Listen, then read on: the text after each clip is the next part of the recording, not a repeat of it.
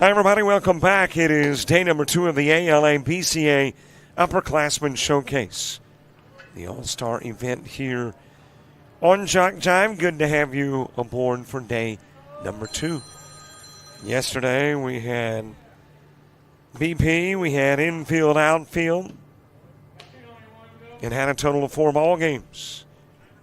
Today we take away the batting practice, we take away the infield, outfield, and we give you just a quintet of ball games.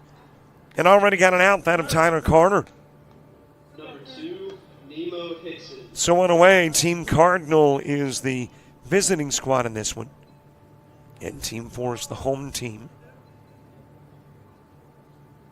And as I mentioned yesterday, same format.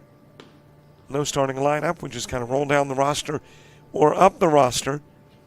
With the Cardinals, it was down the roster yesterday for a game, up the roster for another. And it looks like we'll start at the top of the roster for this one. 5 hitters an inning. It does not matter what happens shy of that 5th hitter. We're going the full 5 hitters in the top and bottom part of the inning, and you have got each hitter hitting twice. Low and inside with a pitch to Hickson. So we will likely have 15 hitters, unless players have gone home and maybe a team is a player or two shy. And typically your starting pitcher works a couple of innings. A reliever comes in, works a couple of innings. Hickson given a walk. And a base runner aboard for Brody Lowry. Number 3, Brody Lowry. Today, though, is, and I'm using previous All-Star events for the ALABCA as my point of data history, but it is usually day number 2 where you might see some of the work on the hill shortened for the pitcher. Yesterday, everybody worked 2 innings. Today might be one of those days where you only see an inning of work from a pitcher. Brody Lowry from Carroll. Base runner aboard, that is Hickson at first. Outside with the offering.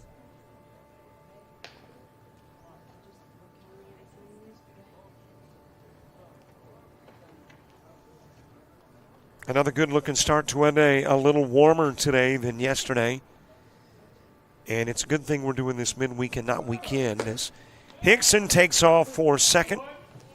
And he's got great speed. And really what makes him good running the base path isn't necessarily that speed. It is the huge jump he gets. Able to read the mechanics of the pitcher.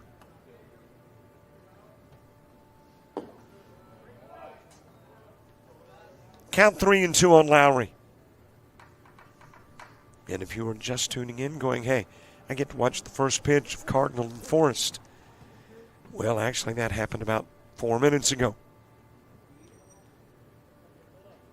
And we're into the 3rd hitter here in the top of the 1st.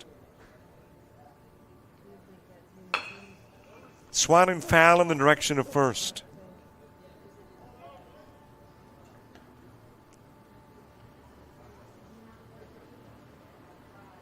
Team Cardinal 1-1 in showcase play. Won their first game and lost their second. Fouled back to the screen. Team Forest has only played a game and won it. So Forest trying to stay unbeaten in showcase play. Lowry with a swing and a miss, and there is the first strikeout for Harvey Logan. Check that. Second strikeout. How about first one swinging? 2 gone and a base runner aboard. Number 4, Ty Burris. Ty Perez coming to the plate.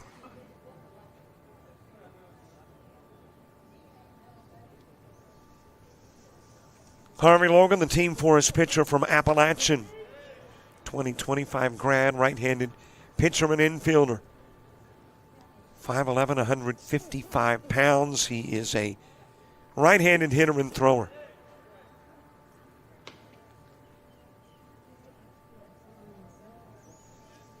Taking a look at yesterday. Now this is off the top of the head, which means it's very unofficial. Fastest speed I can recall, 91. Home runs, 1. Most strikeouts for a pitcher, 6. Stepping up to the plate, number 5, Kellen Kimbrough. 3 2-for-2 hitters.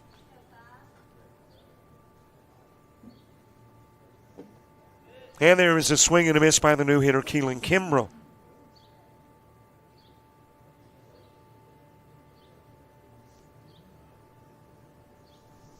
Three strikeouts out of 4 faced for Harvey Logan. And hits 81 on the speed gun against Keelan Kimbrough.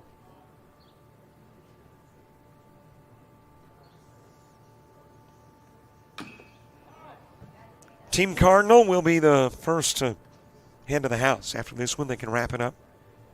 Go home. Brandon Ware coaching Team Cardinal, along with Dimitri Dinsmore of Midfield High and Cole Porter from Fort Payne. Of course, Brandon, longtime assistant coach for Steve Helms at LBW. 4 strikeouts in the first. That strikeout record of 6 this weekend in jeopardy. Harvey Logan, a big top part of the first as we head to the bottom part of the inning.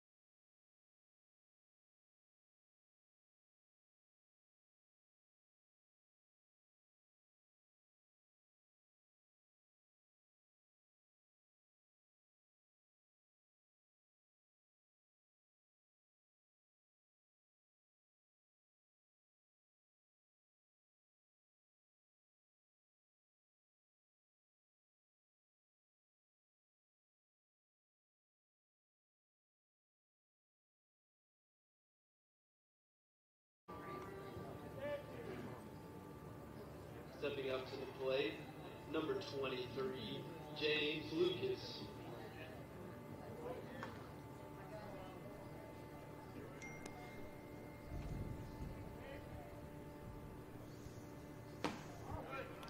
Bottom of the first gets underway. James Lucas will start it off. Jacob Driver is the guy on the hill. Jacob Driver hitting the mid-80s with his warm-up tosses. And has hit 84 with that pitch to Lucas. Jacob Harris moving to the on-deck circle.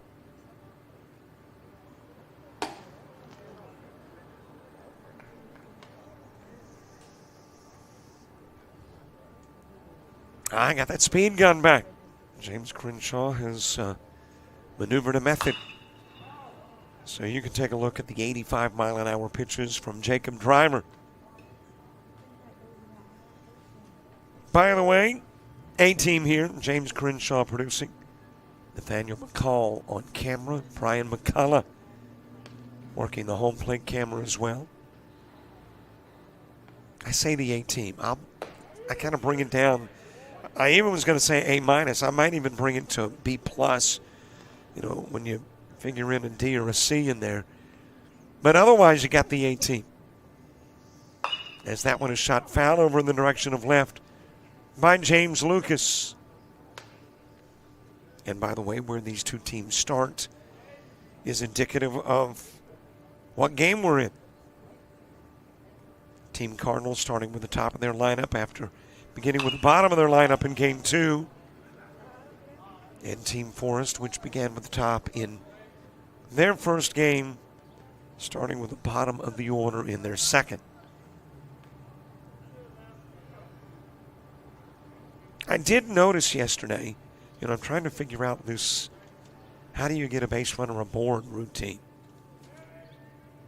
And it did kind of look like, not with all the proper evaluation, but in scanning my scorebook, that the extra runner came in the second, fourth, and sixth. So we'll see if that is the method to the madness, if you will. If you get that extra runner in innings 2, 4, and 6. Strikeout of Lucas on another mid-80 pitch. Now to bat, number 20. One away with Jacob Harris to the plate.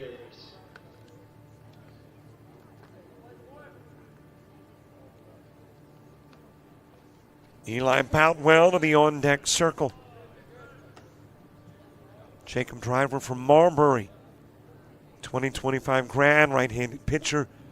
6'3", 205. And he bats from the right side as well.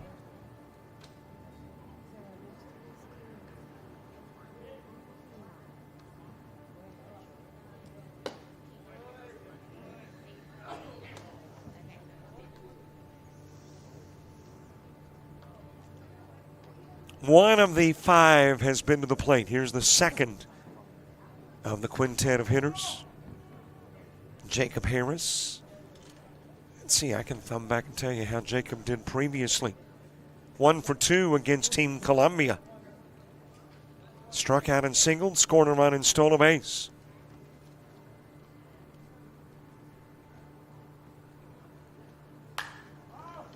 And is muscled over towards first. And covering the bag is Driver. Got a 3-1 put out. Kilpatrick fields. Driver catches.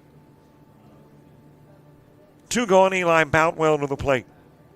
Up to bat, Griffin Wynn moving to the on-deck circle. Eli Boutwell.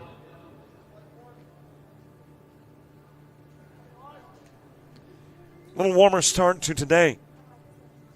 And by the end of the week, it is going to be very warm. Temperatures in triple digits. That's temperatures, not heat indices. But the actual temperature expected to hit 100 this weekend.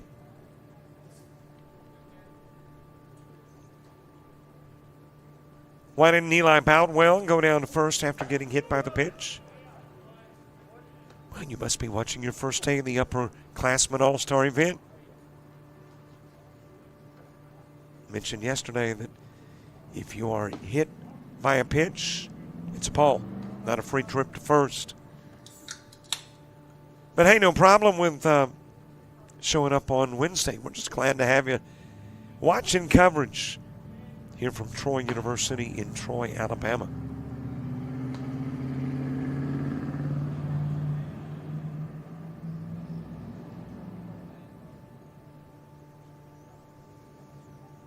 Griffin Wynn on deck. Out over towards Boutwell.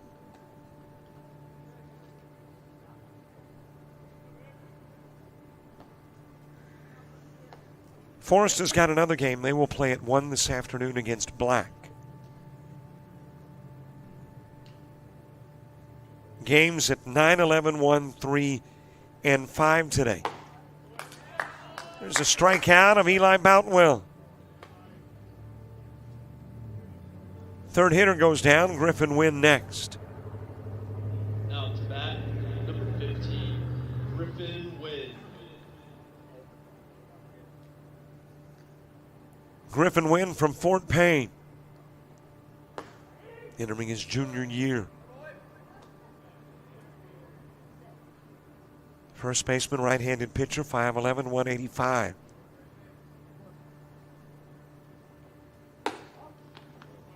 Upstairs with the offering to Griffin Wynn.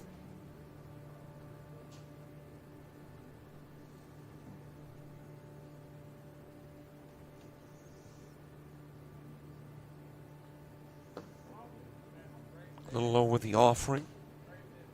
Dorsett Jackson moving to the on-deck circle.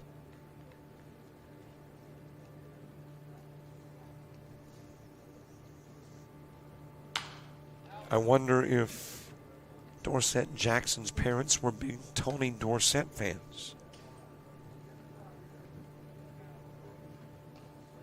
Pittsburgh running back in college. And then this team that James kind of likes as a professional, the Dallas Cowboys. He was only with the Cowboys, was he not? Or did he go to another team late in his career? Cowboys only.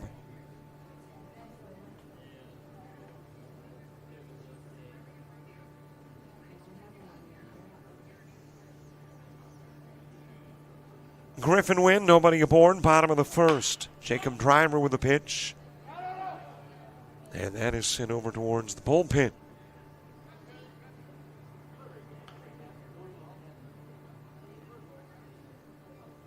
Fourth hitter in the bottom of the first.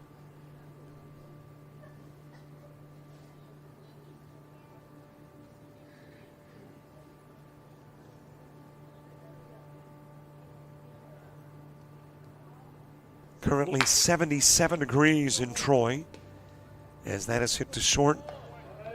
And the Austin Davis throw to first will get wind on the 6-3. It feels warmer than 77. 63% humidity. Well, then it feels like 79. I was thinking more like 80 to 85, though.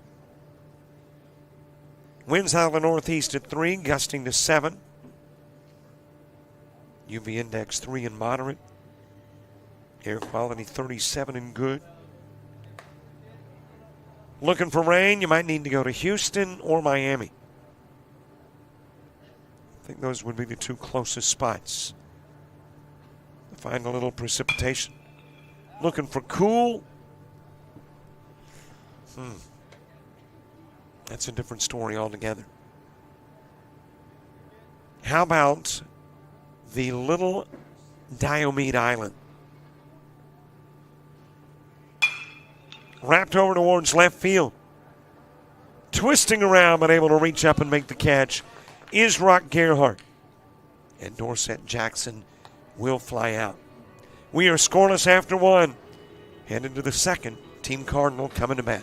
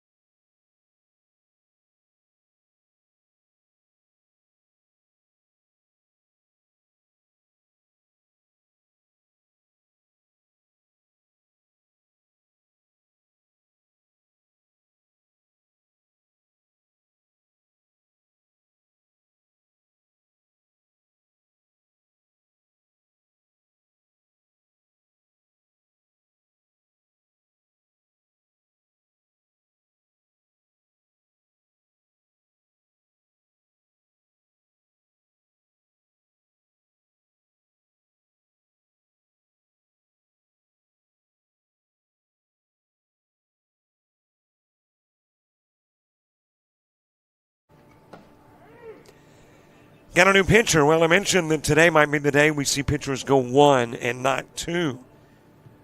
And Harvey Logan will only work an inning. Face 5, strikeout 4, walk 1. No hits, no runs. And hands it over to Aiden Hughes.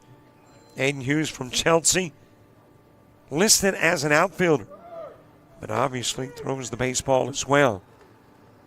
On and in with a stolen base is Tyler Carter. With Joel Douglas Chandler hitting.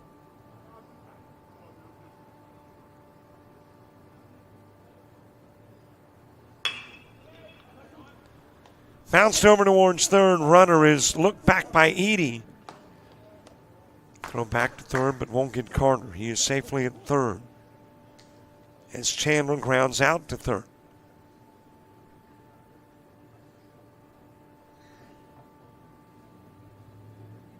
And there is one away for Austin Davis. Number 7, Austin Davis.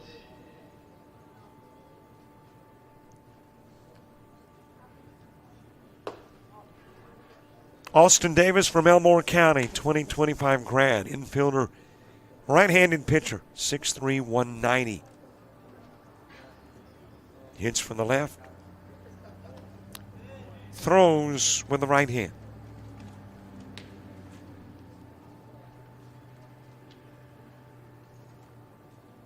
Austin Davis, 1 for 2 in the opening game for Team Cardinal, with a double and a flyout. And then in game 2, Austin Davis walked and struck out. And he'll strike out here to Aiden Hughes in the second. And there's 2 away with the third hitter in the inning. Ethan Evans coming to the plate. Setting up to the plate, number 10, Ethan Evans.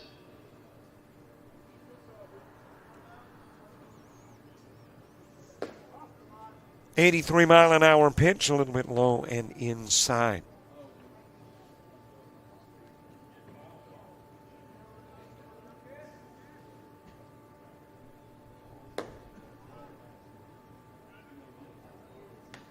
Major League Baseball yesterday, Orioles beat the Braves 4-0. Nationals in 10 over the Tigers. 5-4, Rays 5-2 over the Cubs. 5-3, Guardians beat the Reds. Marlins a 4-2 winner over the Mets. Phillies knock off the Red Sox 4-1. Rockies 5-4 over the Twins. Pirates 2-1 over the Cards. Yankees 10-1, knocking off the Royals, as that is shoved in the direction of right field. Catch made, but you're not going to catch Carter. He'll come in on the sac fly.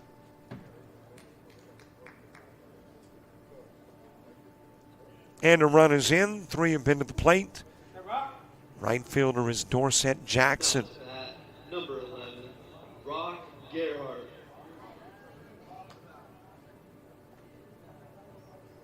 Evans picking up the RBI, makes it a 1-zip game.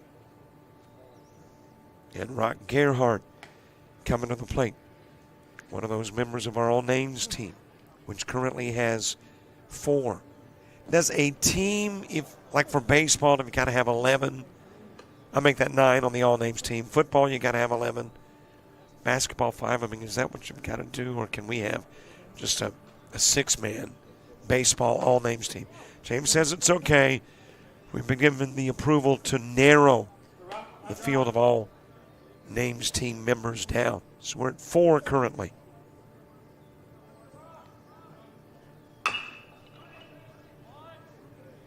Hop towards short. And the throw over to first will get Gerhardt on the 6-3. Logan Coppage playing short at the moment for Team Forest. So right now the All Names team, Turnip Seed, Drinkwater, Rock, and Nemo. And Gage. So 5 are on the team.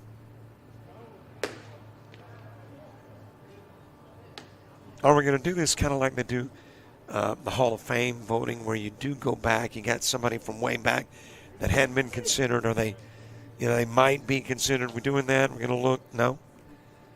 This is serious stuff. So we're not playing games here. Swing and a miss by Jackson Hudson. 1 run is in. Tyler Carter gives Cardinal the 1-zip lead as we head to the bottom of inning 2.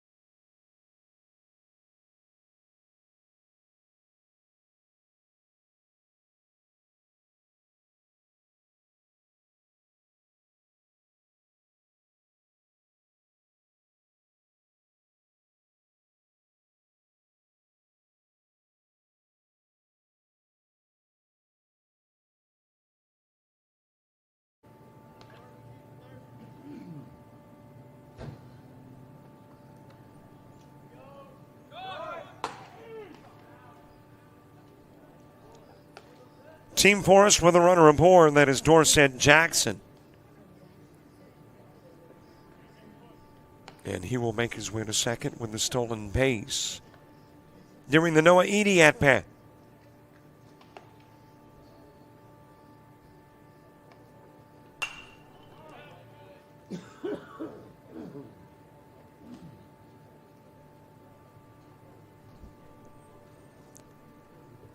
Jacob Driver getting his second inning of work in for Team Cardinal. Here in the bottom of the second. Noah Eady from Oak Mountain will send a mountain of a shot over towards left field. Knocks up against the wall. Eady is pulling into second with a double. Jackson brings in the run that ties it up.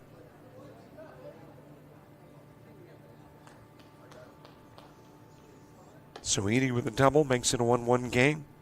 Stepping up to the plate, number 11. And brings Brooks Allen to the plate.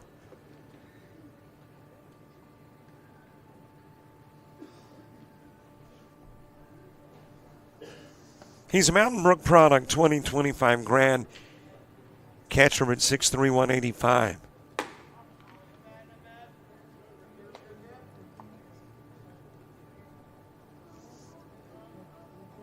I wonder if Brooks Allen was kind of named after Mountain Brook. Lived in the Mountain Brook area. They said, hey, I like that name for a first name. You don't think so, right? See, I ponder these things. How do you come up with a name?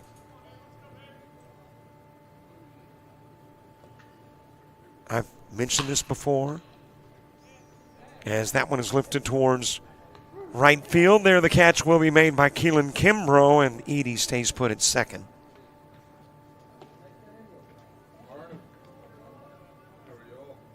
Love my parents, rest their souls, but they just didn't put a lot of effort into my names, you know. Hey, my dad's this, let's combine it, give Robert this name. My sister, a redhead, well, an actress at the time, it was popular, Gina Lala Brigida. So they give her the name Gina. So there's there's always, or usually, some logic behind the name.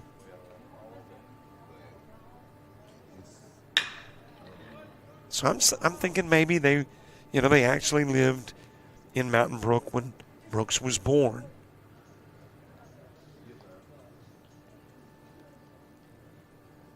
Of course, now I do need to throw in this caveat. And that is when you consider how often I've been wrong on my speculating. That there's a real good possibility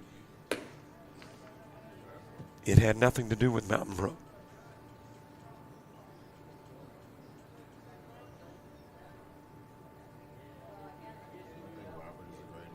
I do not think Robert's a great name, no. I want one of those cool names. Cole East wrapping into the 4-3. I mean, what about Rock? Why couldn't they just call me Rock? I mean, maybe Robert is the name, but my nickname is Rock. Now to bat, number 8, Sutton Phillips. See, it's got a ring to it. Of course, I got one of those cumbersome last names, too, that it's really hard for anything to flow.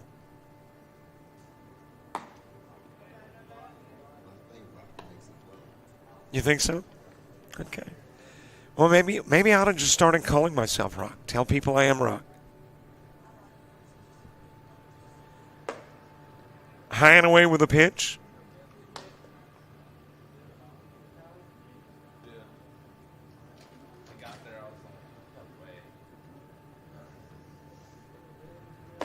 Outside with the offering, 80 to third. I'd had in the name James. I mean, is that after a family member? Yes, but that's also a king's name. So, James was named after kinfolk, but since it does have king attached to it at some point, you're good with it. Well, I don't know if there was a King Robert. Over in foul territory and dropped. Brody Lowry with an opportunity to register the out, but drops it.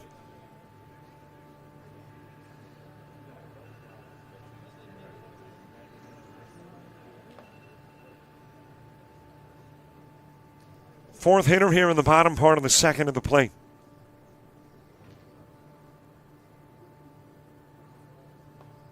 One ball game, but Forrest trying to make it 2-1. That is lifted towards right field. Throw to the plate. Sac fly will bring in the go-ahead run for Team Forrest. And that is Keelan Kimbrough roaming left field for Team Cardinal. Number 7, Logan Coppage.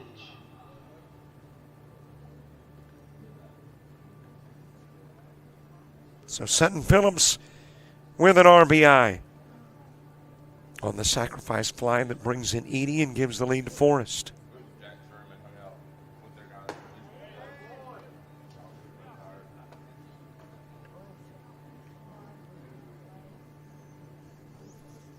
Logan Coppage. Last hitter in the bottom of the second.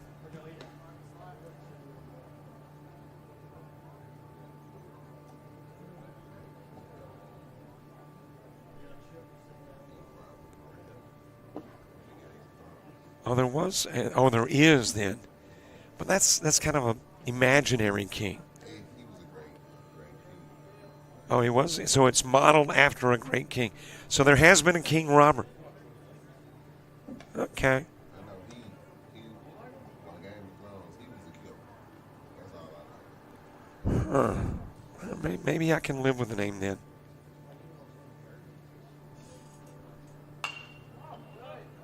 Out of play for Logan Coppage. Well, actually, I guess I have lived with the name for a bit.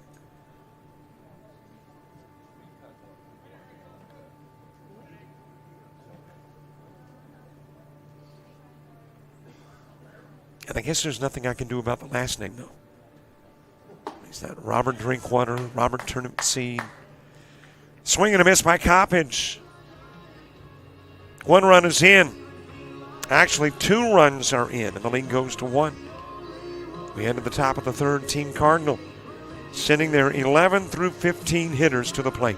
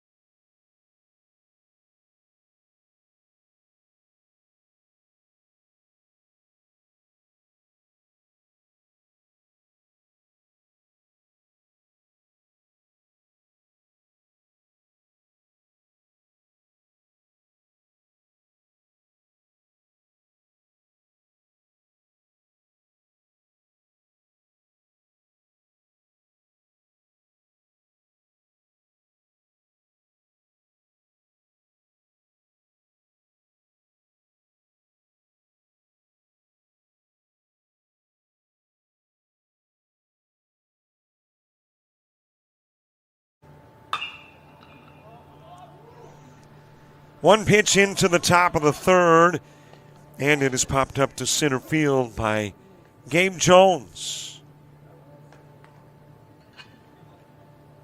And the number on the back of the jersey of the fielders. A turnaround will let me know that it is Sutton Phillips on the receiving end of the Gabe Jones fly ball.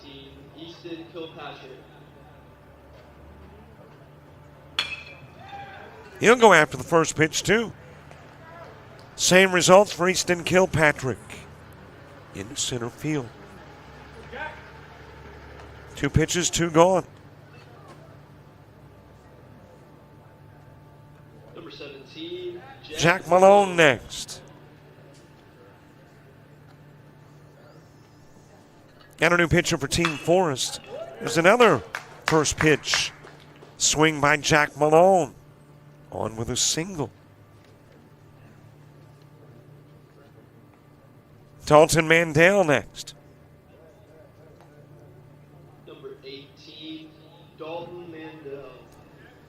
Well, the minimum number of pitches we could have in an inning is 5. And right now we've got 3. With the 4th hitter coming to the plate. The pitcher is Brady Gazaway. Gazaway from Sardis. 2026 grad, right-handed pitcher. 6'2", 180. Not going to be a 5-pitch inning. No swing on the outside pitch to Dalton Mandel. Mandel from T.R. Miller. 2026 grad, first baseman. 6'3", 170. Left-handed hitter, left-handed thrower. Malone takes off for second. Got a good jump. Easily has the steal.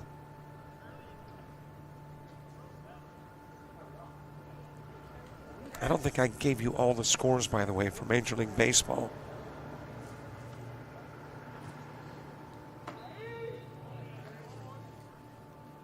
Where did I stop? I think Phillies, Red Sox. Rockies over the Twins 5-4. Pirates beat the Cards 2-1. Nope, I gave you the Yankees score too. 10-1. Blue Jays blank the Brewers 3-0. Diamondbacks over the Angels 9-4. Mariners 4-3 over the White Sox. Padres nipped the A's. 4-3. Astros 3-1 over the Giants. And the Dodgers, they demolished the Rangers 15-2.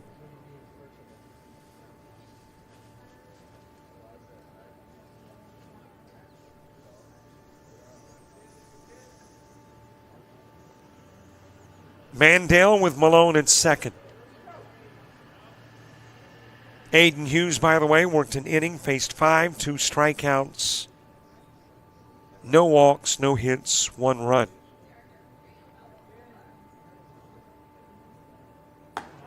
On the outside part of the plate, at 75 miles an hour, Mandel goes down looking.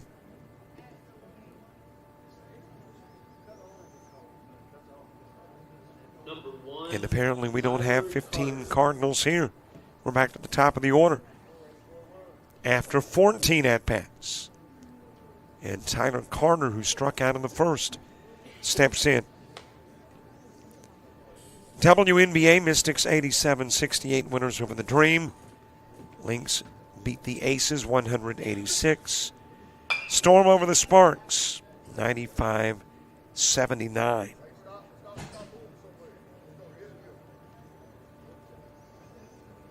Today, Sky and Sun. And the next time Caitlin Clark plays is tomorrow. Strike delivered to Tyler Carter. James says he'll be watching. I've got to admit, she has brought attention to the game. Not that it wasn't a good game to begin with, but she just brought added attention.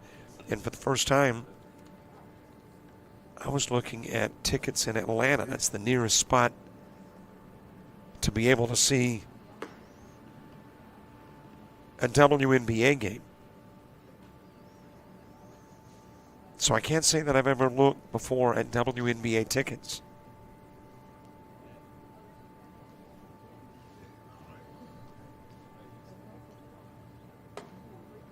Inside with a pitch.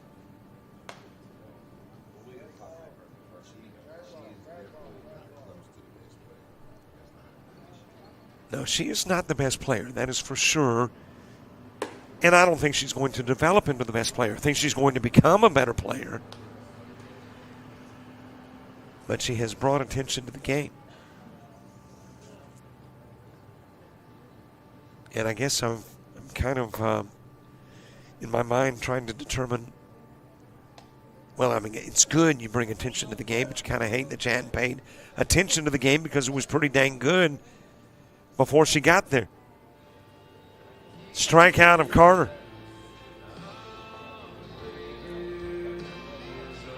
And we have wrapped up the top of the third, going to the bottom of the inning in a 2-1 ball game.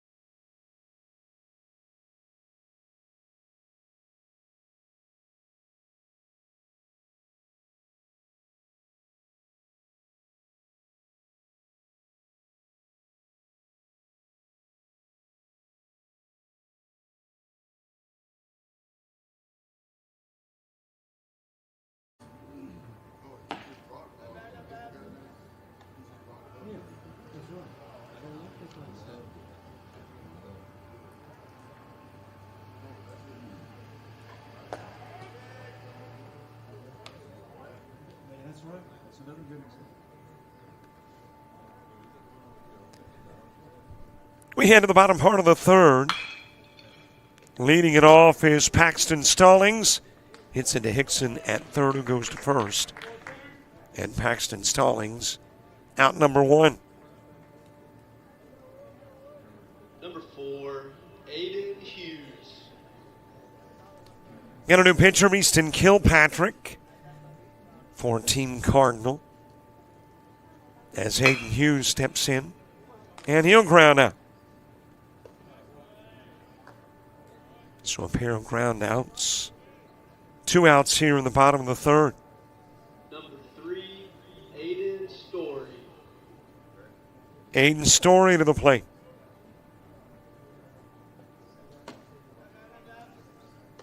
Easton Kilpatrick out of Arrington, 2026 grad, first baseman and right-handed pitcher. 5'9", 170. Comes in after Jacob Driver worked 2 innings. Had 3 strikeouts. No walks, a hit, 2 runs.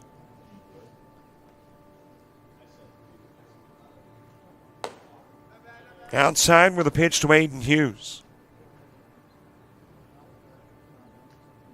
Aiden Hughes from Chelsea. He's entering his senior year. Outfielder, 6-footer, 160-pounder. Left-handed hitter and thrower. Strikes out, and Aiden Story coming to the plate. Number 2, Logan Harvey. Check that. It is Logan Harvey to the plate.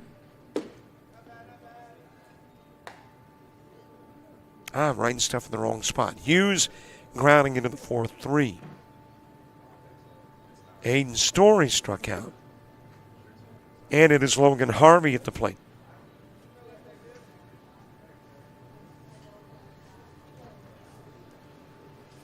Blake Griggs to the on-deck circle.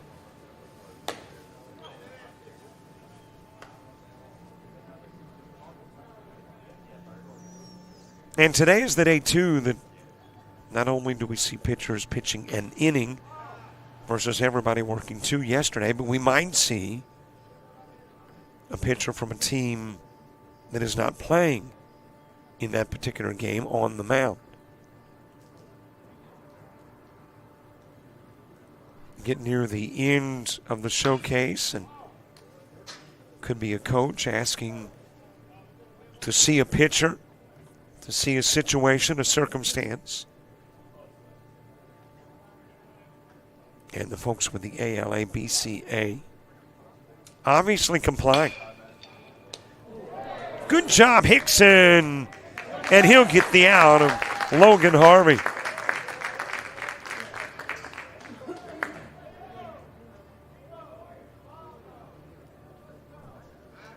I got a feeling Nemo Hickson is a guy that is going to be an impact player, not only at Spanish Fort this year, but he's not going to do too shabby at the next level. Got good speed, handles the stick well, making some very good defensive plays at third.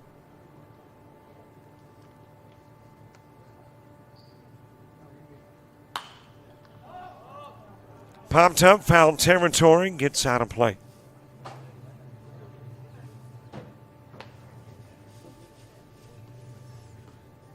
And 2, I know that some folks might say, well, size. Well, he's listed at 5'7". I think Glenn Hubbard, that played for the Braves, was 5'7", 5'8".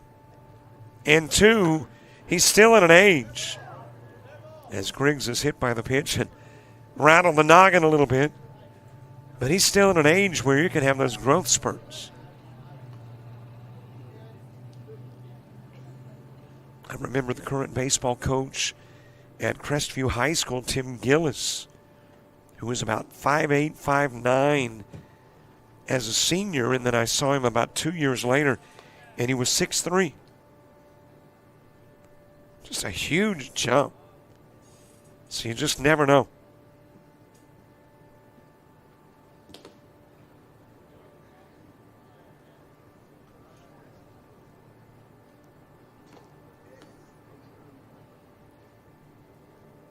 Blake Griggs trying to put the finishing touches on the bottom of the third.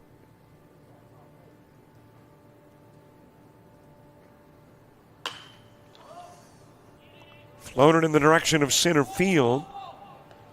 And instead going back from second to make the catch is Ethan Evans. So instead of an F8 in the scorebook, it is an F4. 5 go up, 5 go down. Nobody scores. We head to the 4th in a 2-1 contest.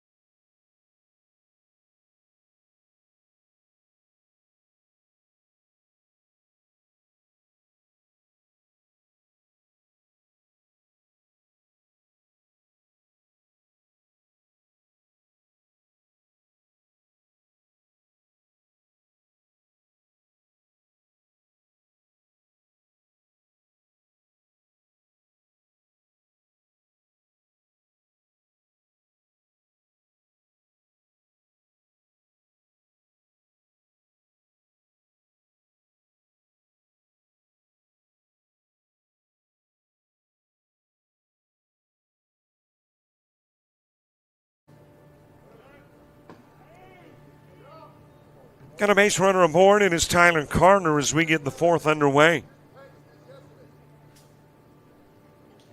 And Nemo Hickson coming to the plate. Made that great defensive play on the Logan Harvey at bat.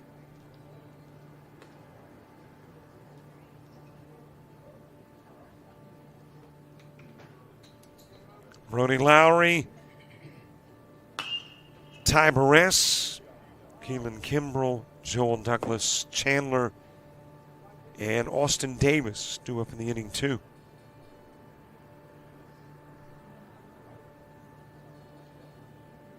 And you still got Brady Gasaway on the mound. He was the first Team Forest pitcher today who has worked 2 innings and not 1. Logan worked 1, Hughes worked 1. Foul tip by Hickson. And he will strike out to begin the fourth.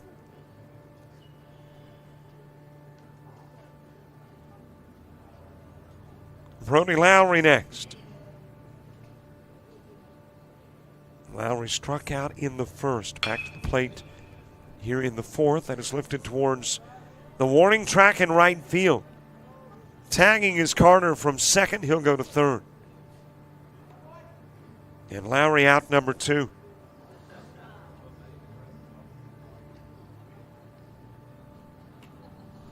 Well, after 4 years, I think I have finally caught a method to the madness in regards to the runner put aboard. It has been innings 2, 4, and 6. I don't know why it took me 4 years to realize that. Into center field. Tie ball game. Ty Barres delivering with a single.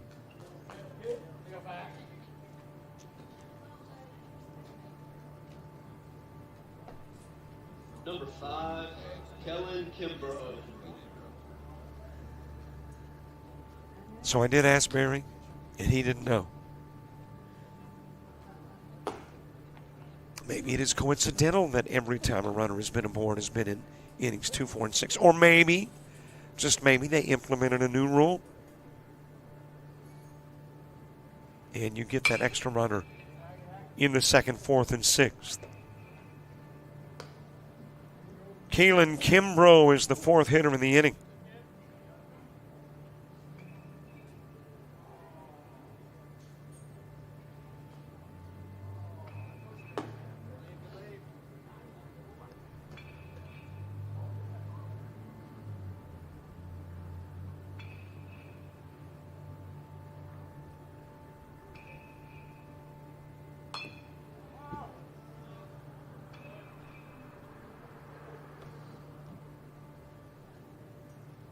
Kimbrough struck out in the first.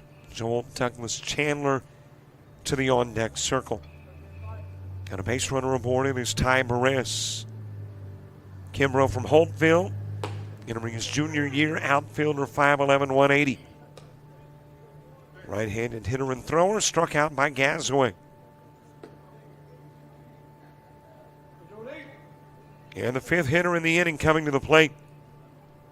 Gasaway now with 3 strikeouts. Joel Douglas Chandler ground into a 5-3 in the second. Barres in safely with a stolen base.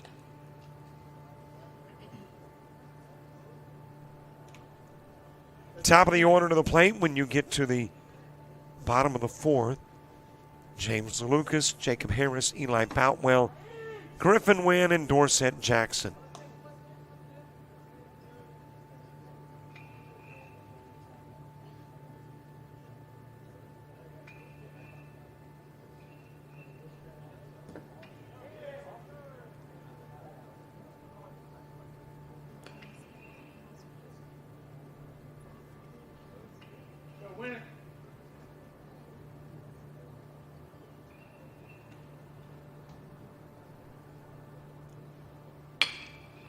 Hit towards center field by Chandler.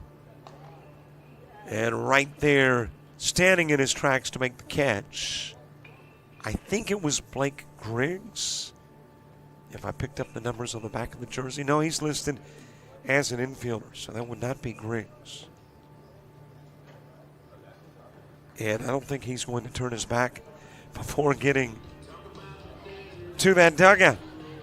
So I may not be able to tell you who made the catch, but I will tell you the catch was made. And Chandler with a fly out that sends us to the bottom of the fourth.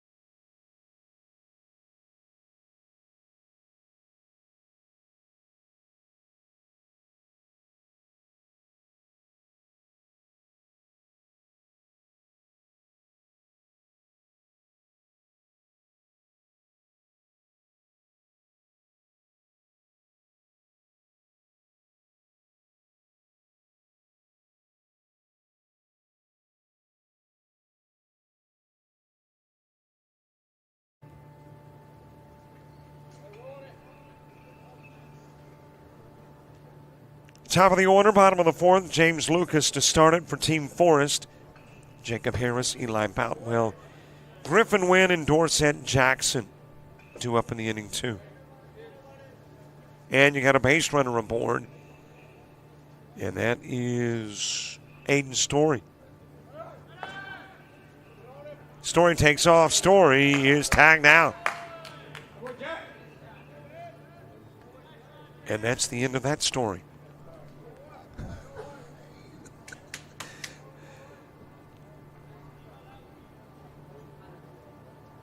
So it's good when the cheeseometer does not peg, right? I mean, you say something, you don't want the cheeseometer to peg.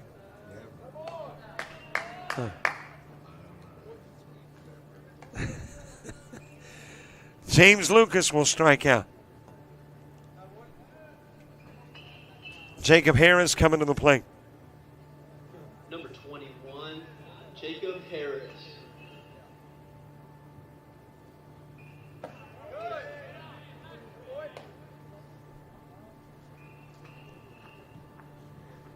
Jacob Harris ground into the 3-1.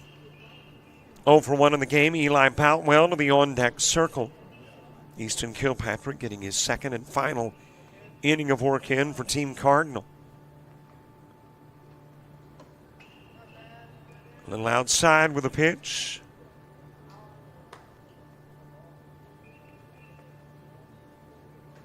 It is interesting to me in evaluating the numbers that of all the hitters coming to the plate, we have only had 3 2-for-2 hitters. Now, there have been 1 for 1, a lot of 1 for 2.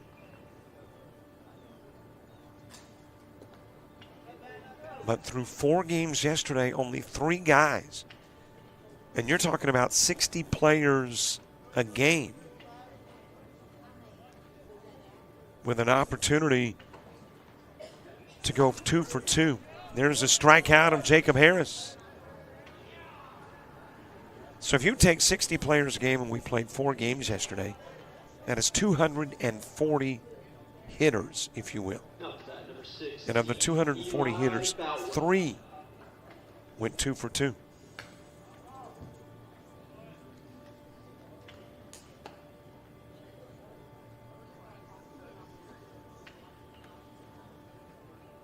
Eli Boutwell struck out in the first.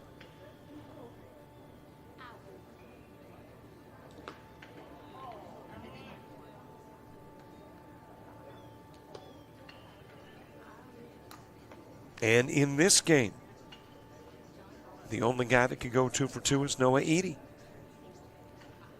He's the only guy that had a base hit first trip through the rotation for Team Forest. And the only fellow that's got a chance for Team Cardinal is Jack Malone.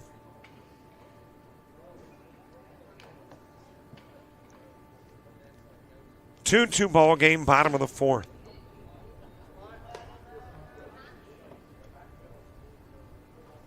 One ball, couple of strikes to Boutwell.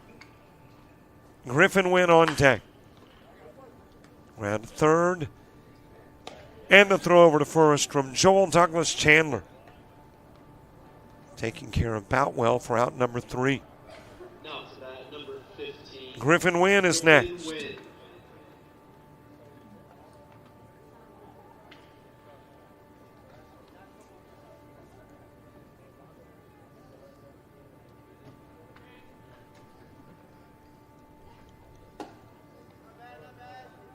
Upstairs with a pitch to Griffin Wynn.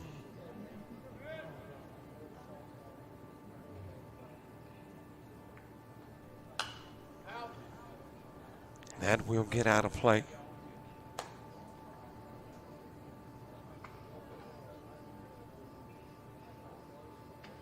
Griffin Wynn from Fort Payne.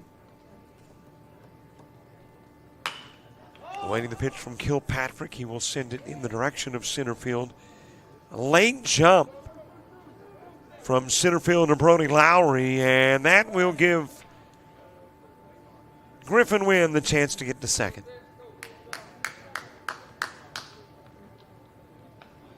And actually, that is not Brody Lowry. That is Jackson Hudson in center field. Just didn't have that immediate jump that in this particular case would be necessary to get the fly out by Wynn. Or said Jackson with a base hit. Jackson's the last hitter, so Wynn will try his luck at scoring and does.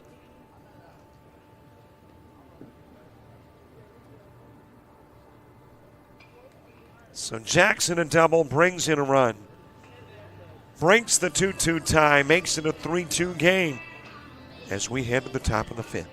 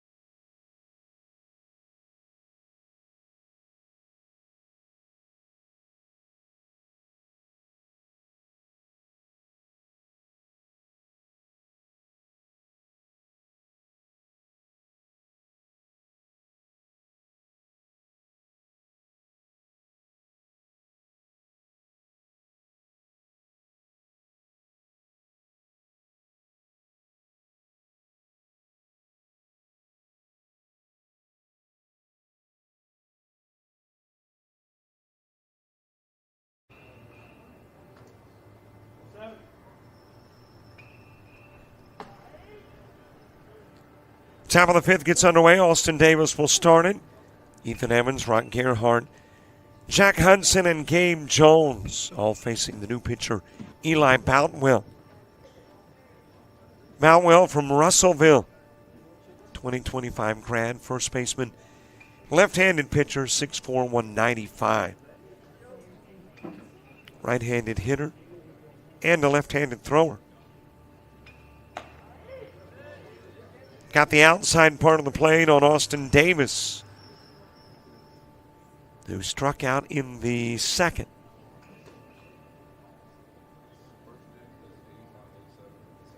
Team Cardinal. 2 runs. Tyler scored them both. Tyler Carter, as a runner in the 2nd and 4th, came in on the Ethan Evans sac fly in the 2nd, and on the single by Ty Barres in the 4th. Austin Davis strikes out to begin the 5th. Number 10, Ethan Brady Evans. Casaway will work 2 innings on the mound for Team Forest. Face 10, strikeout 3. No walks, 2 hits, and a run. Hit to short. And Evans out on the 6-3. And your current shortstop is Logan Coppage.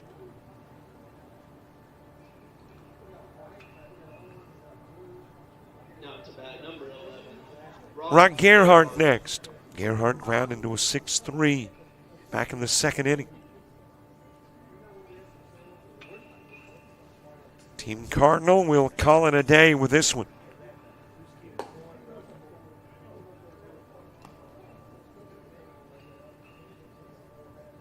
And call it a weekend as well. Or I guess in this particular case, a weekday. Or a midweek 2-day jaunt into Troy. Trying to finish with a 2-1 record.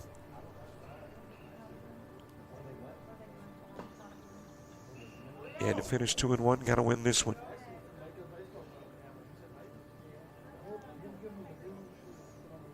Team Forest trying to go to 2-0. And complete an unbeaten couple of days here.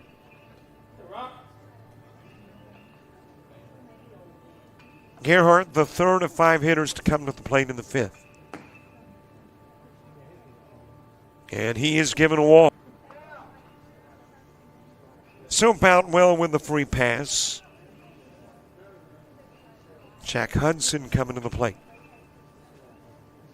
Hudson struck out in the 2nd. Jackson Hudson.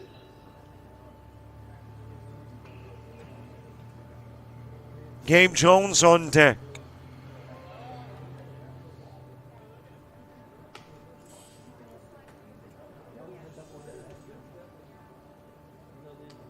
Well, this is the 5th ALA BCA Upperclassmen All-Star event that we have streamed.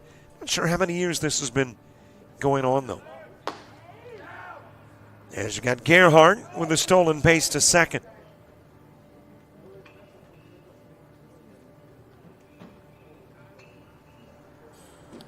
Would love to find out, and I'm sure this information is available somewhere, but maybe those who have played at the major league level or even the collegiate level that participated in one of these all-star events.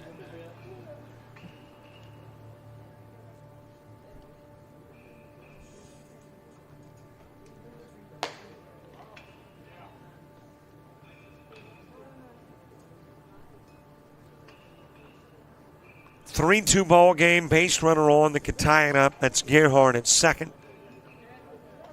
78-mile-an-hour pitch into the strike zone to Hudson, who struck out in the 2nd.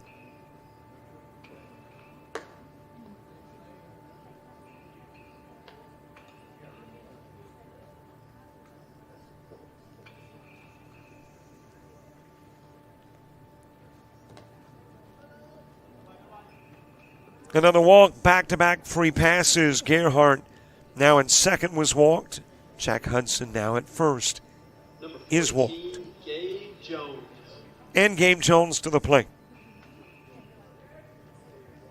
A quick reminder, 2 things, if you would.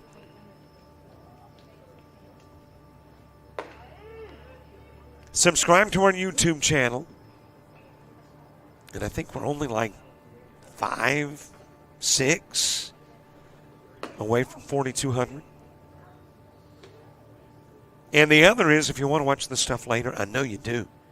And you probably want to download it, divvy it up, highlight films, create those for yourself, then become a member of our premium channel.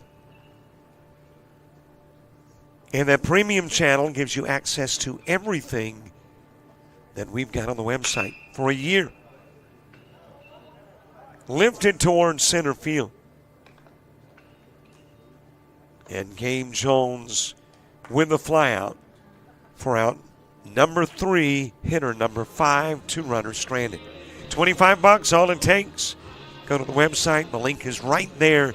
Click on it, and you'll get access to a lot of great sports here on JockJive.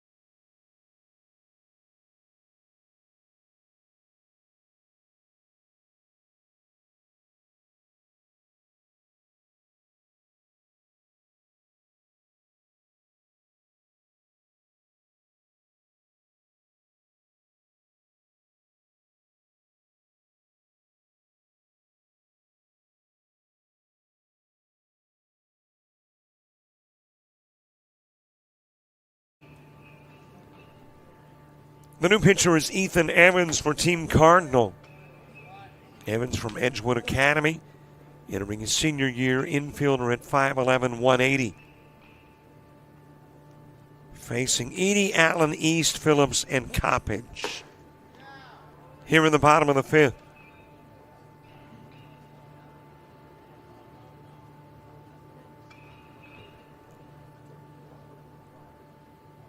Edie with an opportunity for 2-hitter. And he might just become the 4th one. He does. And it's his 2nd extra base hit of the game. Noah Edie with a double. Number 11, Brooks Allen. So now 4 2-for-2 hitters over the course of a couple of days of baseball. Brooks Allen coming to the plate. Cole East moving to the on-deck circle. I assume we will see 5 to the plate in the 6th. It could be 3, though. And the reason it could be 3 is that there is only 3 players for Team Cardinal who have 1 at bat. Everybody else already has 2.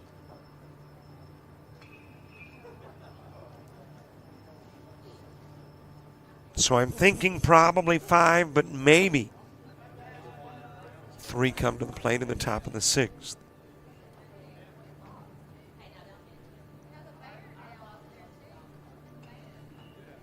Brooks Allen with a fly out to left field in the 2nd. Grounds it to short, throw to 3rd. Tagged out is Edie. Joel Douglas immediately over to Austin Davis with the throw. Number 9, Cole. And the putout goes 6-5. Allen at first.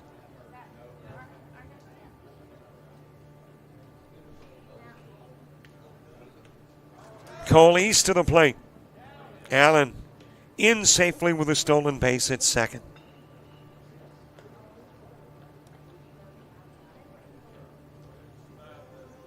Cole East, the third hitter in the fifth inning.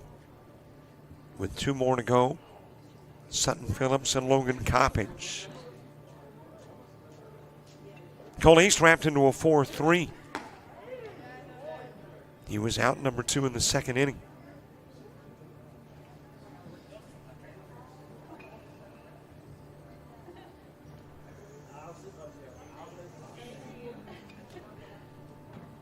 Hasn't been a bad crowd on hand over the course of a couple of days of baseball. And of course, with the renovations to the stadium, many more chair-backed seats, very comfortable setting.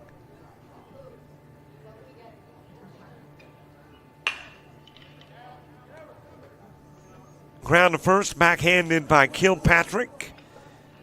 He will get it to Evans covering the bag, and East is out on the 3-1. While to third goes Allen. Number 8, Sutton Phillips. And Sutton Phillips next.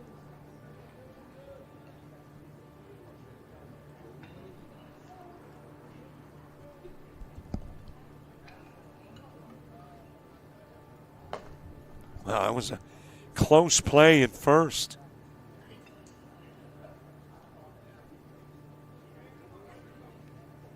Evans able to sneak that foot on the bag just ahead of the arrival of Cole East.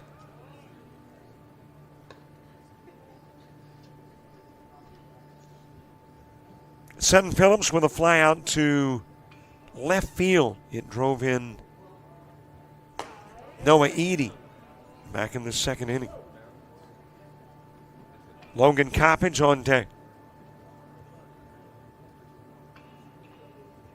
Currently a lot of the seats in the shade. Got some in the sunshine. As Phillips will strike out. And Logan Coppage to the plate.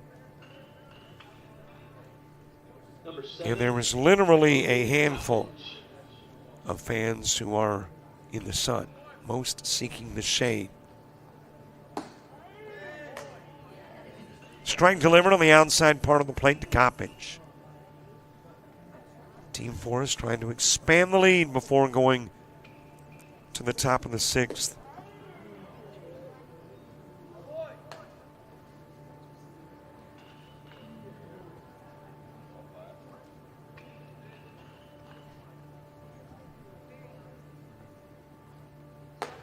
On the inside part of the plate, and out will go Coppage, leaving Allen aboard. Nobody scores. We go to the last inning.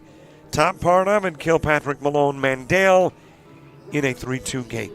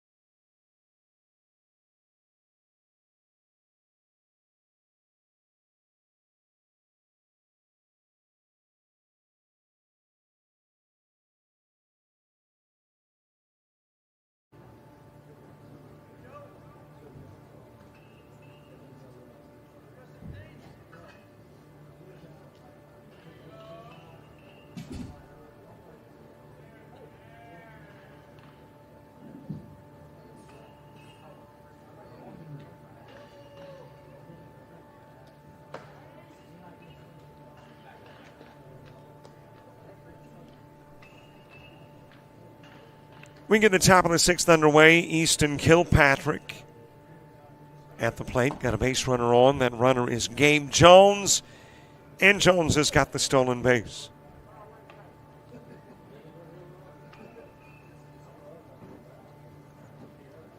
Okay, a new question has now surfaced now that we figured out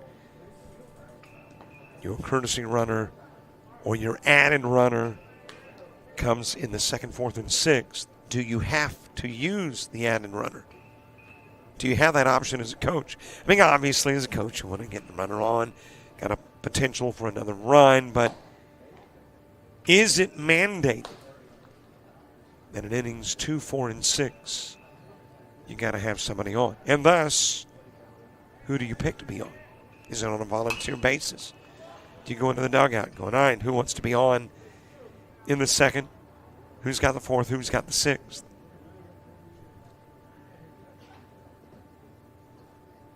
I would lean towards you're looking at something. You're looking at a particular runner, but often it has been the last hitter in the prior inning, which would kind of debunk that theory.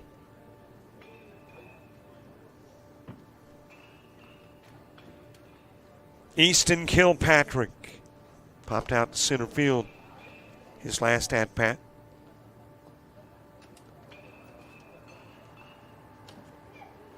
Hit by the pitch on a 3-0. Make that a 3-2. 3-ball pitch. So he will go to first.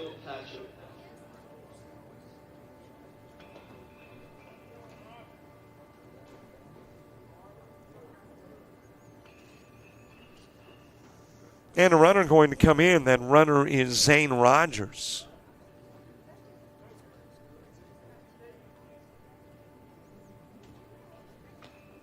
Hit by the pitch is Jack Malone. Well, this is Easton Kilpatrick.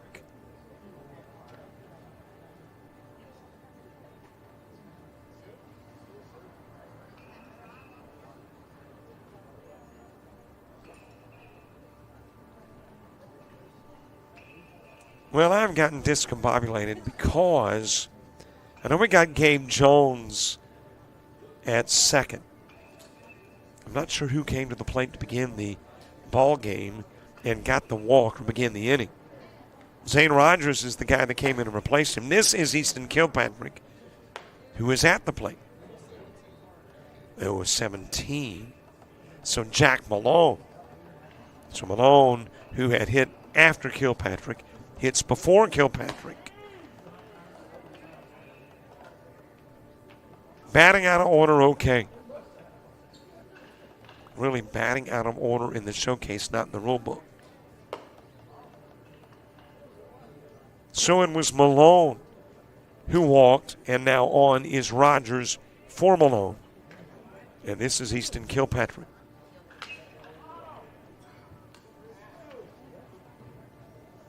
Fouling off the 77-mile-an-hour pitch.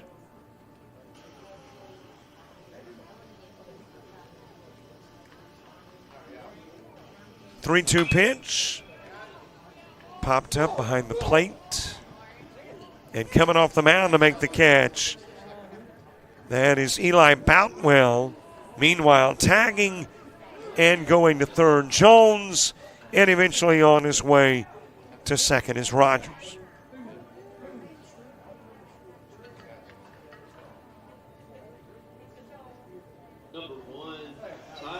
Tying run 90 feet away, go ahead run at second. And we've skipped Dalton Mandel and gone back to the top of the order. Tyler Carter. Well, and it looks like Mandel has moved to the on-deck circle. So we are hopscotching around. Bunted foul by Tyler Carter.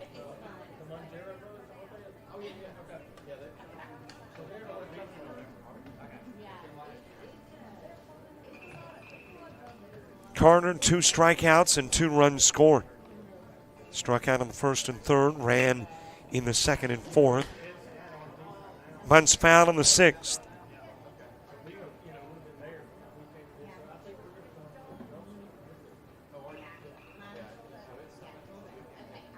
Couple of base runners on, 3-2 ball game. Team Cardinal trying to take the lead before heading to the bottom part of the inning.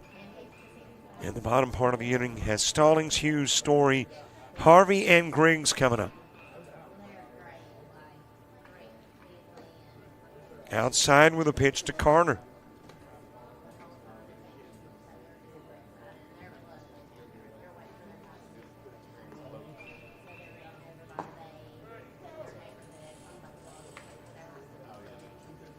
Full count at 3-2. Tyler Carter from Brantley, 2025 grad, catcher at 5'9", 155. Into third, throw coming to the plate. Runner tagged out. So Jones tagged out on the Carter 5-2.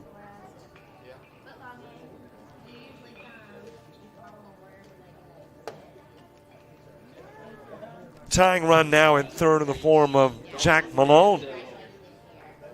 Tyler Carter at first and Dalton Mandel coming to the plate. Nemo Hickson to the on-deck circle.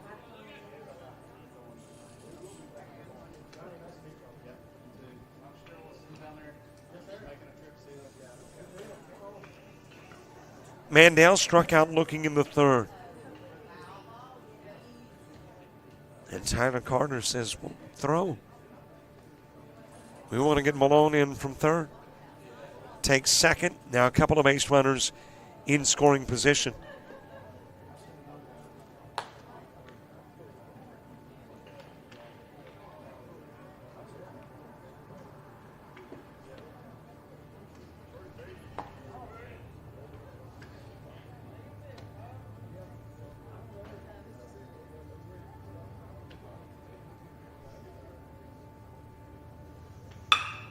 There's a base ramp, finds its way into right field, and it'll be extra bases for Dalton Mandel.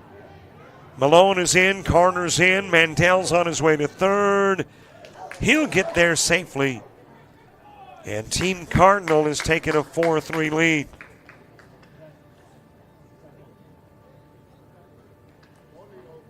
Now it's bat number 2, Nemo. Mandel triple. And Nemo Hickson coming to the plate to put the finishing touches on a Cardinal offense. Last hitter. Getting his third at bat, has walked and struck out.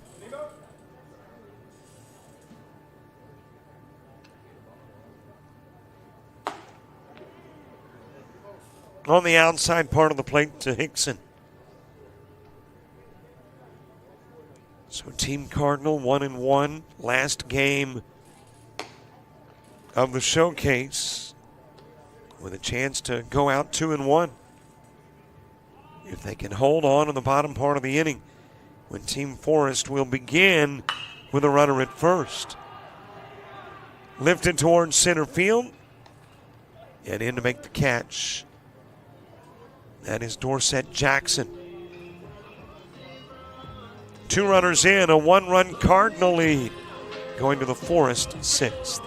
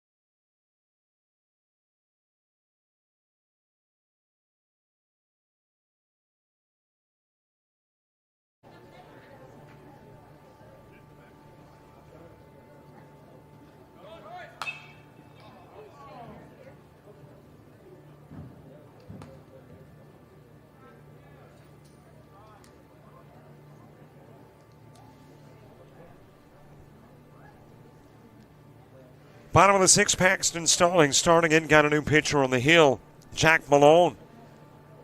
Jack Malone from Bayshore Christian, 2025 grad. Listed as a catcher, but doing some pitching. Got a runner aboard, too. That runner is Logan Coppage. And Coppage representing the tying run. In scoring position for Paxton Stallings. 0 for 1 in the game, ground into a 5-3. Low inside pitch. Ethan Evans works an inning for the Cardinal team. Faced 5, 2 strikeouts. No walks, 1 hit, no runs. Shot towards center field. And there the catch will be made. In center currently, Gabe Jones. Number 4, Aiden Hughes. Aiden Hughes asked to move Coppage over. Hughes ground into a 4-3 in the third.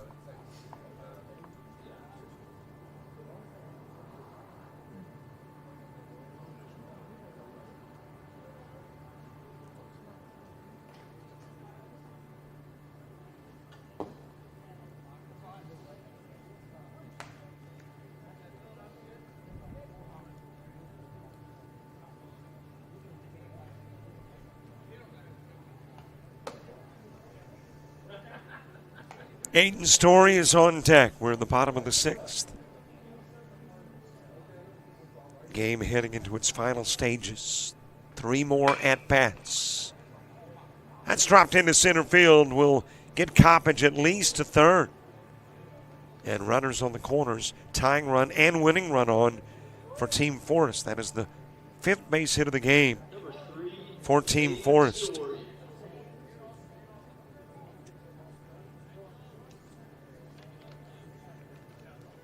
Aiden Story to the plate. Struck out in the third, used as a runner in the fourth, and caught stealing.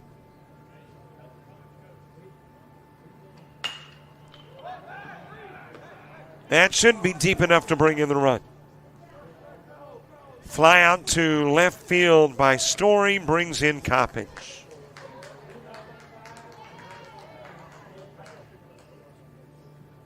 Number 2, Logan Harvey. So a tie game in 4. And 2 hitters to go, Logan Harvey and Blake Griggs.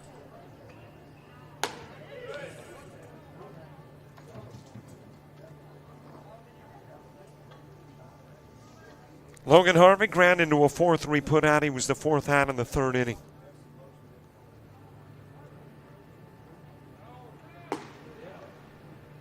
Hughes stolen base to second. And the winning run in scoring position here in a 4-4 contest.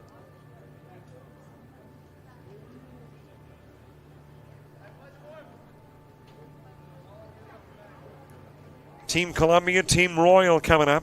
1 o'clock, Black and Forest. Navy in back-to-back games against Columbia at 3 and Black at 5.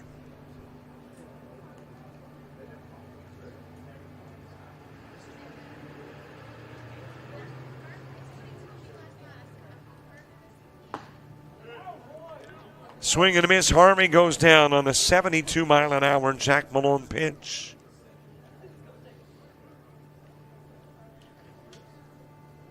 Number 1, Blake Griggs. Blake Griggs next.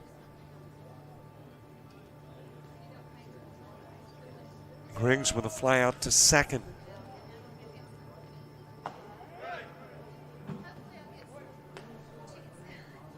$84-mile-an-hour Jack Malone pitch. Ain't not bad when you can hit the mid-80s and you're not listed as a pitcher. Listed only on the roster as a catcher. It's back this way. Tyler Carter giving it a look. But it will get the netting.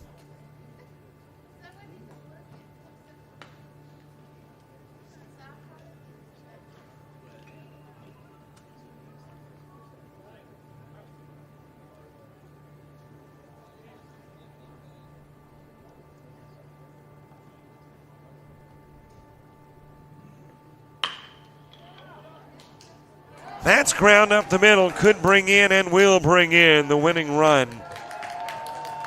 That's walk-off fashion for Blake Griggs. RBI single bringing in Hughes, and that is your ball game. So it is a 5-4 Forest win. They keep their record unblemished. Team Cardinal wraps up their play in 1 and 2. Team Cardinal, 3 hits, 4 stranded, no errors. They got a run in the second, added another run in the fourth, and then 2 more in the sixth. Team Forest, 6 base hits, leaving 3 on. They do not commit an error. A couple of runs in the second, a run in the fourth, and got the 2 runs necessary to tie it and win it in the sixth. So the first of 5 done. Second game is right at 22 minutes away. Columbia and Royal. Right here on JockJive as part of the ALABCA.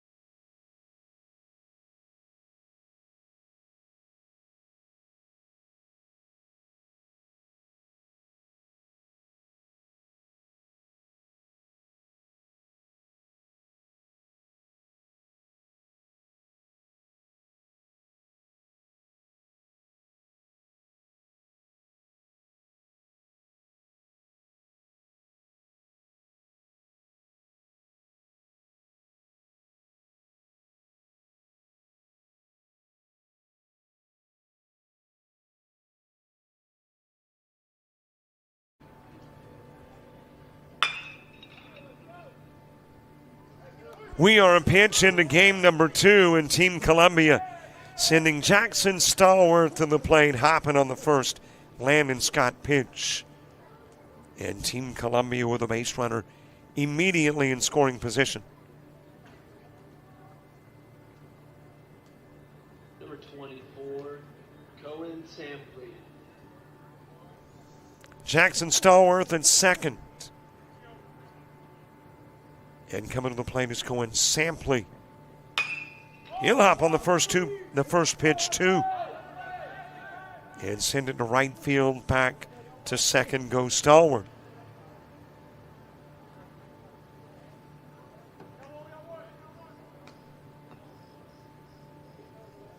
Number 23, Lucas Kelly is next. And no, we do not have lineup cards, so when they come to the plate, I jot their name down in my old school scorebook. I know new school is the iPad, is Game Changer, or one of the several electronic scorekeeping devices, but hey, they can always blank out on you. Can always crash. And the only thing wrong with my old school scorebook is the guy doing the handwriting. I can't always read the handwriting.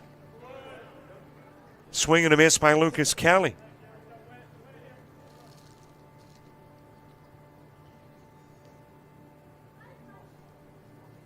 Stallworth a double, Sampley a flyout, Kelly hitting, Landon Scott tossing the balls and strikes for Team Royal. He's from Huntsville, 2025 grad, outfielder 5'9", 150. Rolled to third, the scoop, and the throw over by Josh Burrell. Kelly out on the 5-3 to get Stallworth to third.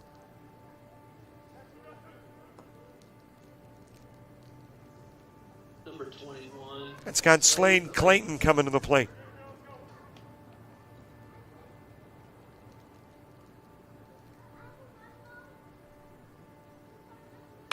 He'll hop on the first pitch. To left field with a shot, holding at third is Stallworth. Catch made and left by Carson Perez.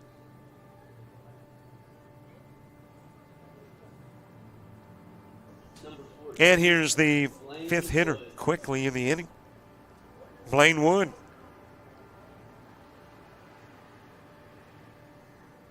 Wood from GW Law. Team Columbia with a couple of games today. Had one game yesterday.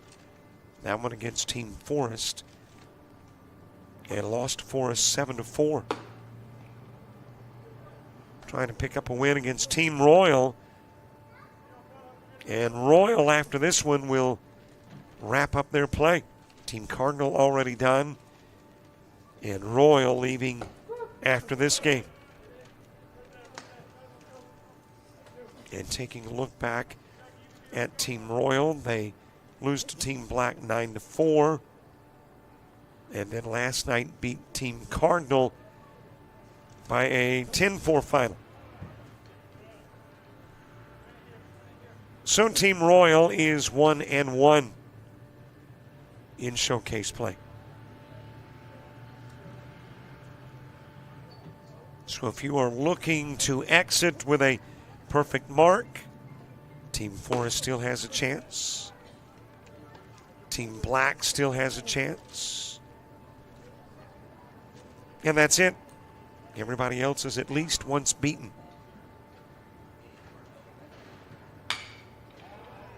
Into center field with a base hit from Blaine Wood. That will bring in Stallworth.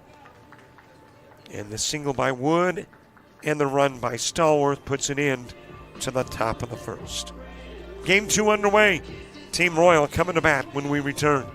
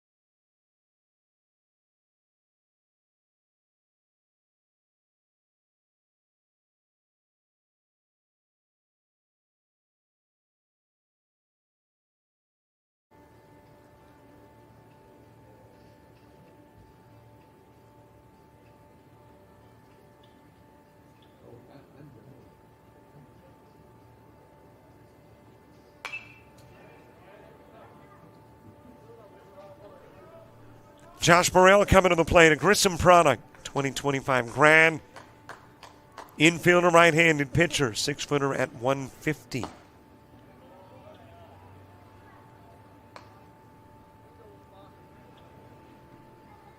Starting off the Team Royal, bottom of the first. And he will swat that one in the direction of the gap. It will hit and roll all the way to the wall. Josh Burrell on his way to second. And both teams starting the first with a double. Jackson Stallworth a double to begin the Team Columbia first. Josh Burrell with the same to begin the Royal first inning.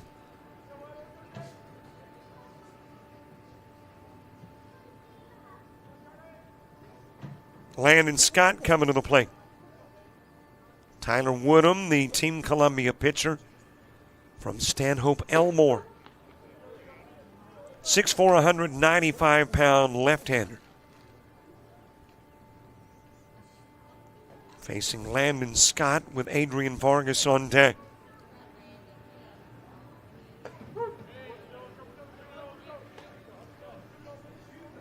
Ball game that just wrapped up literally came down to the last at-bat. Blake Griggs with a single in the bottom of the sixth, driving in Aiden Hughes, breaking a 4-4 tie and sending Team Forest to the win. Landon Scott delivering with a single, Burrell in safely at home.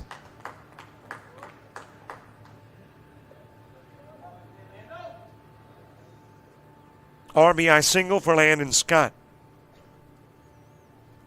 Adrian Vargas to the plate.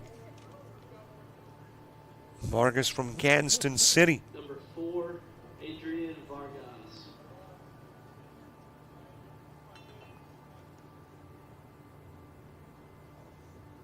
Gabe Amason moving to the on-deck circle.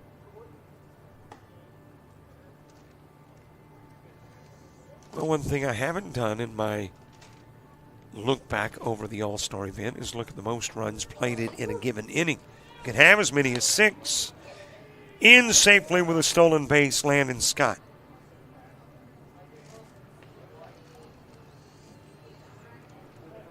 But I don't think we've even come close to 5 or 6 in an inning. Cardinals had a 3-run inning in their opening game. Team Black with a 3-run inning in their first game played. Team Forest had 3 in a 6th inning. Team Royal with a 3-run inning against Team Cardinal. And that has been your max. Vargas will strike out. Gabe Amason coming to the plate. Aubrey Baker to the on-deck circle.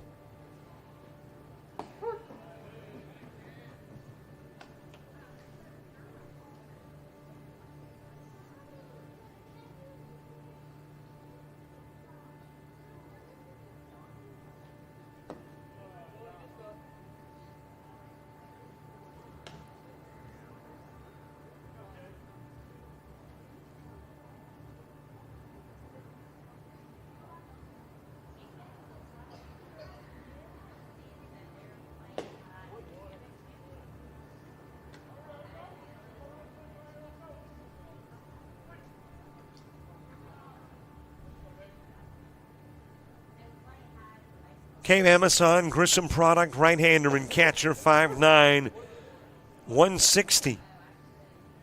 And he will strike out heading into his junior year.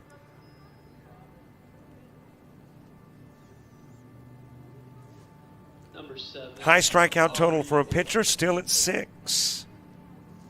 Only home run was hit, maybe 3 games into yesterday? It was the round tripper from Cole East from Team Forest.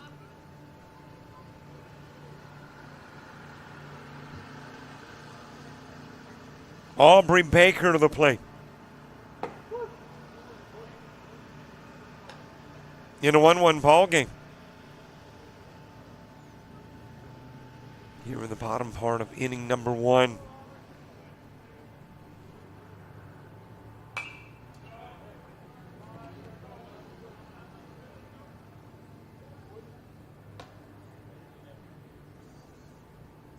I mentioned it last weekend doing some Showcase Series baseball.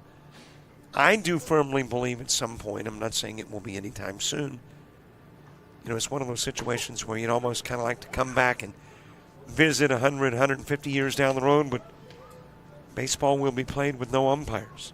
It might not be that far off, too. Technology is changing quickly. We changed to the top of the second in a 1-1 ball game, Royal and Columbia.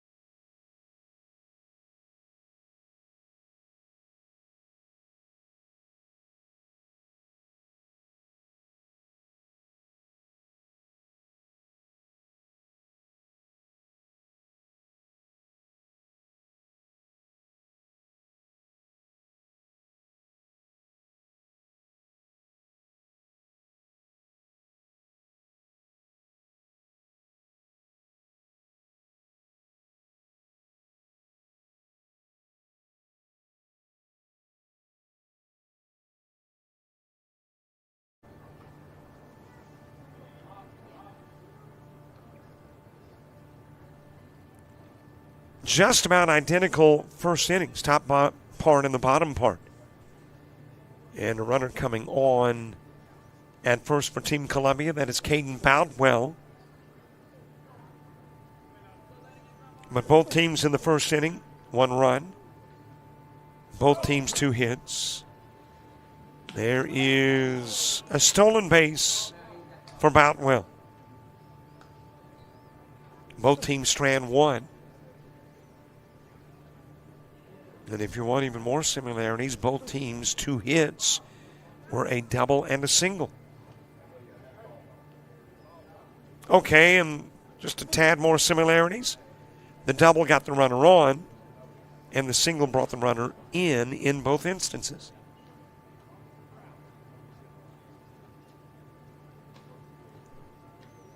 Conversation between officials, not sure what the conversation was about. But the end result is you got a base runner in scoring position in Boutwell with Blake Westery battering.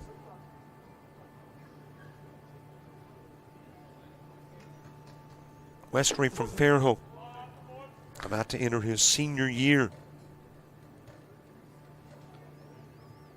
Catcher, right-handed pitcher, 6-footer, 185-pounder.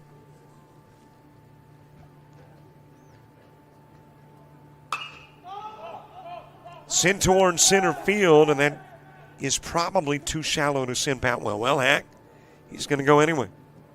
From this vantage point, it looked like maybe it was too shallow to send the runner.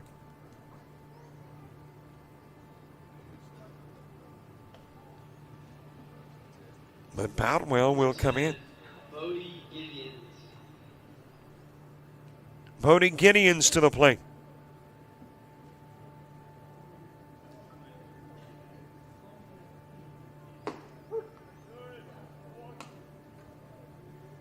Generally speaking, what we see on day 2 of the All-Star event is a little change in the norm if you consider what happened on day 1 as the norm. And that is you begin to see pitchers work only an inning instead of 2. You might see rosters narrowed a bit. prior ball game, Team Cardinal played with a 14-man hitting rotation. The norm had been on the prior day to hit with 15. Gideon's, this one is definitely deep enough to bring in Boutwell. All the way to the warning track for Carson Perez. And that will bring in Boutwell on the Gideon's sac fly.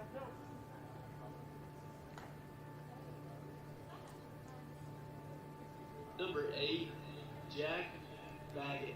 Jack Baggett to the plate.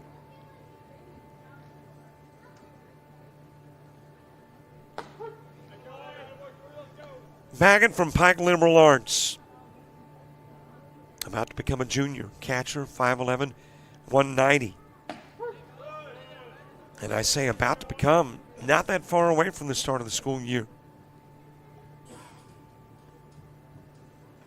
Not like when I was a kid where if you started school in August, that was early. It was typically around Labor Day weekend.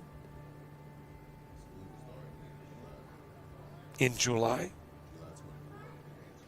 Wow.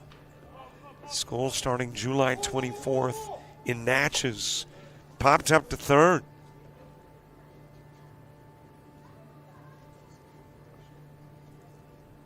Baggett with a fly out to Dylan Duster. Stepping up to the plate, number 7. On the 26th. Brody Well, Elliott. still a July start. 25th day of July. Brody Elliott next.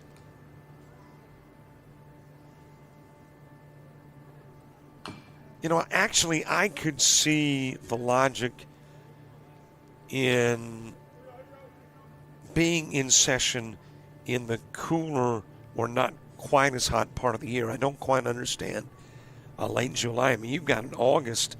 It's just going to be brutally hot. So you're cranking up the AC, running up the expenses for the school.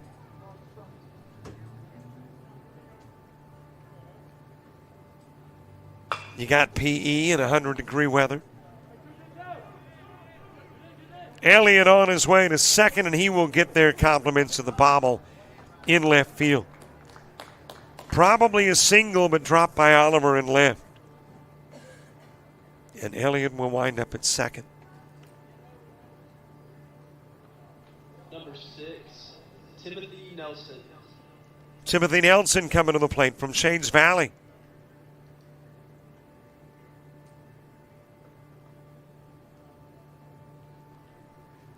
Of course, maybe they don't have PE anymore.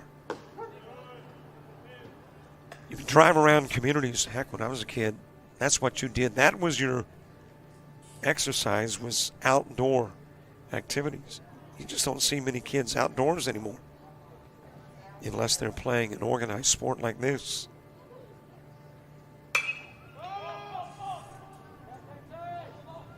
Popped up to left. There for the catch is Tyler Woodham. I make that Brandon Oliver. Oliver with a catch, and Nelson will fly out. 5 hitters go up. The runner that was on comes in. Columbia's got a 2-1 lead heading to the Royals' second.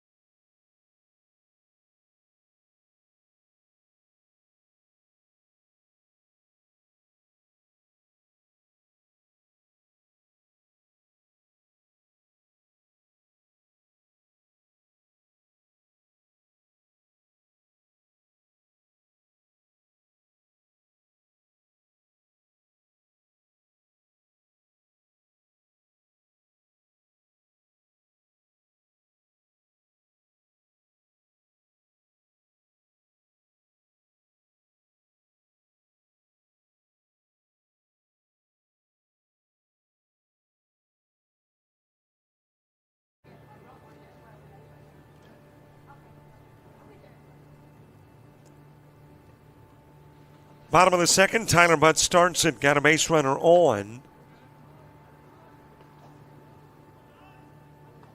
And when the back is turned, I'll tell you who's running. It could be Adrian Vargas.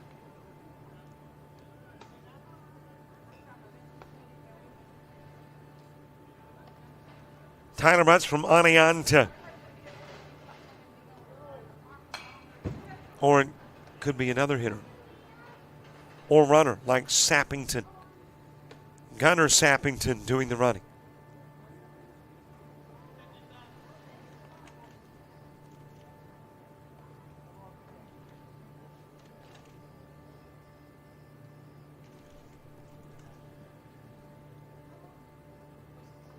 Tyler Butt swings, misses, 68-mile-an-hour pitch from Woodham. And with first occupied, no possibility of getting on. So a strikeout of Tyler Butts. Number 10, Trent Wilson.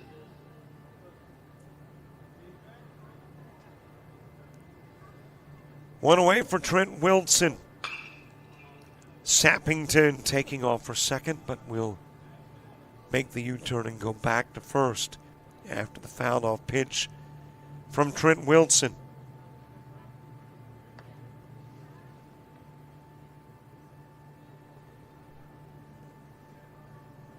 Wilson from Scottsboro.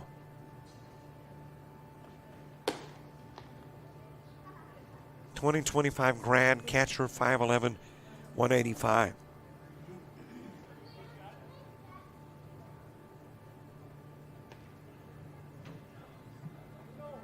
Sappington again. Going, man, I'm making these 90-foot dashes. And you're fouling off pitches with heat indices of 90 plus.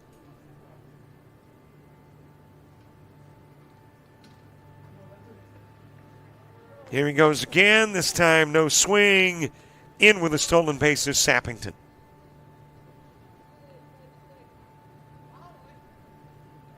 And Trent Wilson with an RBI chance. Parker Frost is on deck.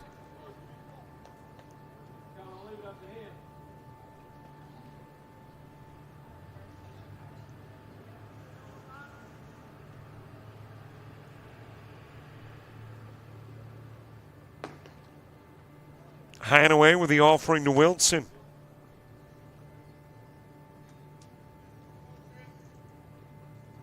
Again, thanks so much to the folks with the ALABCA.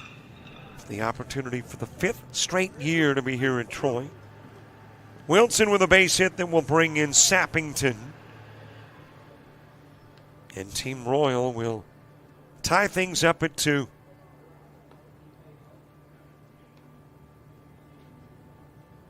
Wilson with an RBI single on at first. Parker Frost to the plate.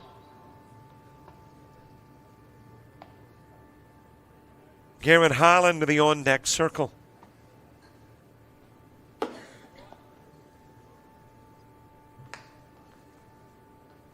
High and away with the pitch to Parker Frost. 4 players this weekend.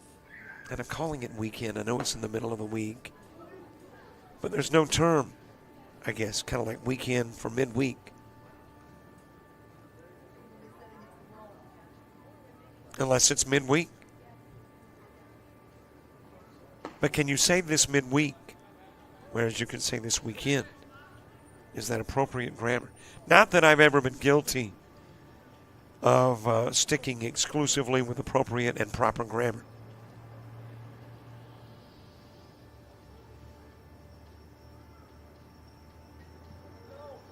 Running is Wilson. Hit to right field. Wilson might not get back. Doesn't. Picked off. And there's 2 gone. On the Parker Frost at bat.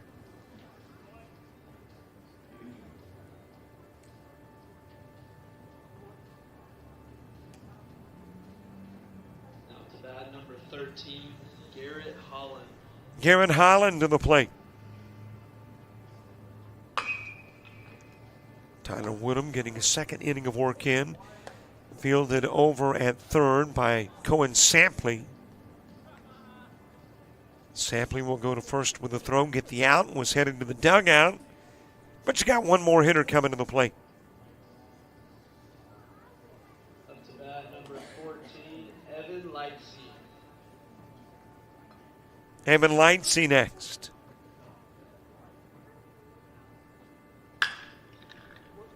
Shoots a rocket foul towards first.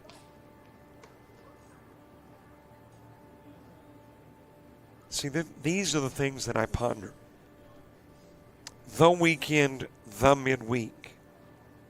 I guess you can do both. It just doesn't sound right. But I would assume it is grammatically correct. If the weekend is grammatically correct.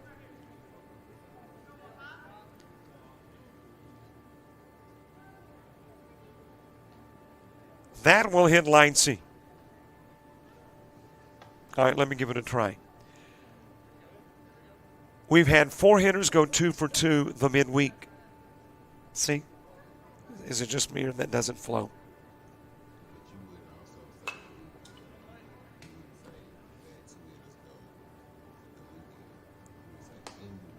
In the weekend? Okay, you're right. All right, so if I was referencing the weekend, 4 hitters go 2 for 2 this weekend. I might say this. 4 hitters go 2 for 2 this midweek. Okay. See, we've ironed it all out.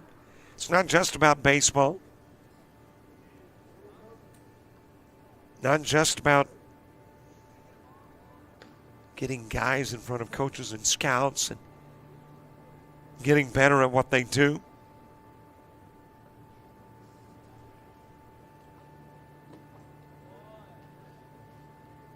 Evan Lightsey. Bases are cleared, 1 run in, 2-2 game. Similarities between the two teams in the first.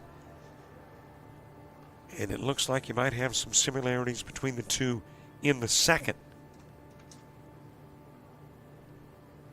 Tyler Woodham about to wrap up his 2 innings of work. And his 10 hitters faced.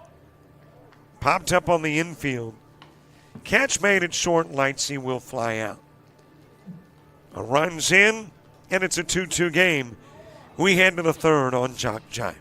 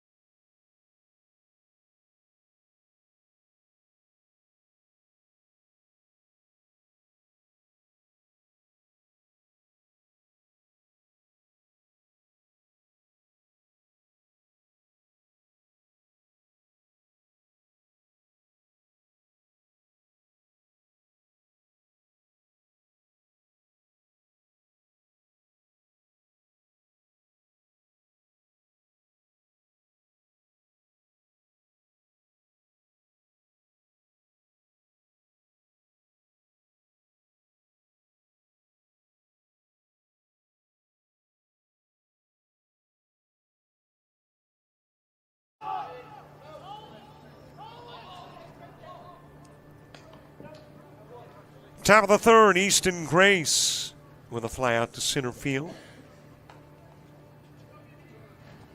Catch made by Brandon Oliver. And there is one away. Number 4, Bryant Bush.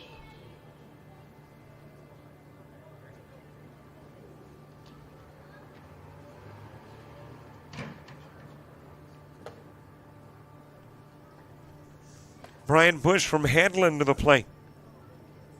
Infielder, 6'1", 170, right-handed hitter and thrower, and a graduate in 2025.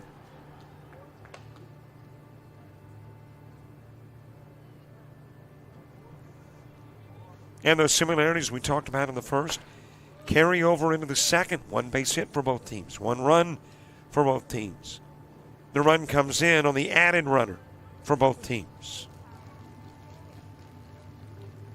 And we've got a 2-2 ball game in the top of the third with one out and Bryant Bush batting. The new pitcher is Aubrey Baker. Aubrey Baker from Fife, 2026 grad. Outfielder and right-handed pitcher, 5'9", 165. Strikes out Bush. And there's two gone with Hayden Jones next. Hayden Jones.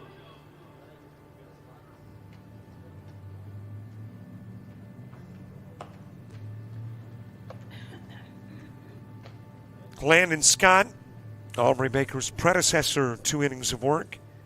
10 hitters faced, no strikeouts, no walks. 3 hits, 2 runs.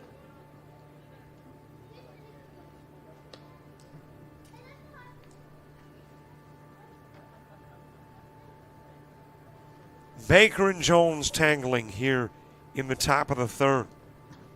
Outside with a pitch.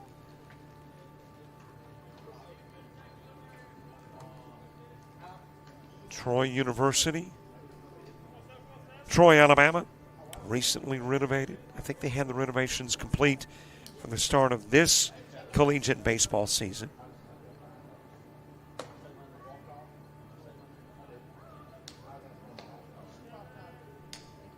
I want to think there's about 2,500 chairback seats now. And the press box area is substantially larger. I would say the press box grew by about 75%. As you got a base hit into right field from Hayden Jones.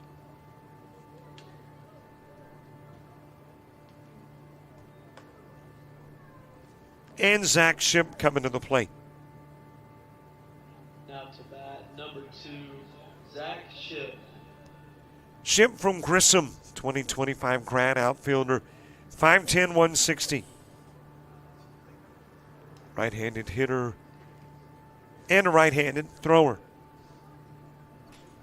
Got a base runner aboard. He's the 4th hitter in the inning. High toss in with a stolen base is Hayden Jones.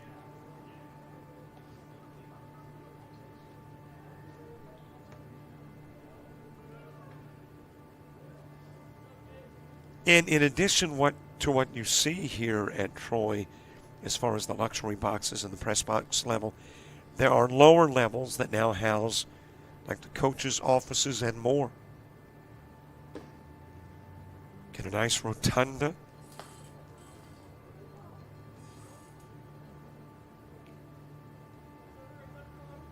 I believe the coach's office is on the 3rd floor, media on the 4th.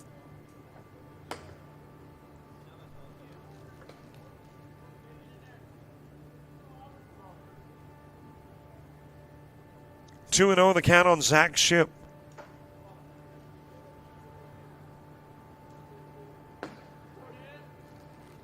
On the outside part of the plate,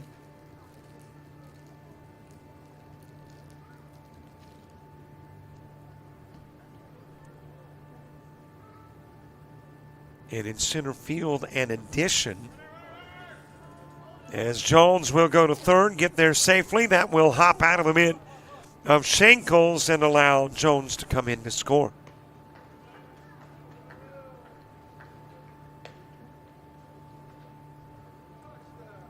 think that addition in center field is a speaker system aiding the sound system here.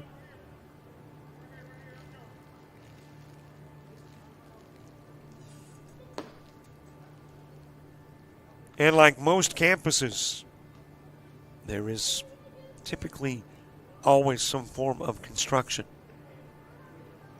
Zach Ship going down to first.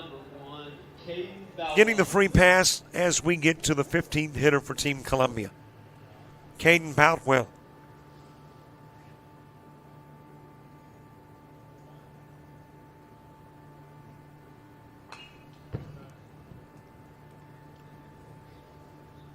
Boutwell from Enterprise, 2025 grad, outfielder, 5'10", 160. And we think we are sitting at the spot where Kamari Darrington typically sits. I'm not sure if he does baseball. I know he does basketball radio for Troy. And I don't know if the same guy does all. So there could be different play-by-play guys, baseball, softball, basketball, football. But if it's the same guy, Kamari sits here. Who does some work for us on occasion. I think the last time we had him aboard was for the ACCC softball about a month back. Into center field, nice catch. That is Brandon Oliver denying Boutwell an opportunity to get on. One runner stranded, one runner in. And like the 2 innings prior, Columbia will take the lead going into the bottom half of the inning.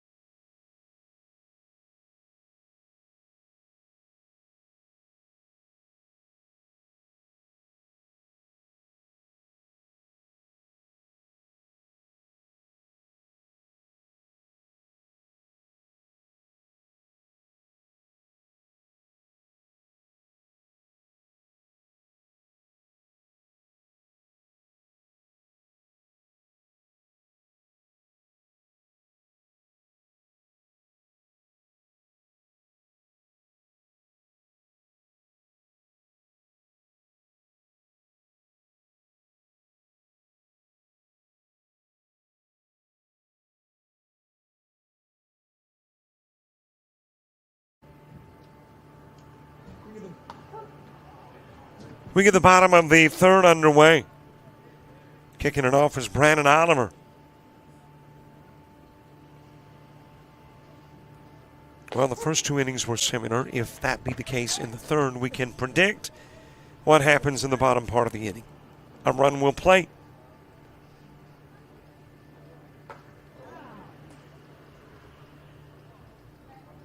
Against the helmet of Oliver, but he will stay put.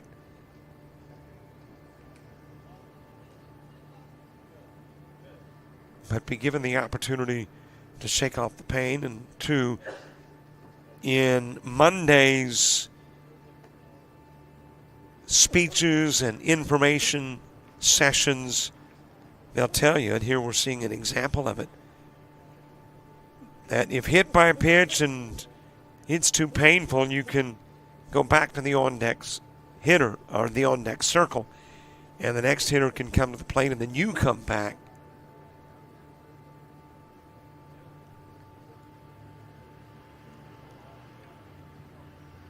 So Carson Perez will step in, and Oliver will move to the on-deck circle.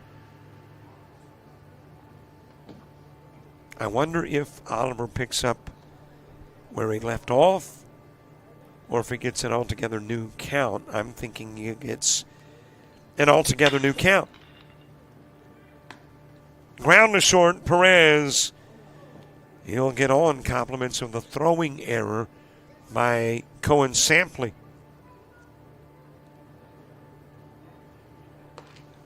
And Brandon Oliver back to the plate.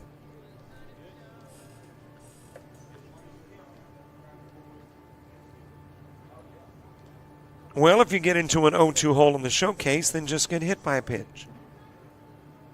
Nope, they're going to give him the old pitch count. So forget that strategy. It's not going to work. It'll be a 1-2 count on Oliver. And he'll strike out.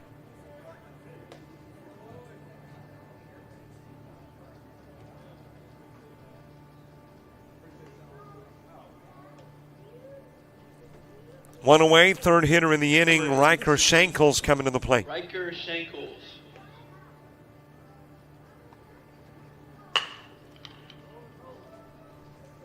Possibility of 2, and there is 2. Put out will go 4-6-3 for outs 2 and 3.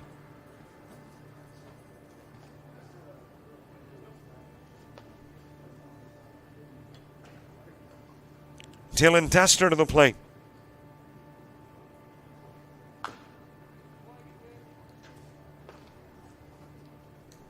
And Will Langston moves to the on-deck circle. And after the Will Langston at-bat, we have seen all 15 hitters for both.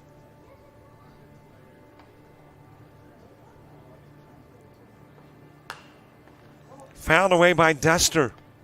Dylan Duster, Huntsville, Alabama. 2025 grad infielder, 6-footer, 210, right-handed hitter and thrower.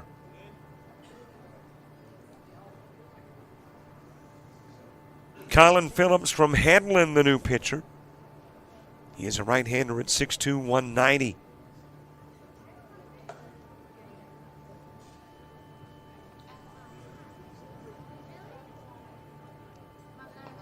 And Phillips entering his junior year in the fall. Or, as is the case in Natchez, Mississippi, entering the summer.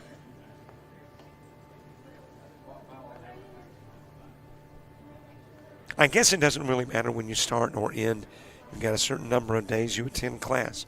And I think it's about 180. When I was in school, it seemed like 260. May not be true for youngsters now. Some folks love school. School is good, by the way. Very good. You should go. You should do well. I just wasn't a big fan. Shot towards center field, and that will sail over the head of your center fielder, who's got to go all the way to the warning track to retrieve what turns into a Dylan Duster triple. Jackson Stallworth finally able to catch up with it at the wall. Number 22, Will Langston. So a runner at third for Will Langston.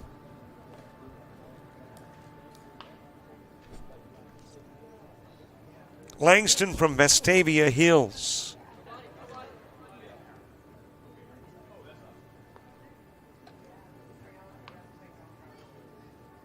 2025 grad catcher, 6'1", 205.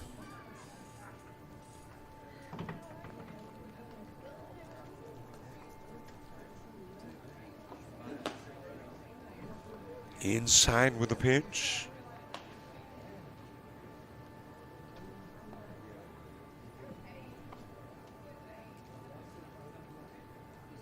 Top of the order to the plate when you get to the fourth inning. There's another deep shot.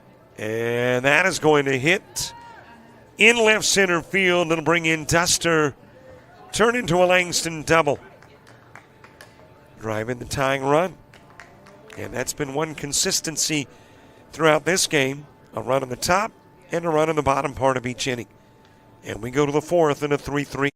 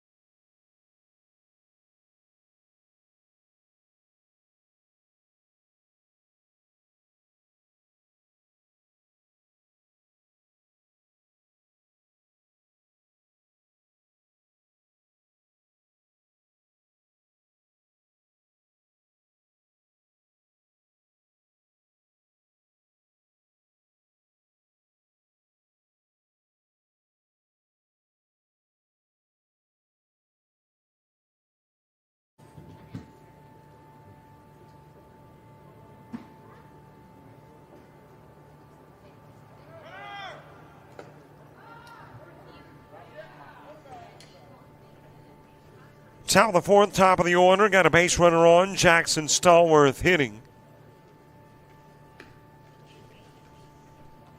That is Harrison Cook who will run. Got the stolen base in scoring position at second for Stallworth, who started off the game with a double. Hits into the putout at first, grabbed by Holland. Does get Cook over to third, though. One out for Cohen Sampley.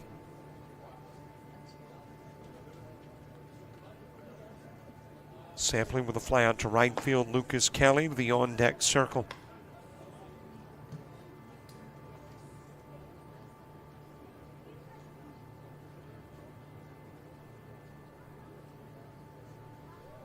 The new pitcher is Gunnar Sappington. And if you've been watching a couple of days of baseball, you might be saying that name sounds very familiar. Well, he has been used often as a runner, but we've already seen him on the mound for Team Royal.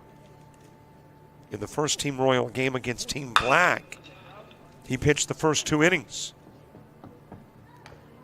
Sampley hitting into the 6-3 putout that will bring in Harrison Cook.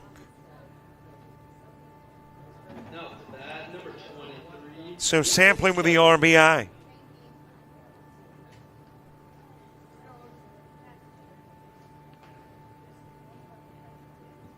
Lucas Kelly to the plate. Sappington in that first 2-inning stint faced 10, struck out 4. No walks, 2 hits, and a run. And it'll be interesting to see if Sappington works 2 innings here. There's a into center field. Slade Clayton coming to the plate.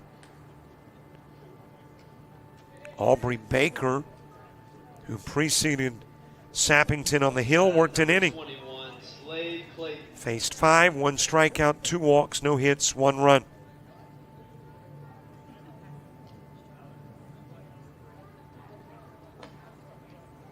Wild pitch that's got Kelly at second.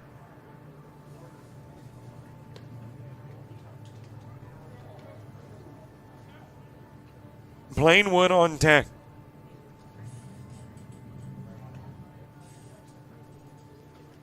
Slade Clayton with a fly out to left field. That happened in the first inning. Strike delivered on an 82-mile-an-hour Sappington pitch.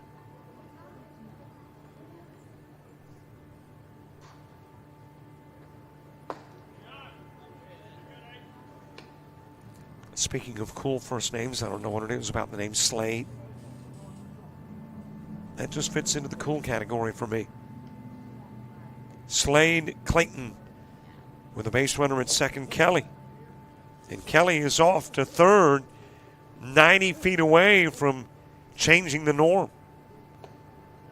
The norm has been a run in the top and a run in the bottom part of each inning.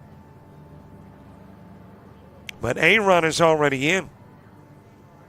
And Slade Kelly trying to make it a multi-run top of the fourth.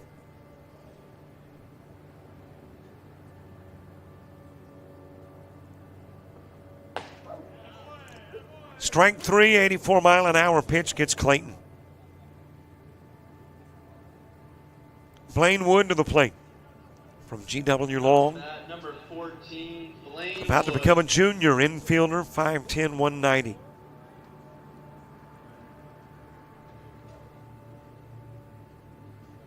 Top of the order to the plate in the bottom of the fourth, 4-team Royal. And then top of the order is Burrell, Scott, Vargas, Amazon, and Baker.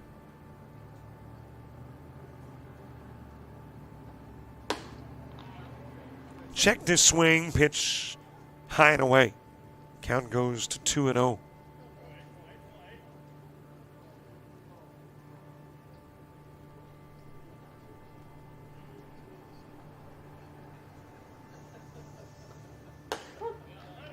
Blaine Wood with a RBI single in the first. And Wood with an opportunity to become the 5th 2-for-2 hitter.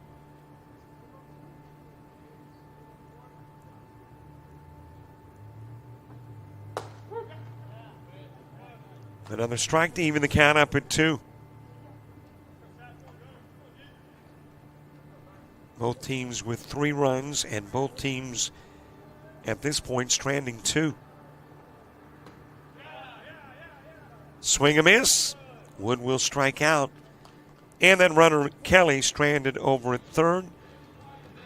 The runner Cook comes in and scores. Back to a 1-run Columbia lead as we head to the Royal fourth.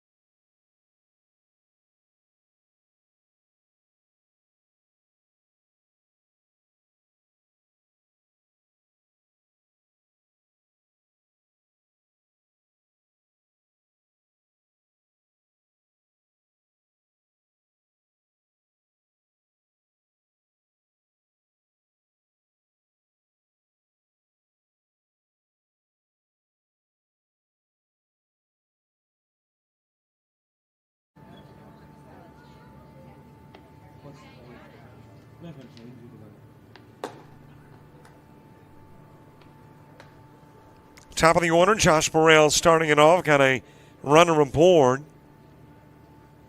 And that is Tyler Butts who will run.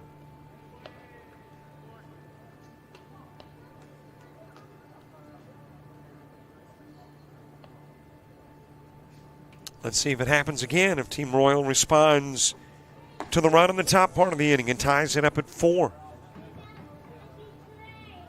Burrell with a double in the first. Landon Scott on deck.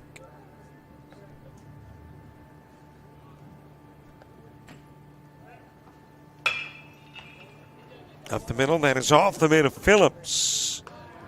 Still got the out at first. It'll turn into a 1-4-3 put out that gets Wilson. Well, Butts will move to second, or actually a Burrell. Now up to bat, number 3, Landon Scott. And Landon Scott will come to the plate. Butts in scoring position.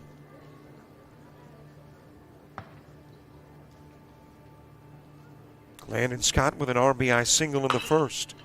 And he has got a fouled off pitch. Thought for a moment. Might be inside the chalk down the line towards left. But instead, about a yardstick foul.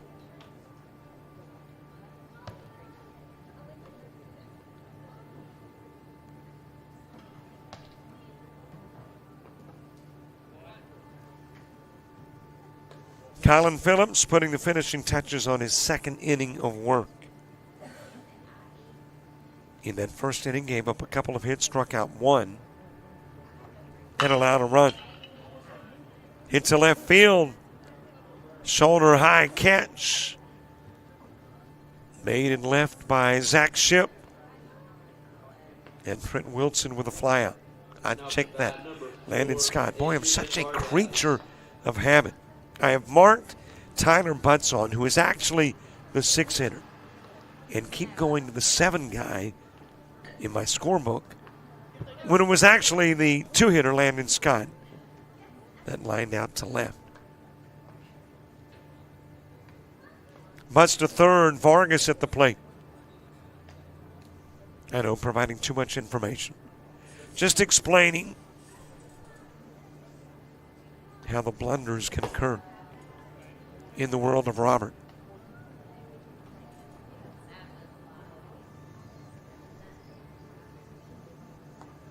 Adrian Vargas struck out in the first.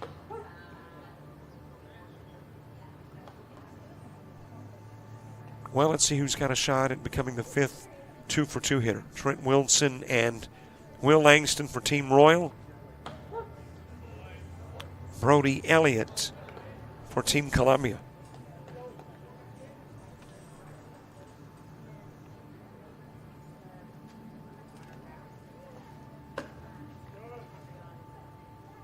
Outside with a pitch to Vargas. Gabe Amazon moving to the on-deck circle.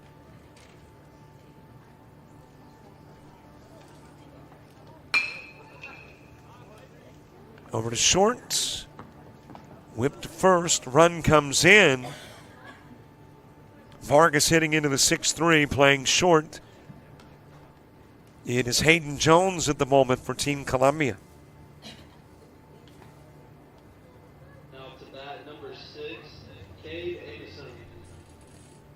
Cade Amazon next.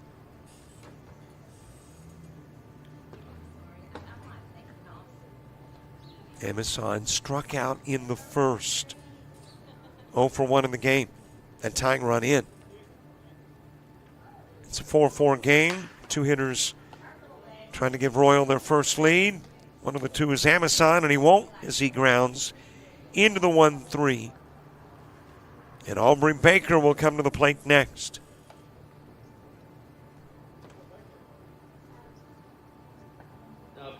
Number 7, Aubrey Baker.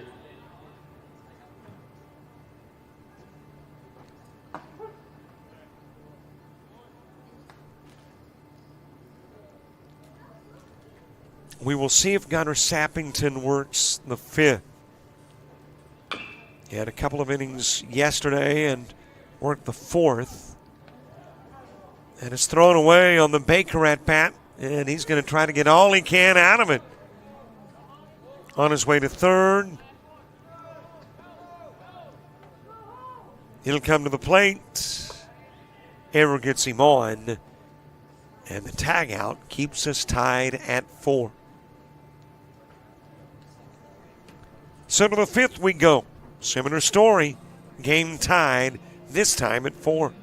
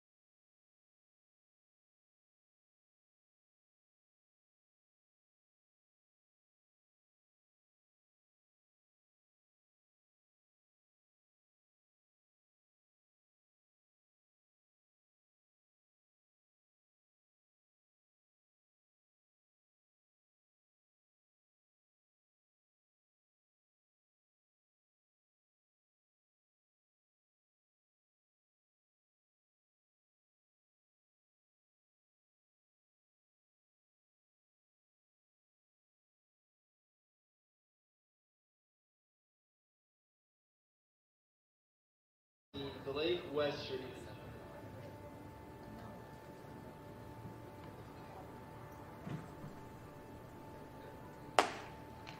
Top of the 5th, Blake Westry starts it. And we have our answer as to how many innings Gunnar Sappington will work after working 2 yesterday. He works an inning today. Faces 5, 2 strikeouts, a walk, 1 hit, and 1 run allowed. And technically, he has joined Luke Barron with 6 strikeouts, but would have an asterisk by Sappington's name. His 6 strikeouts in 3 innings. Barron's 6 strikeouts in 2.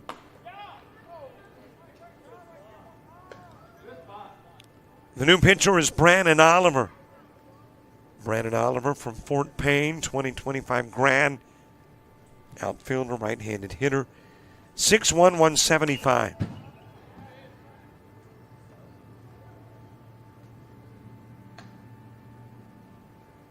Blake Westry with a fly out to center field in the 2nd. Bodie Gideons, Jack Baggett, Brody Elliott, and Timothy Nelson expected up in the inning. Popped up on the infield. And making the catch at 2nd is Riker Shankles.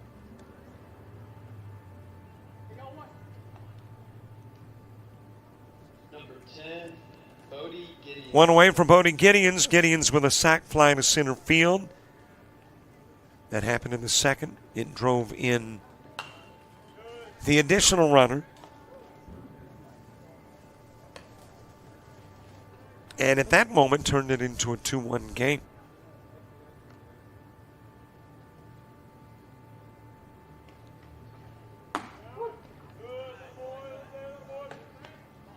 '81 on the outside part of the plate from Brandon Oliver.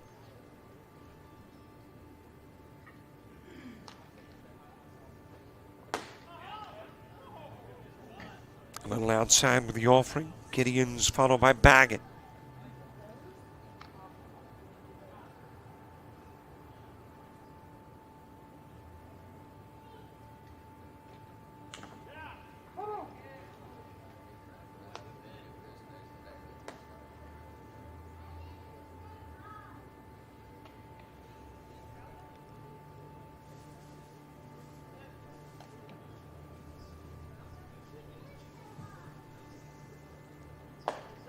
Swing a miss, Gideon striking out. And Brandon Oliver will pick up his first K. For Team Royal pitching, it is the 4th. And there's 2 gone for Jack Baggett. Now to bat, number 8, Jack Baggett. Baggett with a fly out to third in the 2nd. 0 for 1 in the ball game. 81-mile-an-hour Oliver pitch. Got the outside part of the plate. Both teams with 4 runs and both teams with 5 hits.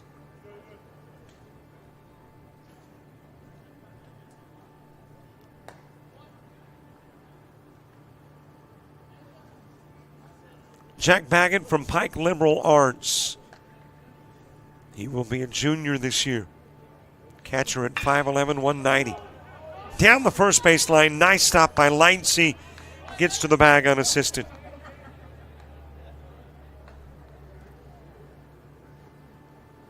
And there is 2 away. Now to bat, number 7, Brody Elliott. Well, here's what's coming up this month on JockJive. Plenty of baseball. We'll wrap this one up today. Friday, now head to Houston for Showcase Series baseball. And then back to Texas next weekend for baseball at Texas A&M for the Showcase. GRPA baseball the 25th through the 29th. I think that's in Dalton, Georgia. Showcase Series baseball back here in Troy and also at the University of West Florida the last weekend of the month. Ton of baseball coming up in July, including the ALABCA Underclassmen Showcase event, 9th and 10th of July. So we will be back in, I guess that's a month, 4 weeks from now. Scooped up by Lightsey, tries to underhand it to Oliver. And Elliott will get on.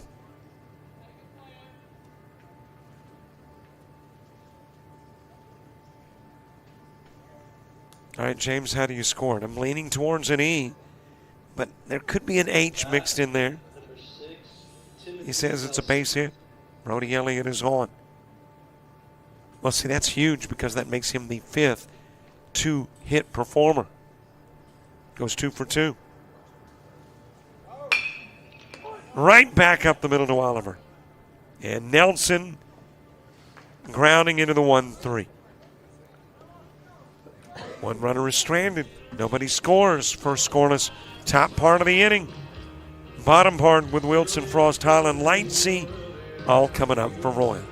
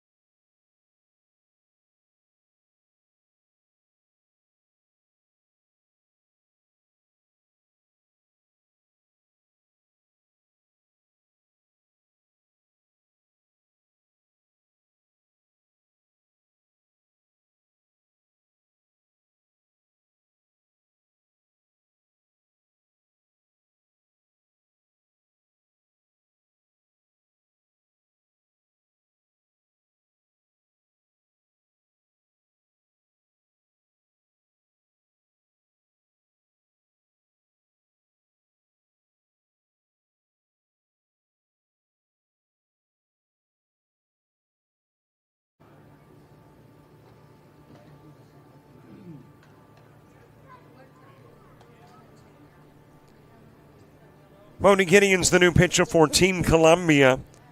He's from Bibb County. 2025 grad, right-handed pitcher and infielder. 6 feet, 185. Facing Trent Wilson. I make that Tyler Butts, I'm sorry. Beginning the inning. Hit towards center field, and the catch will be made for out number 1. And that is Zach Shipp in center. 1 out for Trent Wilson. Number 10, Trent Wilson. No run in the top part of the inning. Opportunity for Team Royal to grab a lead in the bottom part, their first one of the game. And Trent Wilson could become the 6th 2-for-2 hitter in the All-Star event. Had a single and an RBI in the second. Still have had a lone home run. Up the middle, that's a base hit. And now you do indeed have 6 2-hit hitters. And Trent Wilson is the latest. Parker Frost to the plate. Number 11, Parker Frost.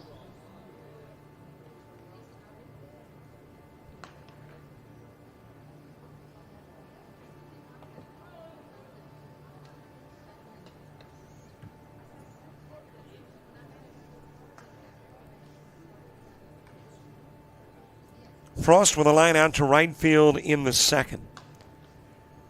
Team Columbia in the top of the 6th, sending the bottom part of their order. And the last of their hitters to the plate. Parker Frost, the Lawrence County product. About to become a senior.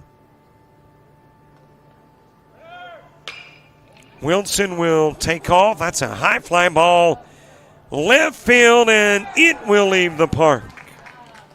Parker Frost parks it on the other side of the wall. Second home run of the showcase, and both have been 2-run shots.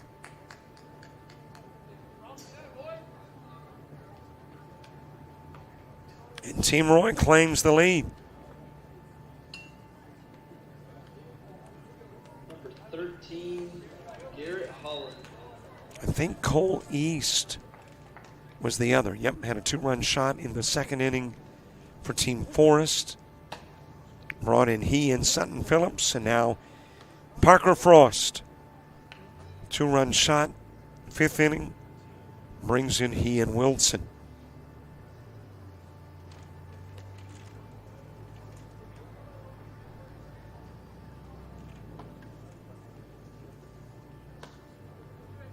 And the other game in which a home run was hit, the team that hit it won it.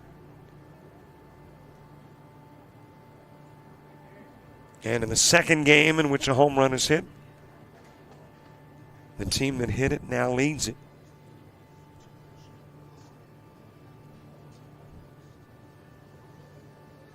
Garrett Holland, the 4th hitter in the inning.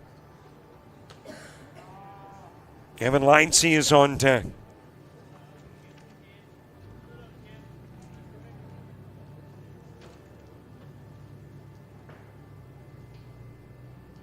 So 2 home runs. 1 to right field, 1 to left field.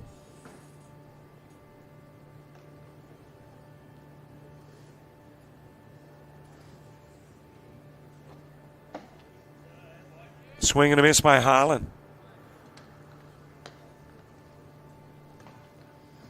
And I see we got some guys in left field doing some throwing. I'm assuming that is a Troy baseball player, not a high schooler, getting some warm-up tosses.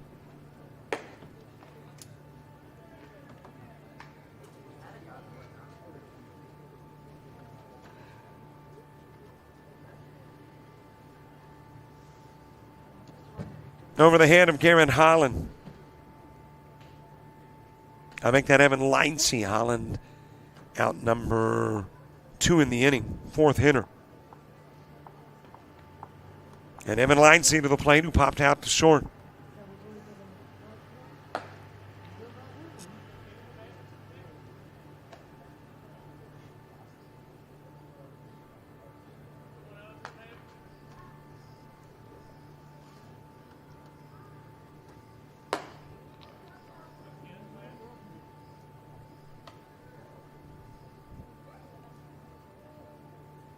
Grace, Bush, Jones, Ship, and Boutwell in the top of the 6th for Team Columbia.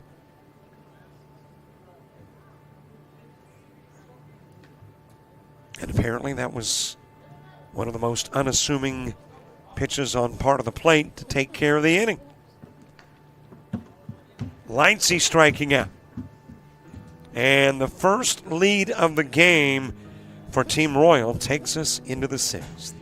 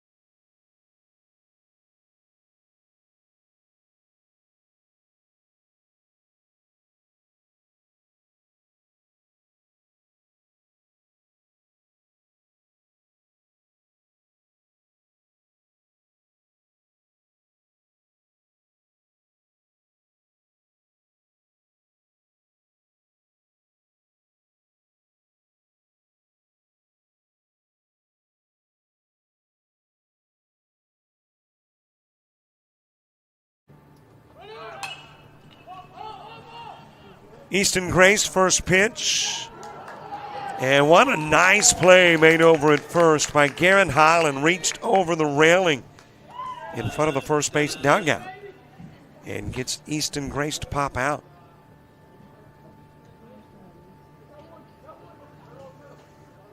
I mean, he's out of view with that catch.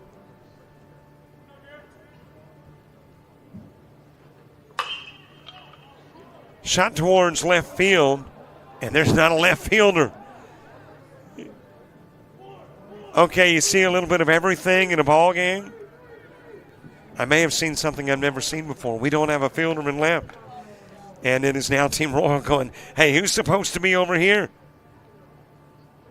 Vargas tracks it down.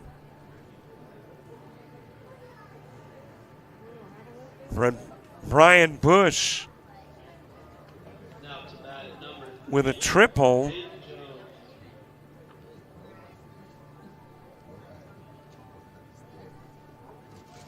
I mean, there is nobody in left field.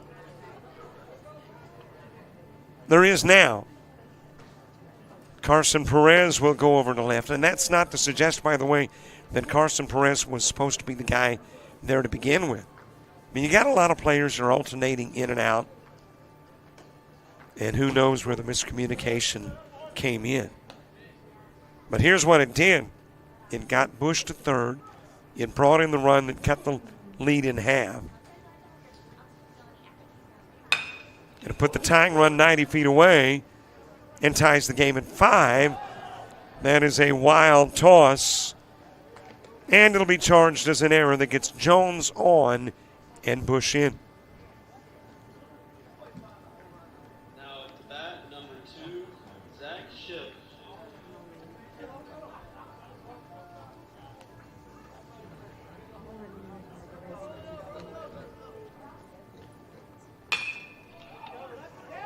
There was a shot towards the gap, right center field. It will drop, hit, and roll for Zach Ship all the way to get some Kaneka sausage on his way to third. Ship Jones in to score, lead back into the hands of Columbia.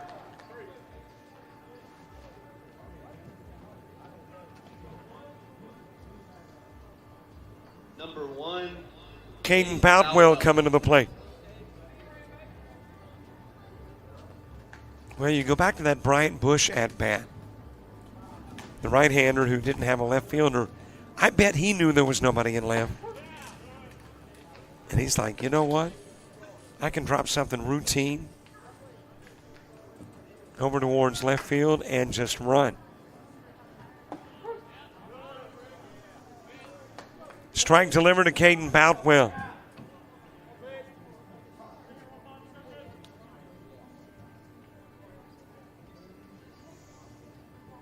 Well, we've seesawed throughout the game. Might as well do it here in the top of the 6th. Popped up by Boutwell. Catch made. Ship stranded. The lead is 1. We go to the bottom of the 6th. Team Royal trying to win it in the home half of the inning.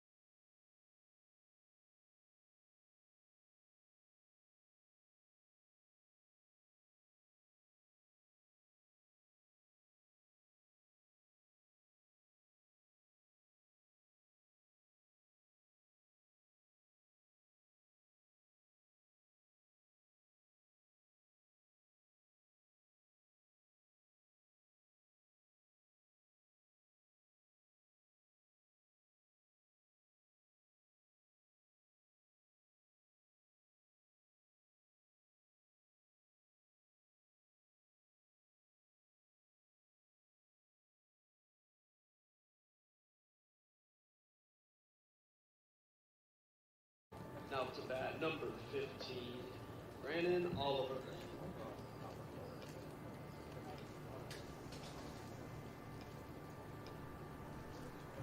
Moni Gideon's getting his 2nd inning of work in as we head to the bottom of the 6th. Brandon Oliver starting it off with a base runner on. Then that runner on is Tyler Butts. And Butts will make his way to 3rd. Make that Gunnar Sappington, rather. Gunnar Sappington is the runner.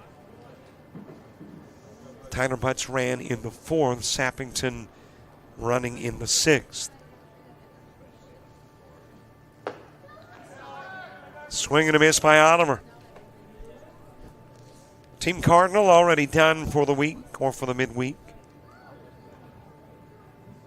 And Team Royal will end it here. They want to end it with a win. Team Cardinal finishes 1-2. Team Royal could go 1-2 or 2-1. Depends on the last 5 at-bats.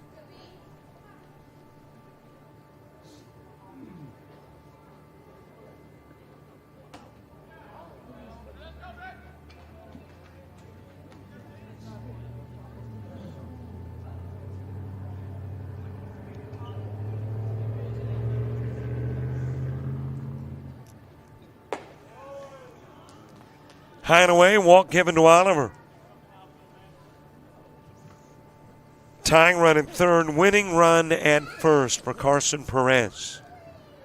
Now to that, number 16, Carson Perez. But of course, even if the tying and winning run is brought in, before you get to the 5th hitter of the inning, we go to the 5th hitter in the inning. Oliver in scoring position.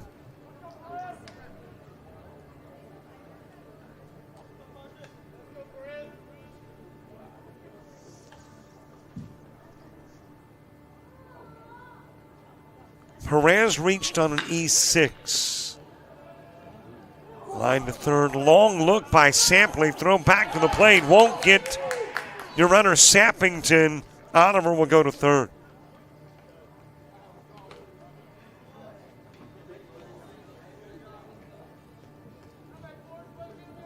Well, there are looks and there are stares. That's more like a stare over at first. Boy, Sampley took a long time before going over to first to get Perez.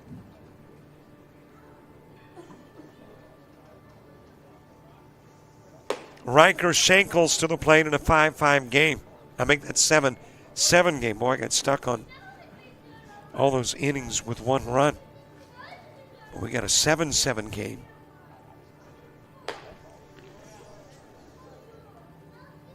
Riker Shankles ground into a 4-6-3 for outs 2 and 3.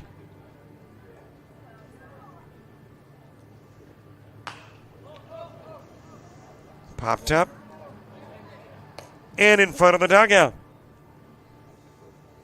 Catch made by first baseman Slade Clayton.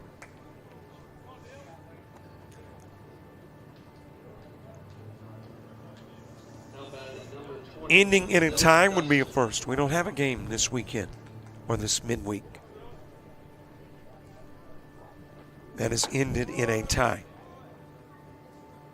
Dylan Duster and Will Langston will try to sort this one out. Put it in the win column for Team Royal. Bodie Gideon's trying to keep Oliver at third and take care of the 14 and 15 hitters. And leave it tied at 7.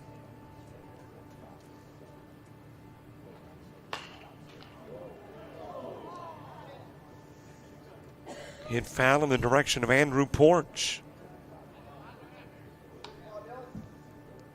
Snead State coach, coaching third for Team Royal.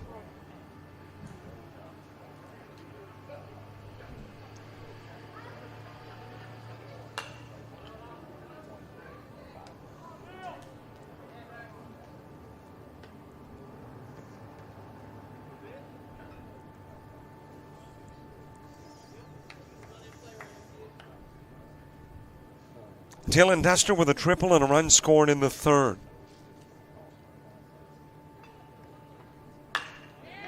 Shoots this one towards left field. Catch made, tagging Oliver. The sac fly by Duster will drive in the go-ahead and winning run. Got one more at bat though, Will Langston.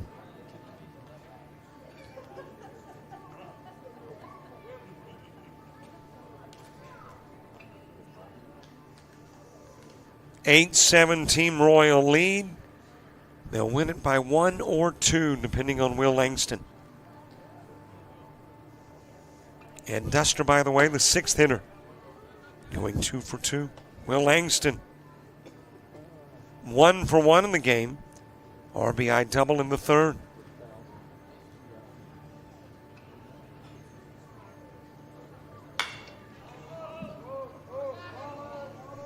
Pops this one up in the direction of right field, and your ball game is over. Team Royal will win it by an 8-7 final.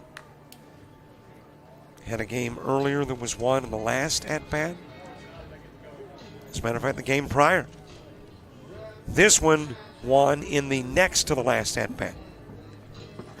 Team Royal an 8-7 win over Team Columbia. Columbia with 8 hits, 5 stranded, 2 errors, a run in the first, second, third, and fourth, and 3 in the 6th. Team Royal finishing with a total of 7 base hits.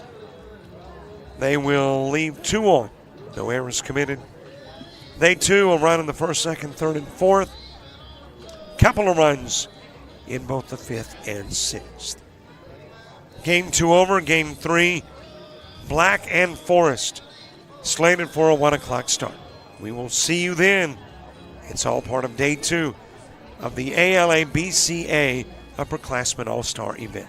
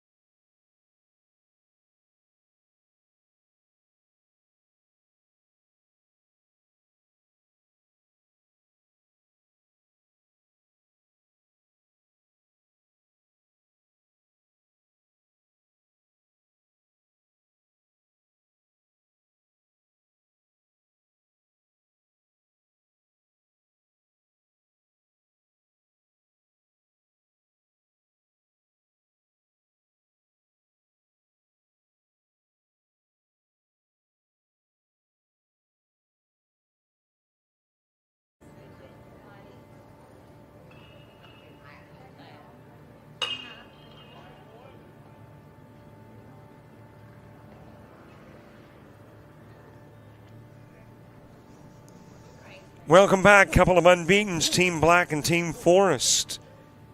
Team Forest coming in at 2-0, Team Black 1-0. And Seth Staggs will deliver with a leadoff single for Team Black and turn it into 2. It's a double. Made the erroneous assumption that it was 1. Well, that's the one consistency you get with me. I am consistently erroneous.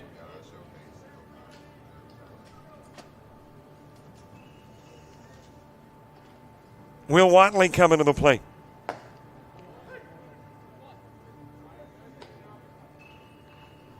Two teams have wrapped up their baseball here, and Team Black has still got 2 games to go. You have got Team Royal and Team Columbia done for this midweek event.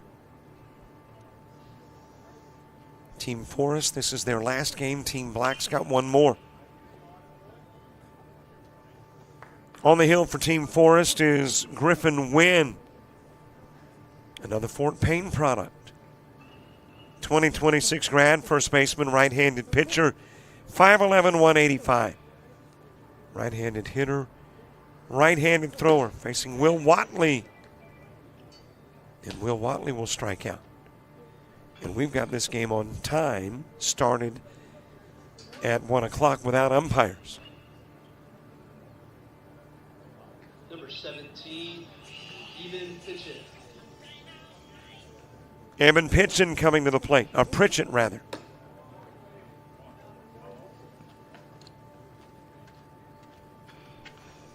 Pritchett from GW Long, 2026 grad. He's an infielder, 5'11", 190.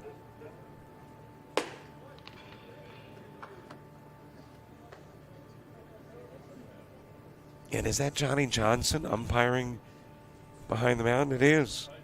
So the 7A Coach of the Year, who also got some other honor. I was seeing on Facebook this morning. Man, he's just got to create a new room to house all the hardware from a great year at James Clemens.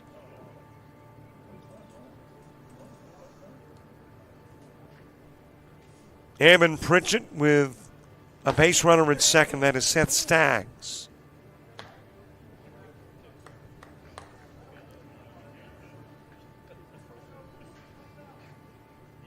And I guess maybe our umpires get a 30-minute break between games, and we've had about 25 minutes between contests.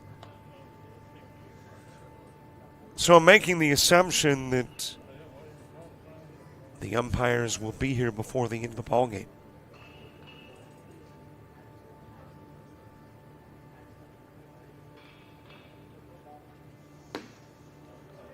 Low and away with a pitch to Pritchett.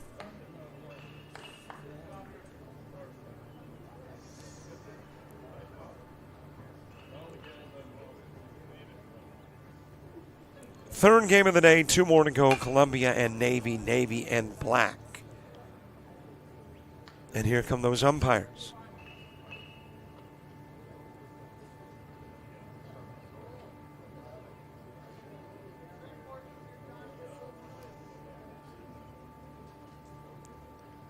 So it looks like Johnny Johnson's unofficial officiating is short-lived through Staggs and Watley. And Pritchett at the plate as our umpires arrive.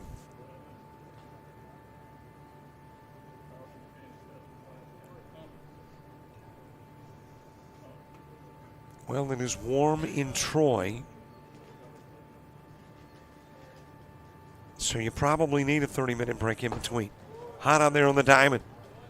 Pritchett will strike out. Back-to-back Ks for Griffin Wynn.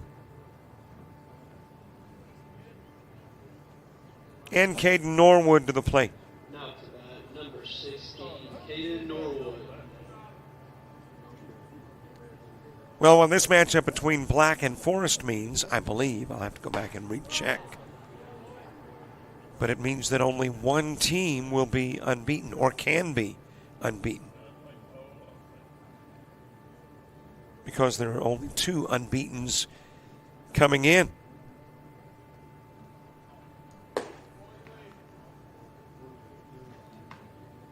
So of your 6 teams here, 1 could go 3-0, and everybody else will have a blemish.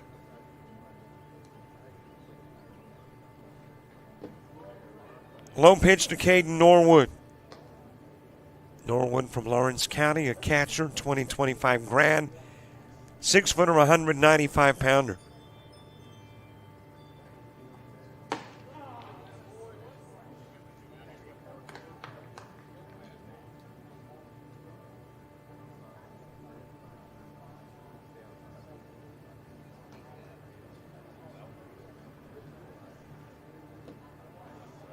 Low inside offering to Norwood. 1 more hitter, 4th hitter, top part of the 1st, and then we go to the bottom part of the inning. The games have been running about an hour 40-ish.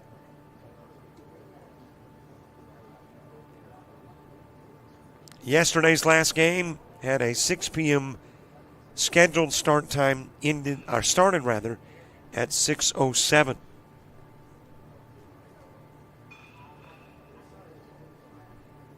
So it has been very efficiently run. As this is ground to third, the runner Staggs look back, but he'll still take third on the 5-3 put out of Norwood.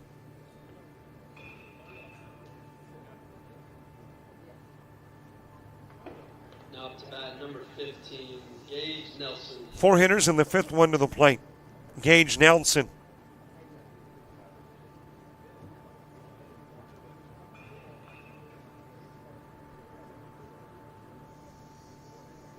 Nelson with a base runner 90 feet away.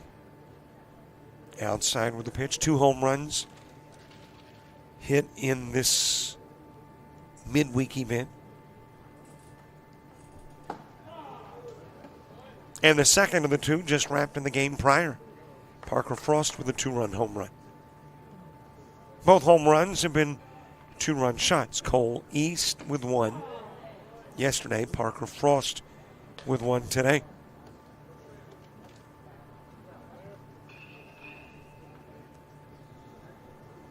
If you're looking to be the strikeout king this weekend, 6 is still the number you shoot for. And Griffin Wynn halfway there. It's 3 strikeouts in the top of the 1st, leaves a runner at 3rd.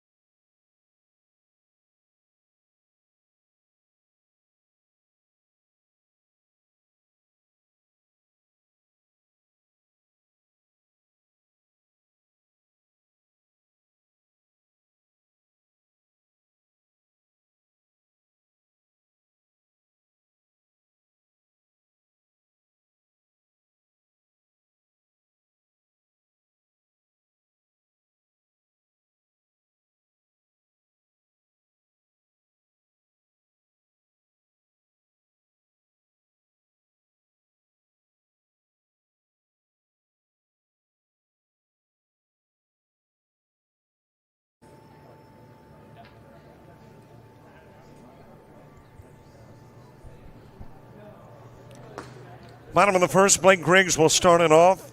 Logan Harvey moving to the on-deck circle.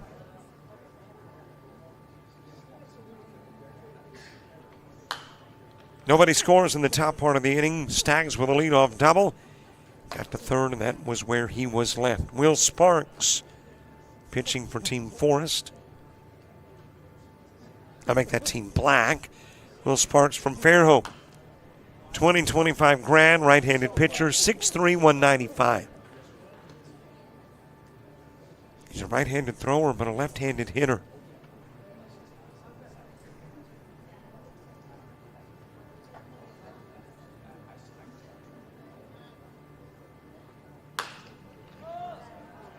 Popped up, and that will get out of play. Up on the rooftop, which houses the batting cages here at Troy University. And then might have hopped over to the football field. You can actually see the corner of the football stadium from our vantage point here. And as a matter of fact, I would say there probably has been not necessarily many a foul ball, but several foul balls over into the football stadium. It's that close to the baseball field.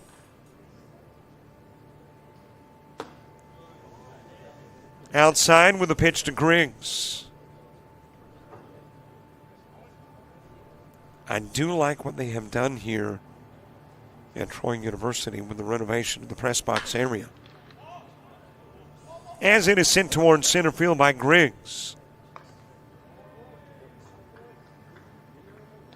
And there the catch is made by Will Watley. One out for Logan Harvey. Logan Harvey.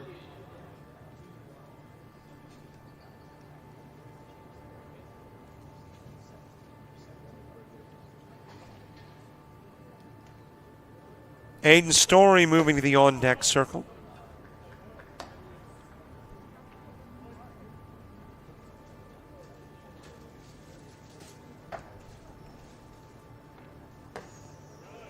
Swing and a miss by Harvey. Harvey from Appalachian, 20-25 grand. Right-handed pitcher and infielder, 5'11", 155 pounds. And speaking of Logan Harvey and his time on the bump, he worked an inning in a game against Team Cardinal. Faced 5, struck out 4, walked 1, gave up no hits, no runs.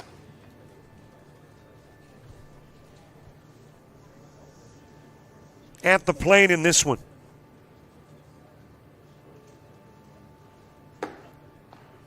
Upstairs with the offering to Harvey.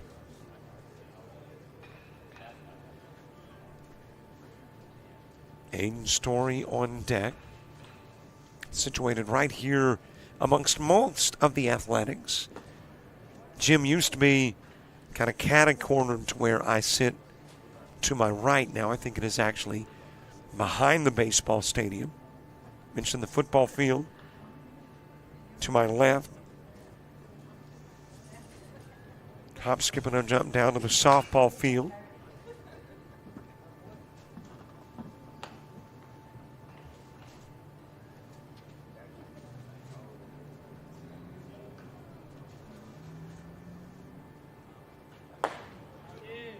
"87-mile-an-hour pitch into the strike zone, and it gets Logan Harvey. 2 gone with Aiden Story next. Now up to bat number 3, Aiden Story. Fastest pitch still at 91, at least that I have seen. Right back up the middle off Sparks. Trying to barehand it and get the out was Crooms. Won't be able to, and Story's on with a single. Stepping up to the plate, number 4, Aiden. Threw a base runner aboard for Aiden Hughes.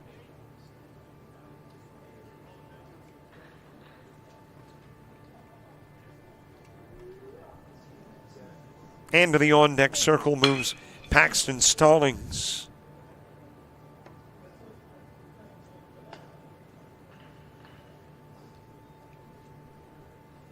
And by the way, the third baseman is Davis. Not Crooms. That's a 9, not an 8 on the back of the fielder at third.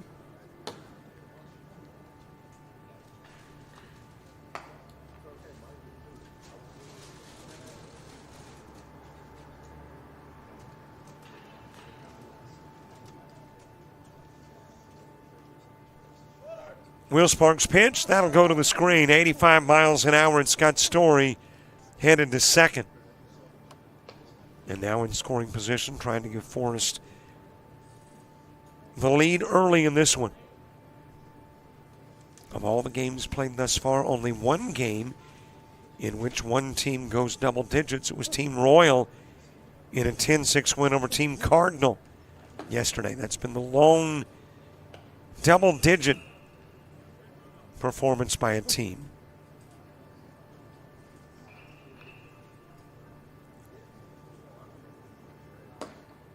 Inside with a pitch to Hughes. Halfway through this one, we are halfway through the day. Columbia and Navy at 3. Black and Navy at 5. Again, if you are just joining us, showcase rules, 5 hitters per inning. If a hitter's hit by a pitch, counts as a ball and the at-bat resumes.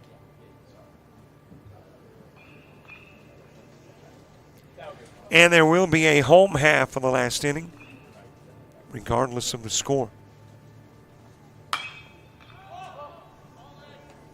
Popped up on the infield by Hughes. And the catch made at first by Houston Hartsfield.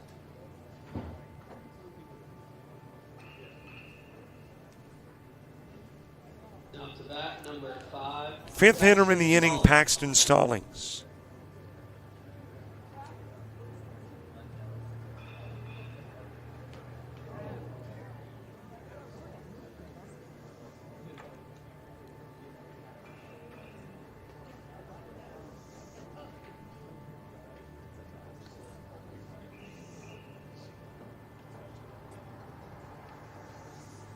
Got him on the foot.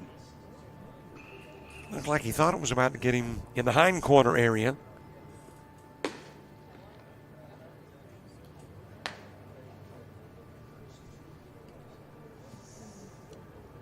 Paxton Stallings from Chelsea. 2025 grad infielder, right-handed pitcher. 5'11", 160. That is a fouled off pitch to the left side. And don't forget, you want to watch this game, you want to watch other games of this weekend to play. You want to download them, you want to be able to devy them up, create your highlight films, etc. Then go to JockJive.com, and there is a link right there on the front page. As you got a base hit into left field, Story coming home and in safely. So Stallings an RBI single that brings in Story. Okay, can I try another one with Story? This one just popped into my head. Story with a happy ending. Come on, man. I know it's kind of going to the well too often, right, with Story. Should have stuck with the other one.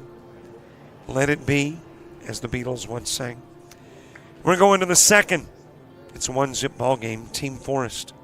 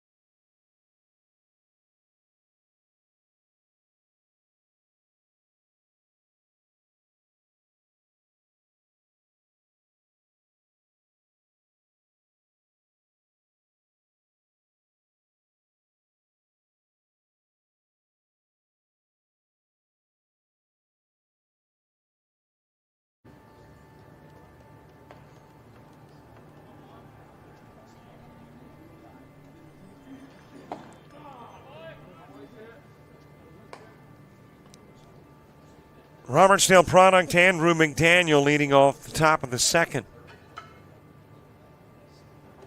Taking a 1-zip lead. Got a base runner aboard to begin the second. So one 4-year mystery has been solved in year 5. Base runners in the 2nd, 4th, and 6th. So a base runner aboard. I'm talking about that additional one. Base runner on to begin the 2nd inning.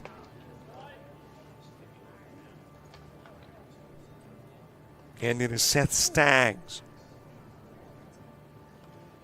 Will Watley, 18. Okay, Will Watley. Can't see the numbers on the back of the jerseys. These players, as that one is fouled off by McDaniel, ducking to get away from the pitch. And it actually hit the bat on the shoulder.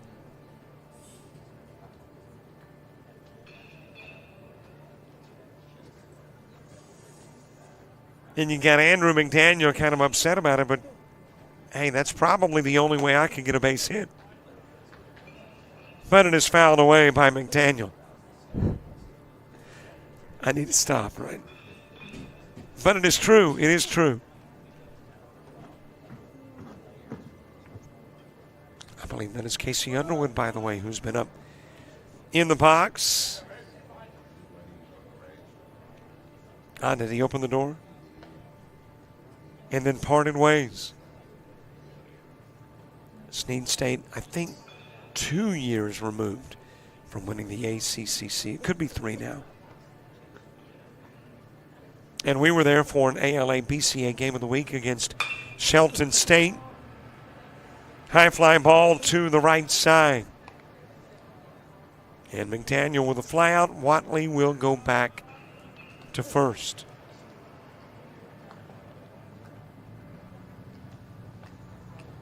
One out for Gavin Mond. Gavin Mond.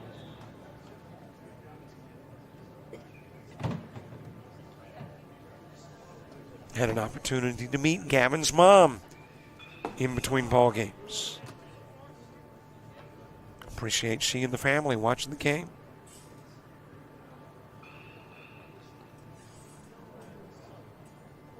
And speaking of, you can watch games if you subscribe to the the subscription channel, the premium channel. Stolen base for Watley. Getting my scriptions mixed up. Prescription, medication, subscription, baseball in this case.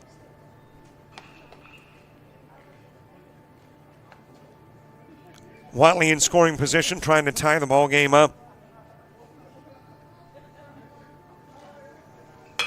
Gavin Mond from Enterprise dropping this one into right field. Watley will go to third. And Mond with a single that puts runners on the corners. Now number 11, Ty Jones. Ty Jones coming to the plate.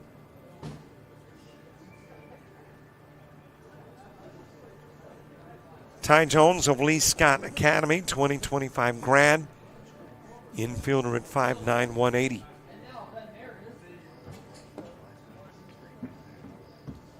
Well, and for the first time, we are seeing him hit from the left side. I remember speculating yesterday that maybe there was misprint under bats. It says both. And we only saw him in BP hit from the right side. And in the ball game from the right side, but he is hitting from the left side here.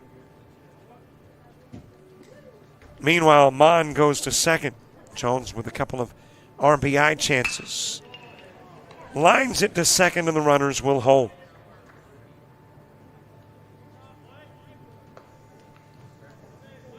Two gone with the Ty Jones lineup.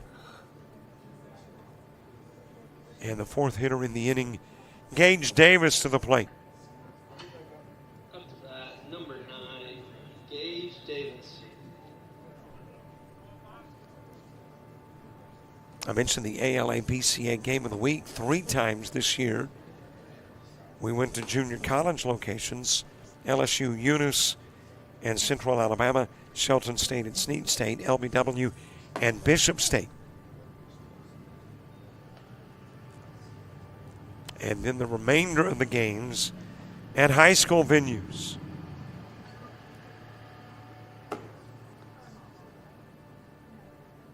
Outside with a pitch to Davis. Great games, though. Especially those JUCO games. I think it was a 1-zip, or at least a 1-run LSU Eunice win over Central Alabama. Shelton State and Snead State split. I believe LBW swept against Bishop State. But some really good games.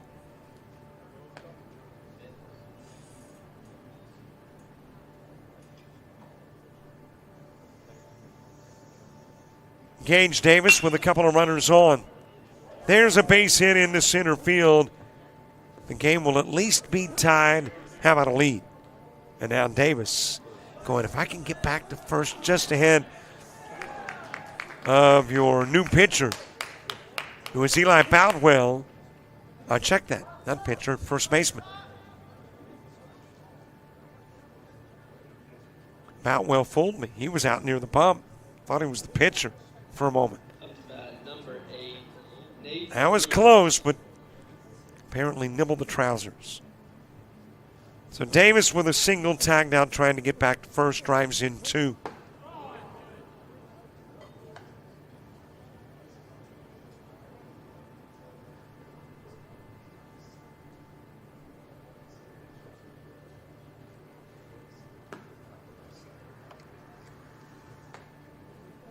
Nate Crooms hitting.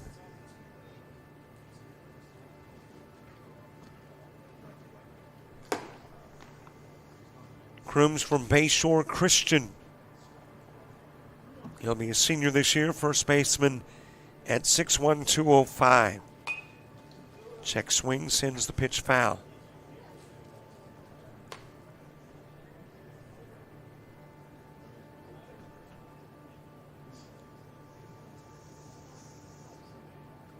A little overcast, not threateningly so.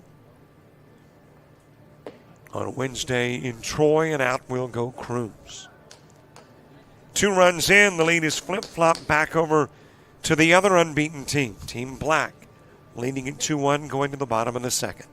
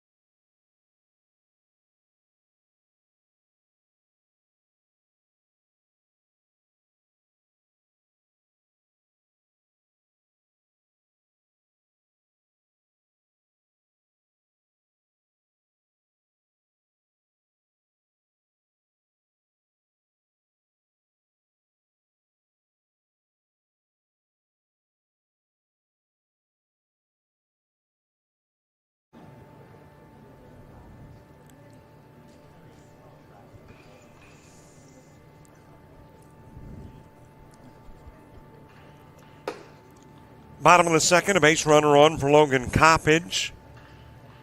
That runner is Aiden Hughes. In a 2-1 ball game, Team Forest with a run in the first and Black with 2 in the second. Tagged out trying to get to second. That is Blake Griggs, by the way. Thought it was a 4, it's a 1. Blake Griggs caught stealing.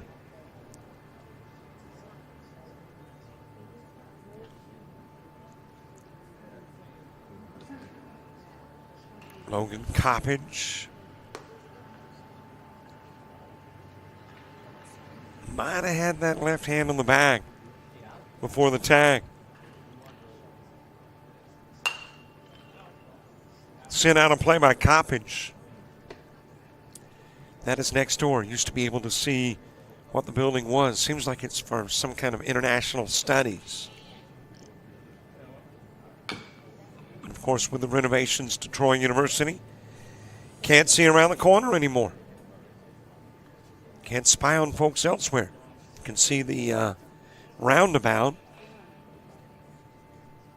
and that's about it to my right.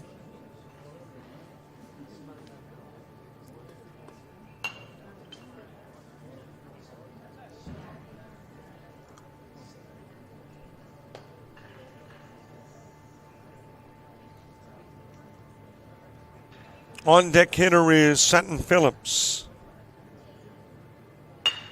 Coppage driving that one into right field.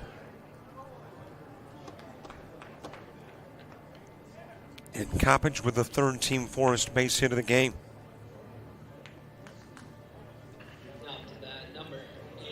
Sutton Phillips to the plate. Cole East to the on-deck circle.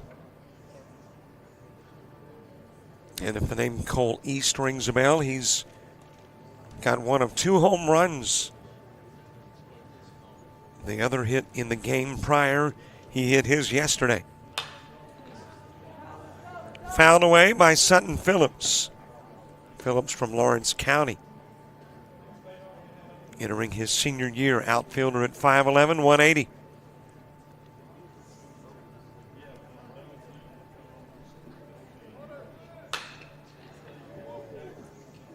Fouled away and nearly got a piece of Coach.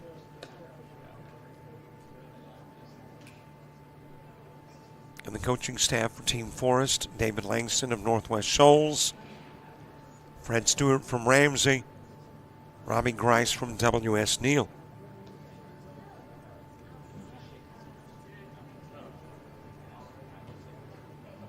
Northwest Shoals new to the ACCC after a hiatus. As Coppage will make his way to second.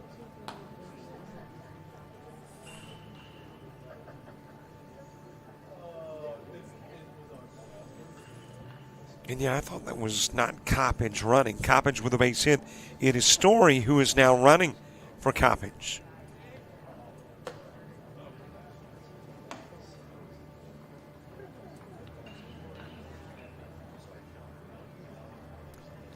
Man, I got all kinds of Story analogies popping through my head, but I'm not going to use them.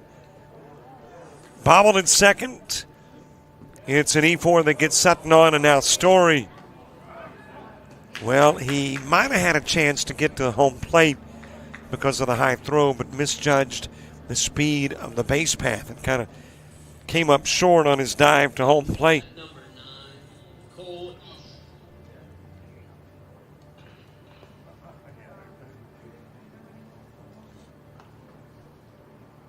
That was kind of like, I'm trying to think of the cartoon where the character slides in but short.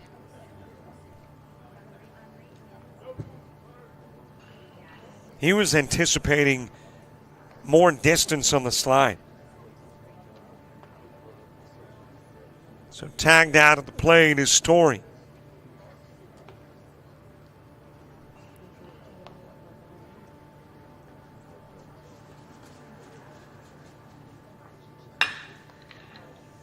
Cole East chops into second. Throw over to first will get East, while to third goes Sutton. Sutton Phillips, who reached on the E4, now 90 feet away from tying the game up.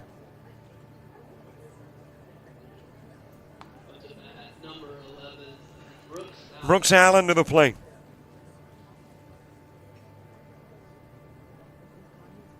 I may have to add Aiden Story as a nominee to the All Names team just based on all the different things you can use his name for.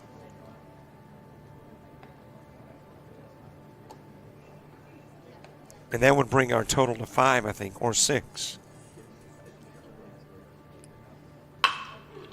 Base hit up the middle.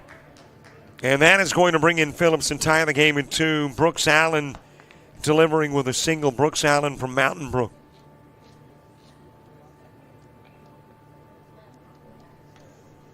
Makes it a 2-2 game. Will Sparks is 1 at-bat away from wrapping up his 2 innings of work on the hill for Team Black. And it is Noah Eady who will step in to face Sparks. Running is Allen. And he's safely in. Got the stolen base at second.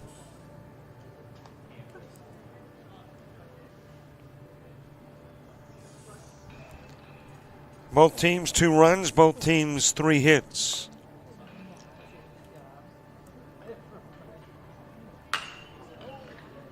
Eady had the distance to get it out of the park, just didn't have the accuracy. Sails into foul territory and out of play.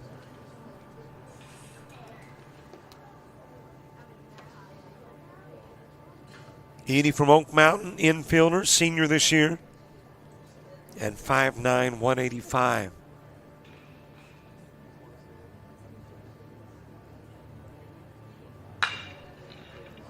Chopped over to third. And the throw from Ty Jones getting Noah Eady, leaving Allen on. 1 run's in. The game is tied. It is 2 each. Team Black sending their 11 through 15 hitters to the plate when we return for the third.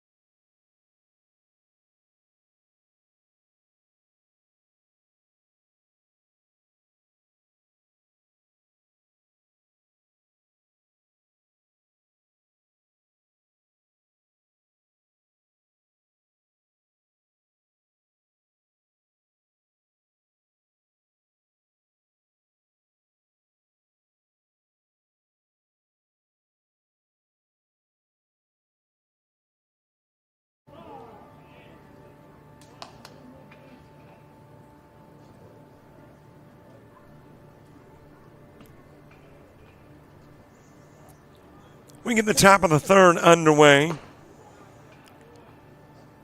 Starting it off is Ryan Rowland. And he will start it off against a new pitcher, Logan Coppage. Coppage from Chilton County. 2026 grad infielder and right-handed pitcher, 5'11", 180. Griffin Wynn working a couple of innings. Facing 10, striking out 4.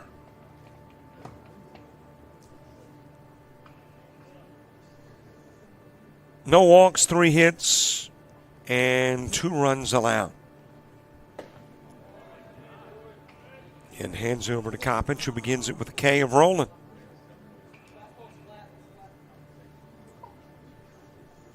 One out for Houston Hartsfield. Out to bat, number 4, Houston Hartsfield.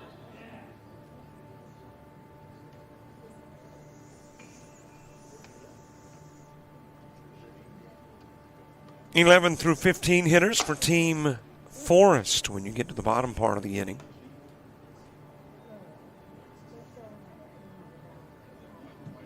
All right, a recap, kind of the highlights. Again, the folks that are leading in specific categories.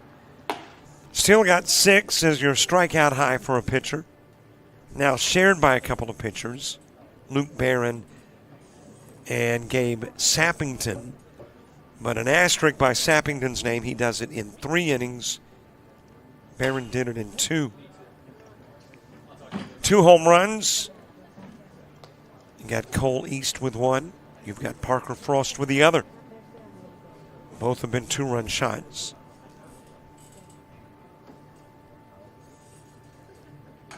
Six, 2 for 2 hitters. Fastest speed of a pitch, 91. Most runs, 1 team in a given inning, 3. And I think those are your showcase highs thus far. Most runs in a game, 10 by a single team.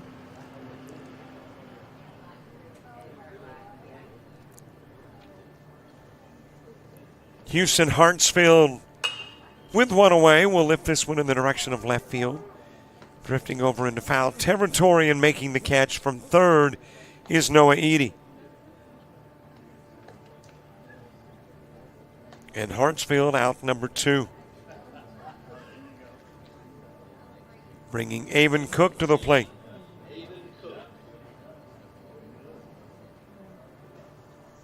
I guess the numbers that surprised me the most, 1 is now 6 hitters with 2 for 2 performances. I mean, we've had a lot of players. That's a little surprising. And really, too, the 3 runs being the max number of runs in a given inning by a team. When you've got 3 opportunities during the game to get 6 runs, and every inning there's an opportunity to get 5, then we've fared no better than 3. So I don't know, maybe all of that is an indication of some pretty good pitching.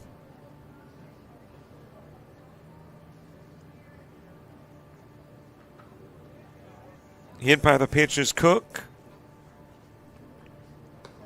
And I think there's only been 1 game, and I'll have to go back through the numbers and see, in which 1 team had double-digit hits.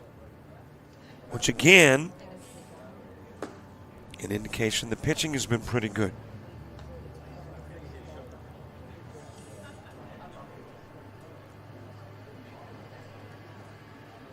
Avon Cook from Arrington.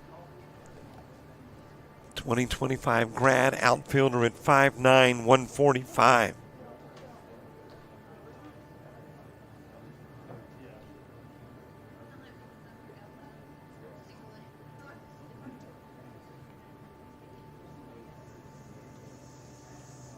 Well, let's see. We are into the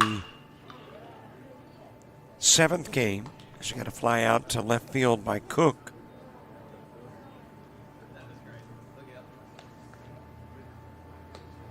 Which means we're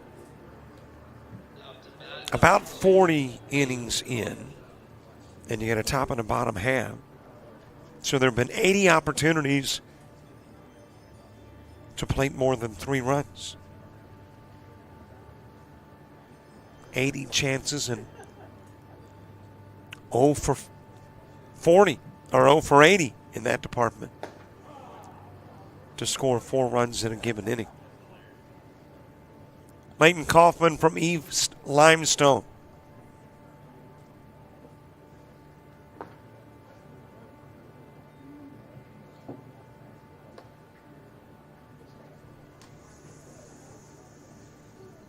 Slated to graduate next May. Infielder, 5'8", 150, right-handed hitter, right-handed thrower. Logan Coppage trying to have a 5-up, 5-down inning.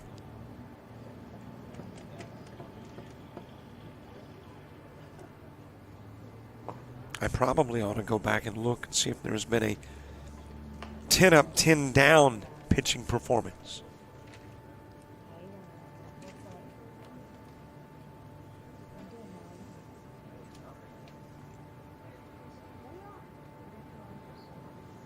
Well, I can go ahead and tell you, yeah. Saw that immediately, James Lyle.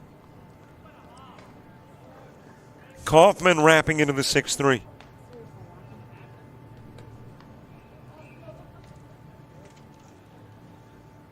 Actually, Jackson Lyles.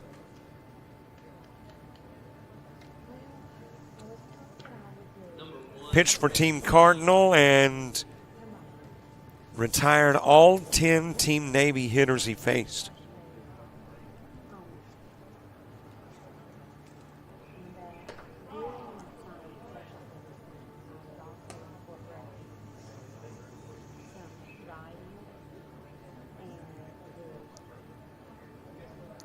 Braden Baum, the last hitter in the inning, the last hitter for Team Black.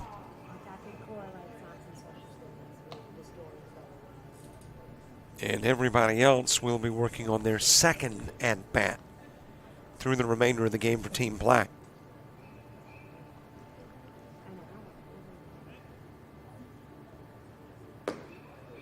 Low and away from the pitch from Coppage to Bound.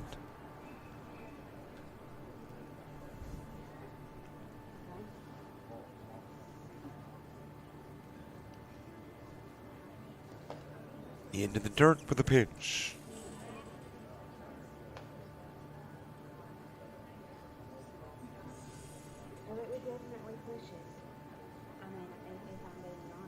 Griffin win 2 faced, 10, make that 2 innings, 10 faced, 4 strikeouts. No walks, 3 hits, 2 runs before giving it over to Coppage.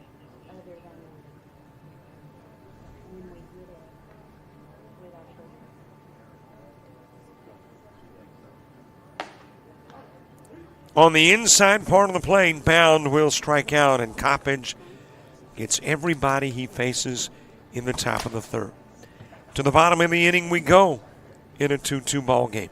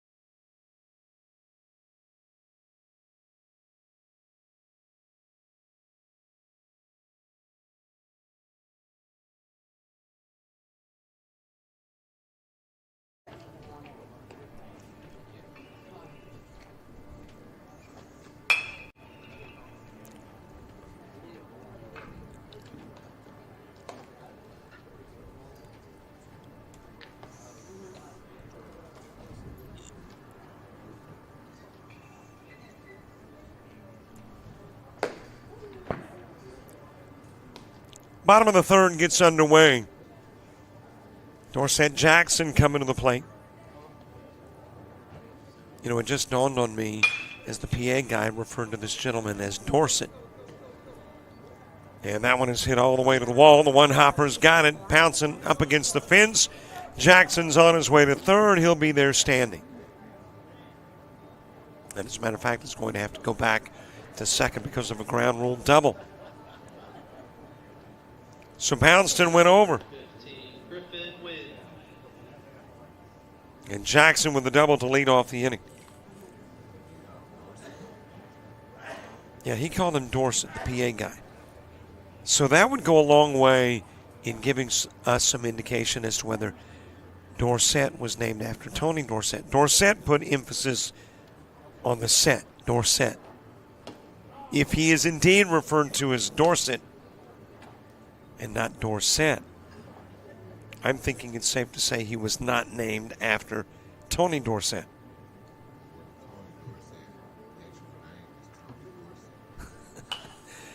James has thrown the caveat in, what if Tony Dorsett's name is actually Dorset? That was the original pronunciation, and Dorset, maybe in his fame, changed it to add a little emphasis. You know, a little more flamboyant. That's a good point. So it could be Dorset in honoring Dorset's heritage, if that be the case.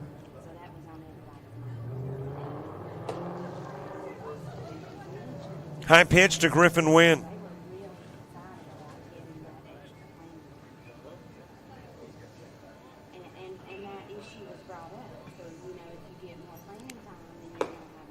Jackson on in second, Wynn batting. We are in the bottom part of the third. Top of the fourth coming up with the top of the order to the plate for Team Black. Staggs, Watley, Pritchett, Norwood, and Nelson. When you get to the Team Black fourth, there was a swing and a miss by Wynn. Struck out on an 80-mile-an-hour pitch from Lawson German.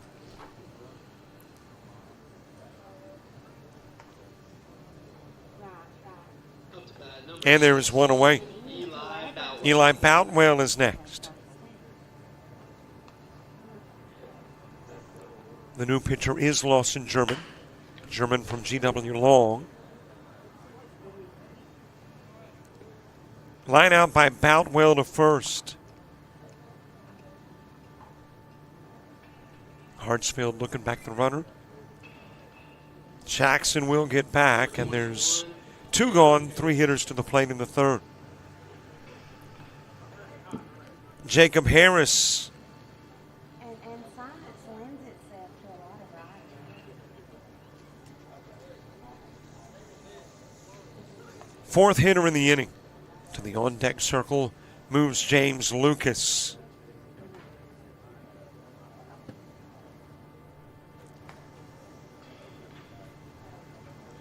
Two-two ball game, bottom of inning number 3. Team Forest trying to bring in that fourth run. Jackson standing at second for Jacob Harris.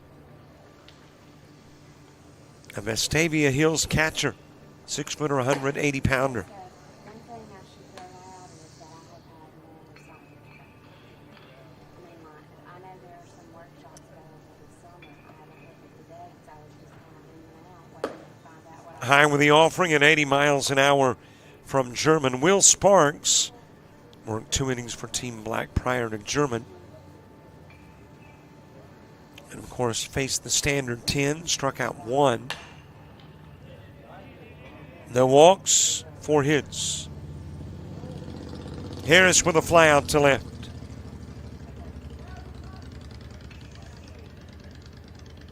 And James Harris asked to bring in Dorset Jackson. James Lucas, again, one of the 6 Vestavia Hill products.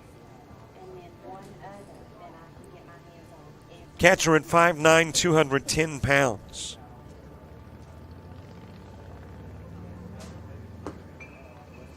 German at 75 miles an hour and outside.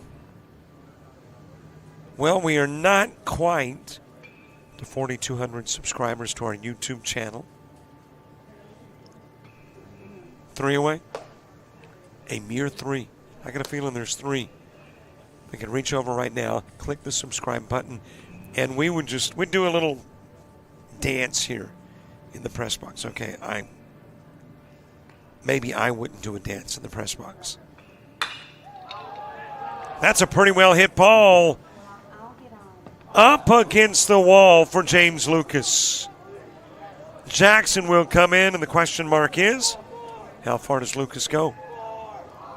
Here comes the throw to the plate, and he'll make it 3.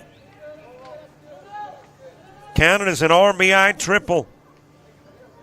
And Lucas will give Team Forest the 1-run lead, headed to the 4th.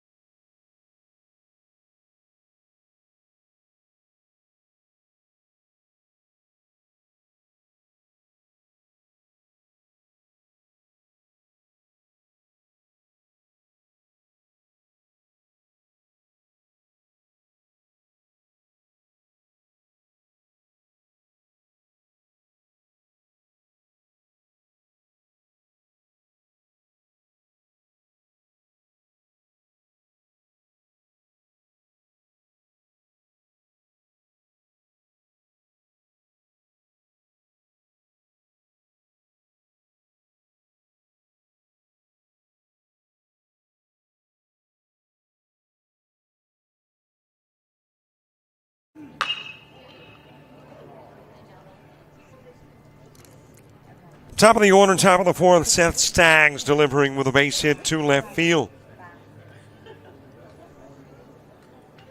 And you got a base runner aboard. Yeah, it is the 4th inning, so that's okay. And then base runner is Braden Bound.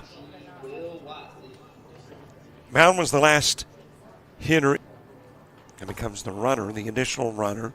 We've got to come up with a name for this particular runner, because in the event of a pitcher or catcher being subbed, it's a courtesy runner. If it is a runner coming in just to run for another hitter, it's a pinch runner. So we've got to come up with a term for this runner, the additional runner. But I don't like additional. What was the suggestion? Showcase runner? Yeah, that actually makes sense, doesn't it? It's logic, because it only applies in a showcase scenario.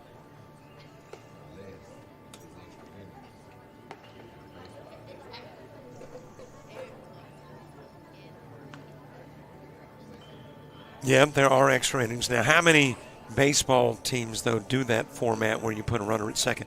I know softball uses it several innings after you stay tied. Oh, really? I did not know that college baseball did that. After the 10th inning. So if it is going to mimic what is done in the NCAA, maybe we can't call it showcase. I mean, so what do they call it in college baseball? I guess it would be the overtime runner or Now up to bat, number 17. the extra inning runner. Watley strikes out. Evan Pritchett coming to the plate, taking a high pitch.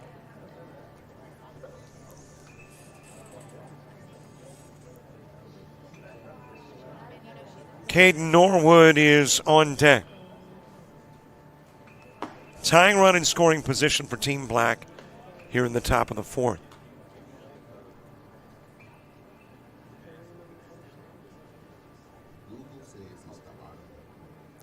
The automatic runner.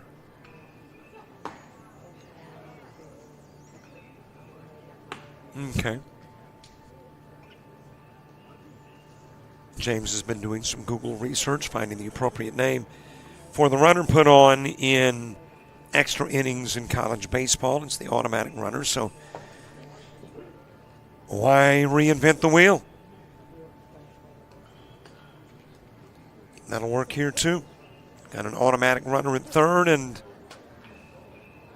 a gentleman who had a base hit at first. At third, Pound. At first, Staggs. New pitcher, by the way.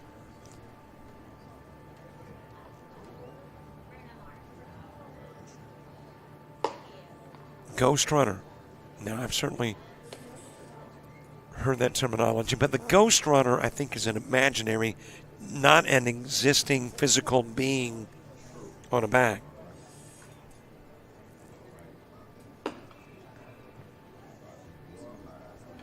So what is it, though? We may be onto something here. We're trying to figure out what to name this additional runner. When you see a ghost, what is that term? There's a term for that.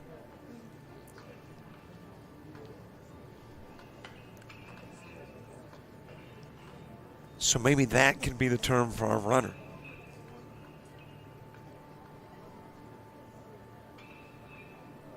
Couple of base runners on, first and third. Caden Norwood ground into the 5-3 in the first inning, back to the plate in the fourth. Staggs running again, and he'll be safe at second.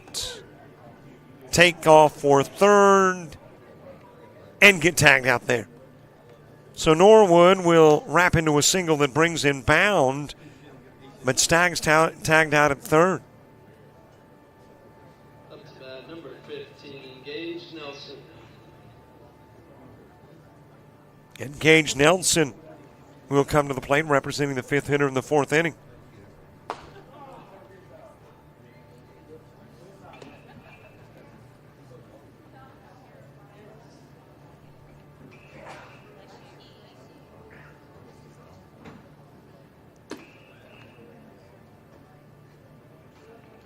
A zombie runner.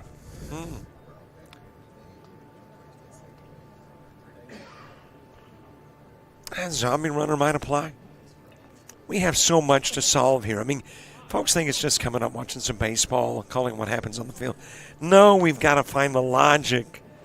We've got to find new names. We've got to solve mysteries. Zombie runner is in the running for the name of the additional runner. Gage Nelson struck out in the first.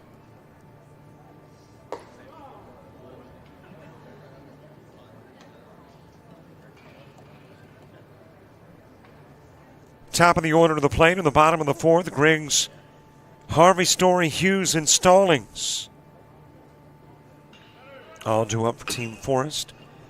Wrapped over towards third by Nelson. And Edie's throw across the diamond will get Nelson. One run is in. And we have got a tie game again, this one at 3 as we head to the bottom of the fourth.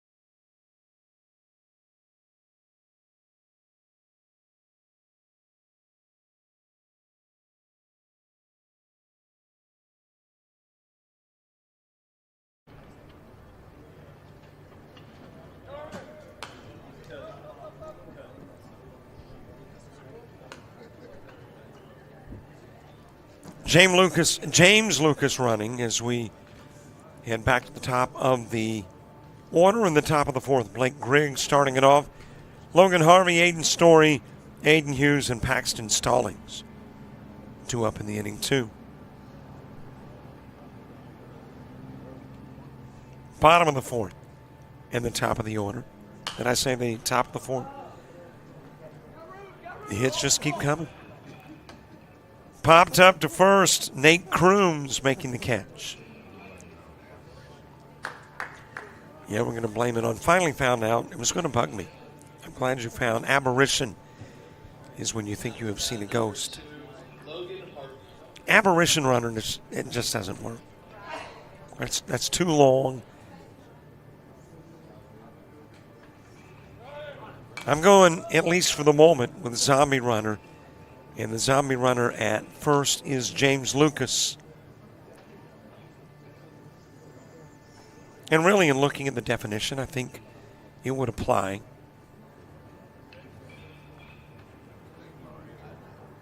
Yep. Brought back to life. And now running from first to second. And that will be a stolen base for Lucas.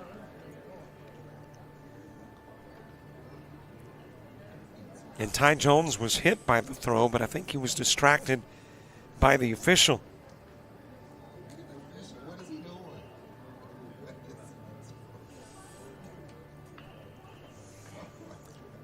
So Lucas with a stolen base. Logan Harvey, who struck out in the first.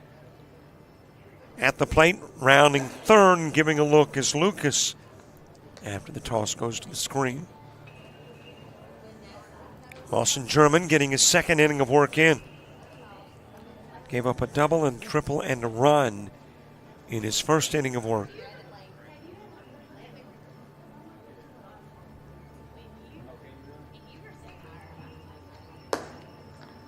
Upstairs with a pitch to Harvey.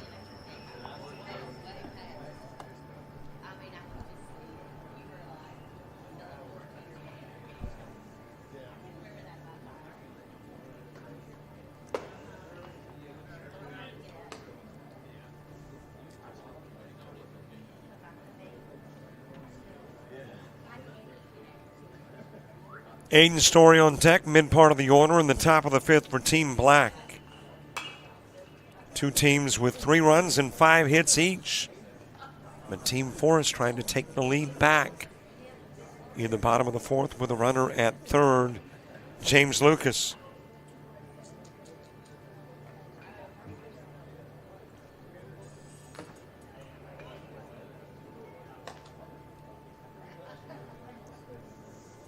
Two gone with a strikeout of Harvey. And that is strikeout number 2 for German. Aiden Story coming to the plate.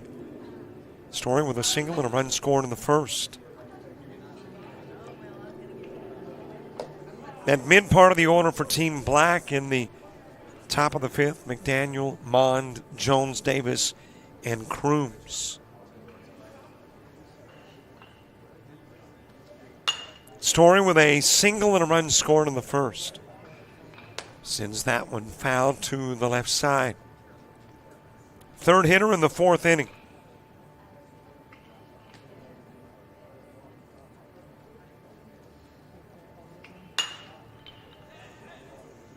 Lifted towards left field. That should bring in the run. Tagging is Lucas. And it's a tie game no more. Story with the sacrifice.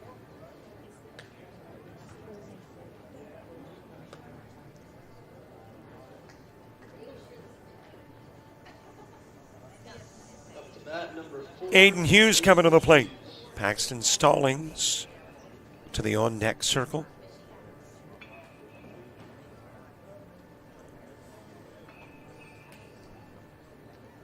Hughes popped out to first. He was the 4th out in the first inning. Wow, what a nice play over at first by Nate Crooms.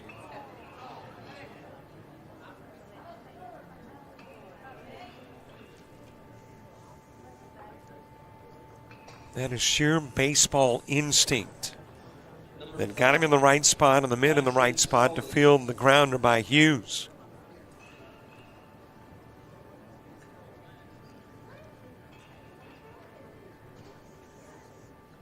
Paxton Stallings, an RBI single in the first.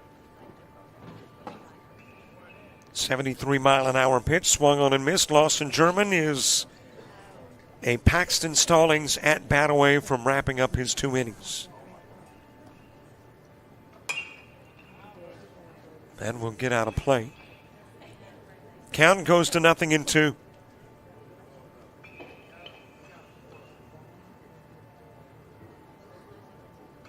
We are officially just over the hill as far as the day of baseball is concerned. That is hit well towards left field, and that will one hop against the fence.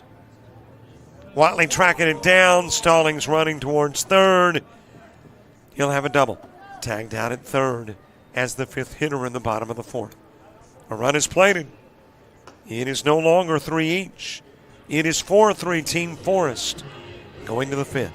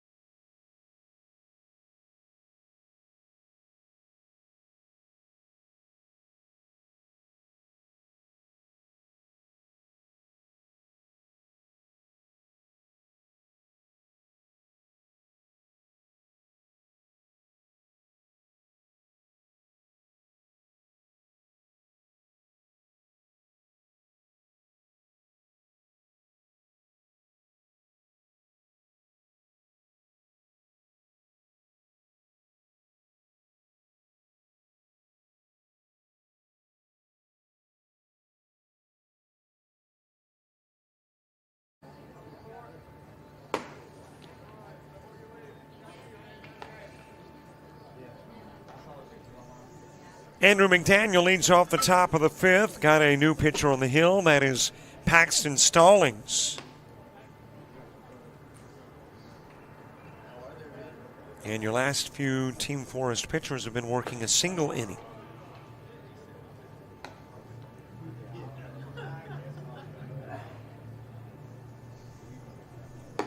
Coppage worked an inning, faced 5, struck out 2, no walks, no hits, no runs. Allen Brooks, or actually Brooks Allen, working an inning. As you got McDaniel on with a base hit, and he noticed there was a little drop over in right. Said, I'll turn it into 2.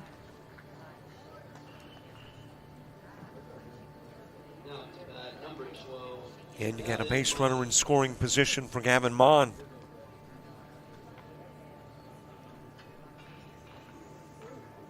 Brooks Allen will work an inning, strike out 2, give up 2 hits and a single run.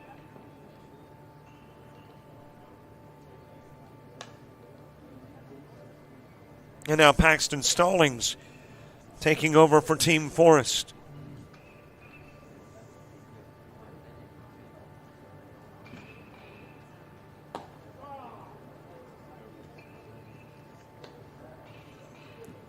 Paxton Stallings from Chelsea.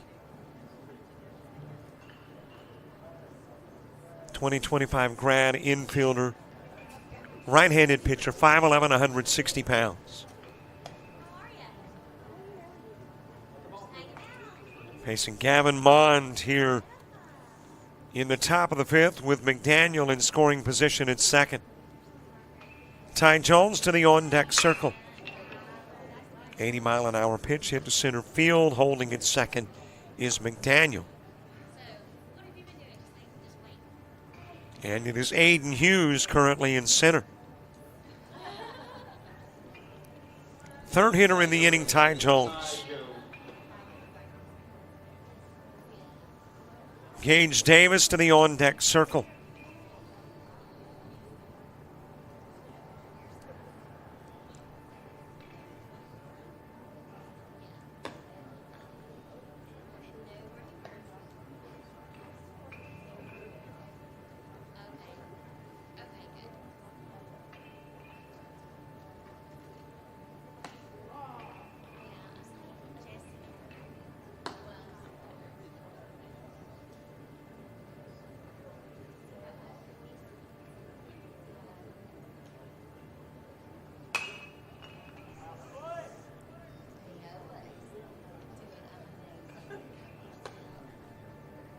Jones lined out the second. He was the second out in the second inning. That was part of a two-run inning for Team Black, who got a couple of runs in the second and then tacked on another in the fourth.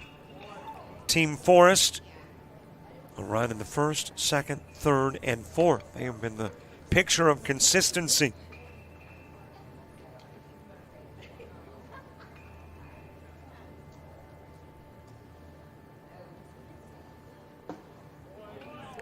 Strike delivered on the outside part of the plate to Ty Jones. And he is out number 2, hitter number 3.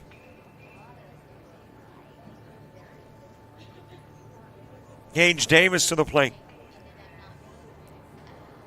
Davis with a 2 RBI single in the second. Trying to become our 7th 2-for-2 hitter. Got our 6th one earlier in the game. Seth Staggs going 2-for-2 in this one for Team Black with a double in the first and a single in the fourth.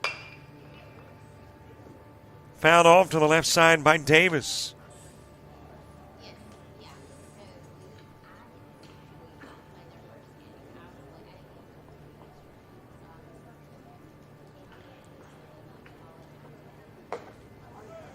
Strike delivered on the outside part of the plate. Back-to-back Ks, both looking of Jones and Davis.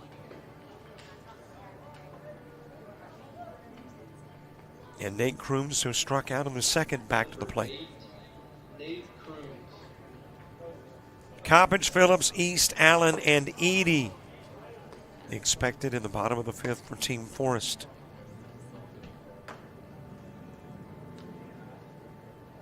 Columbia and Navy at 3. Black and Navy at 5.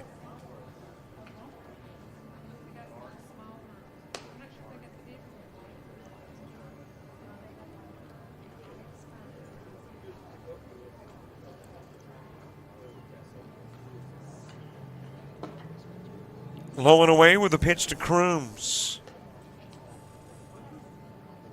Team Black trying to tie it again. Got a runner in scoring position. But it's up to Nate Crooms. 68-mile-an-hour pitch from Paxton Stallings.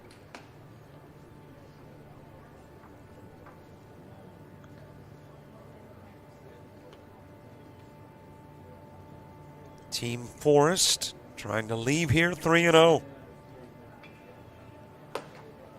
Inside with a pitch on Crooms.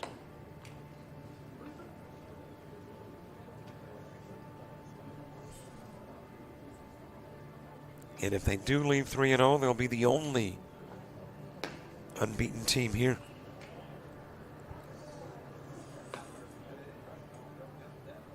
Best players from around the state of Alabama converging on Troy.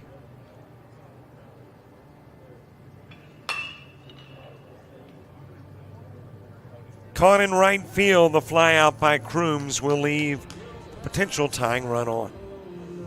We enter the bottom of the fifth. Team Forest hoping to add to their one-run lead.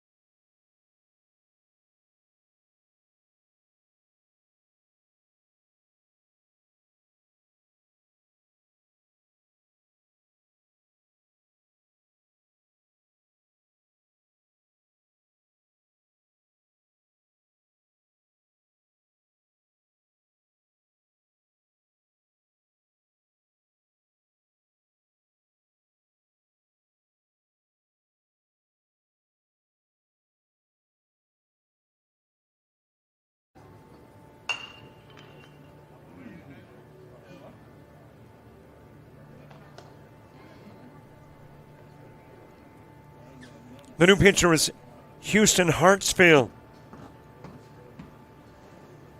Hartsfield relieving Lawson German. German working 2 innings and facing 10. Struck out 2.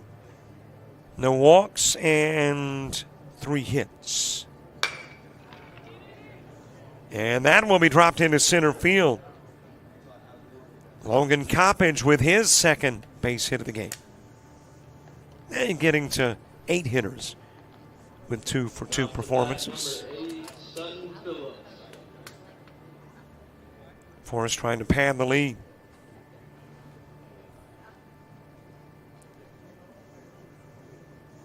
Houston Hartsfield from Briarwood Christian. About to become a junior as that one has popped up to the left side. Leighton Kaufman thought he had a chance at third but couldn't make the catch.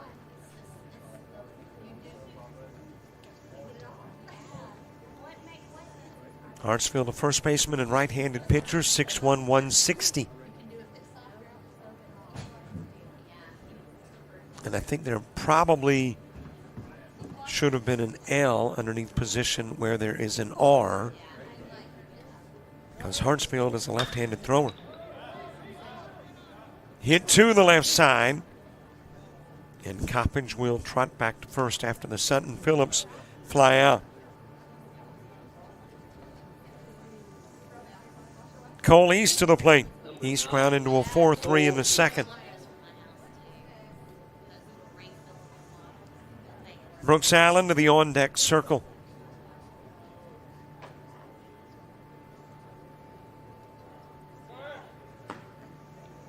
Swing and miss. Coppage goes, and he's safely in with the stolen base.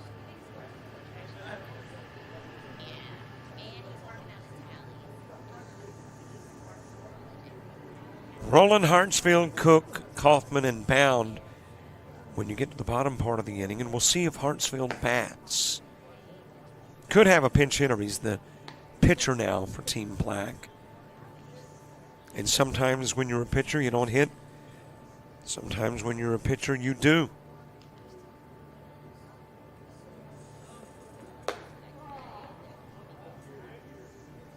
On the outside part of the plate to East.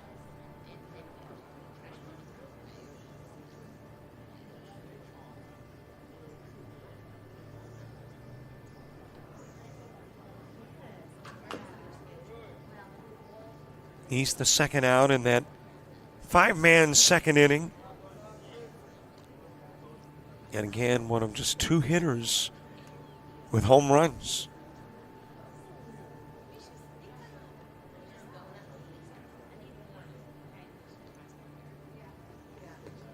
Hit by the pitch is East.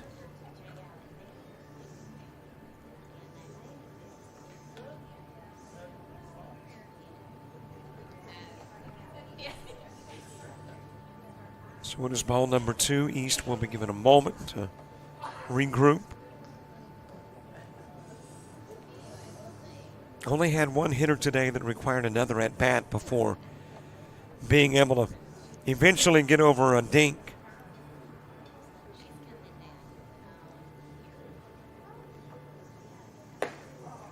Strike 3 on the outside part of the plate to East.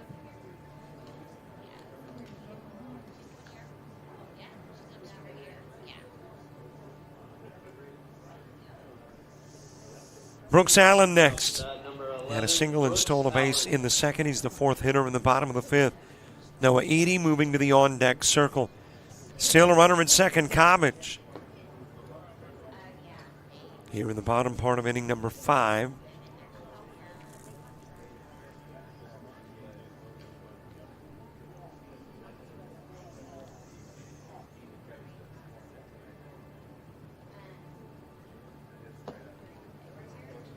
Low inside pitch to Brooks Allen.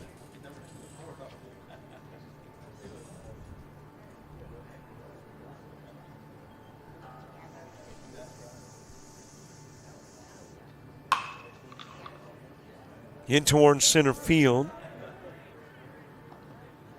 Tagging and heading to third, Coppage. He is there safely. Allen, though, with a fly out and the last hitter in the inning in the form of Noah Edey coming to the plate. Don't forget, we're back on the 9th and 10th of July. And it'll be for the underclassmen.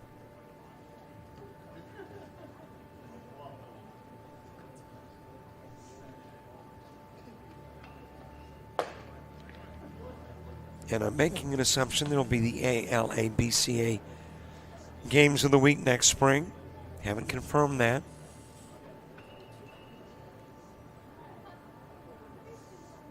But I just can't imagine Barry laying down the T-shirt gun. Yeah, I mean, he's got like the big one now. It's kind of like a T-shirt cannon. Well, I think they do call them cannons, but this is maybe a bazooka. The second of 2 purchases. Edey strikes out.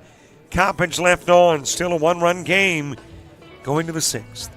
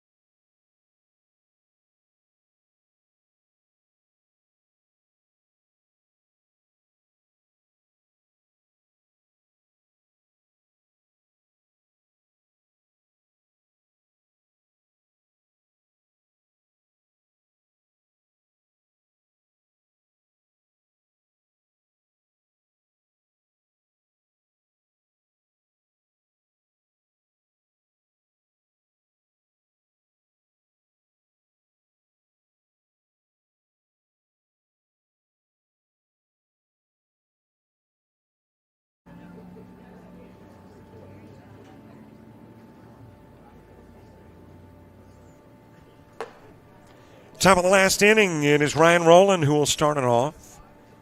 And I'm looking to the on-deck circle. It is Houston Hartsfield, so he will hit in the inning. Avon Cook, Layton Kaufman, and Braden Pound due up in the inning, too. We are 10 at-bats away from wrapping up game number 4 of the day and 7 of the midweek. And then pace runner on for Team Black is Gavin Mond. And he will be tagged out, caught stealing.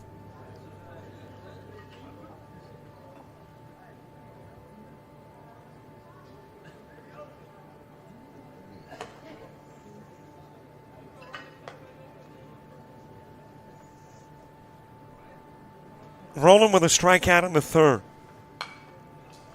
Where are we at, by the way, in our YouTube subscriber count?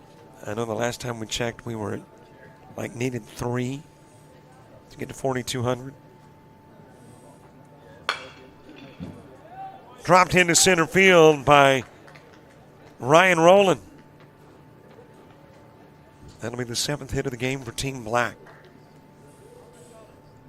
And we're about to wrap up the game, so we want to get that 42. So we can start the new trend. We're 1 away. 41.99.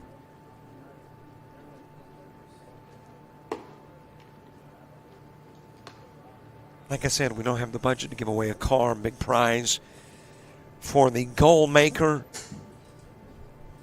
But think about this. You get to live with the knowledge that, hey, I was 4,200.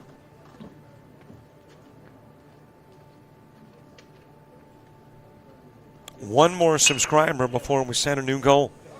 Popped up by Ty Jones, out of play.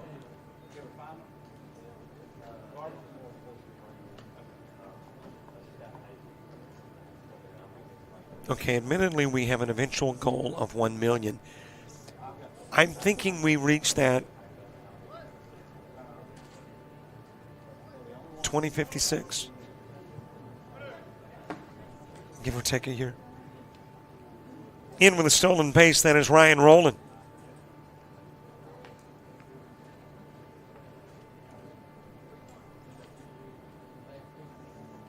Houston Hartsfield now with an RBI opportunity. He popped out to third in the third.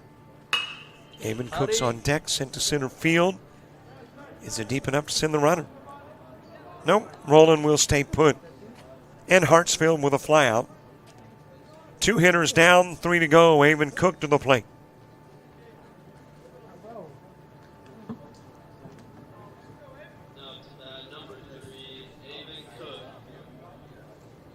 Cook with a flyout to left field. Layton Kaufman moving to the on-deck circle.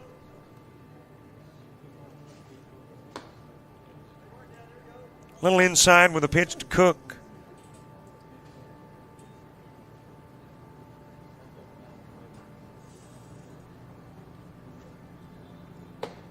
High inside, 82-mile-an-hour pitch.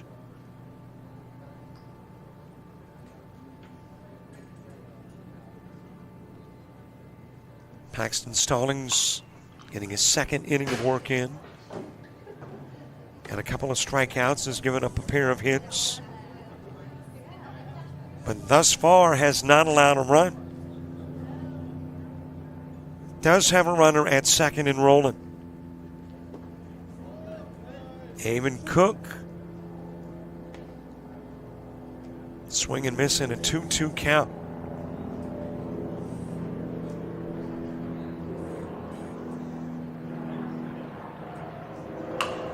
Shot over towards second, grabbed off the shoelaces and picked off at second was going to be Ryan Rowland.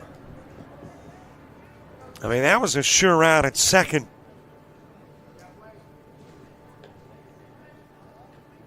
But it became a not so sure out at second. Now to that, number 2, Layton Kaufman. That almost had the look of, when Steve Sachs had trouble throwing the ball over to first. It won't happen often. We just struggle getting it over to second to get the pickoff of Rowland on the line out by Cook.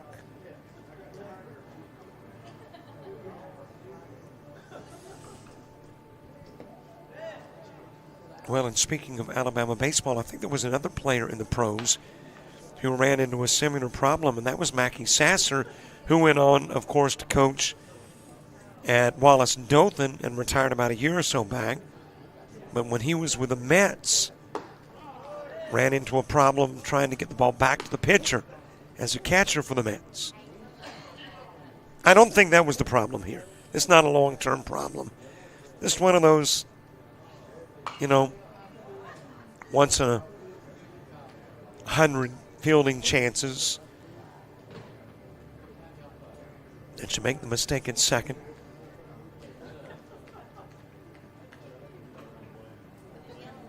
But those Steve Sachs, those Mackie Sasser situations. As Kaufman sends it into left field, Rowland has been sent home. Throw to the plate late. And we've got a tie game at 4. But just another testament as to what the mind can do. Number 1, Braden Bound. Braden Bound to the plate. Bound has struck out and scored. Was a zombie runner in the 4th. And scored a run, struck out as a hitter in the 3rd. Yeah, we agree up here, zombie. We like the name. It's our new name. If somebody has patented the name and it does not apply to this situation, I guess we may have to pay royalties or something. Swing and a miss by Bound.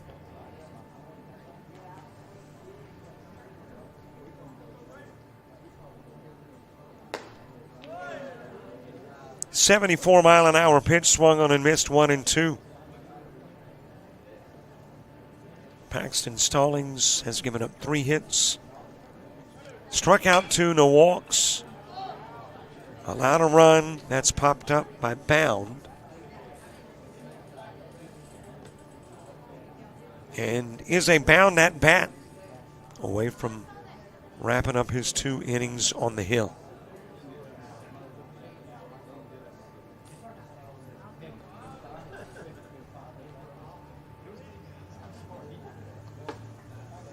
Outside with the offering to Bound.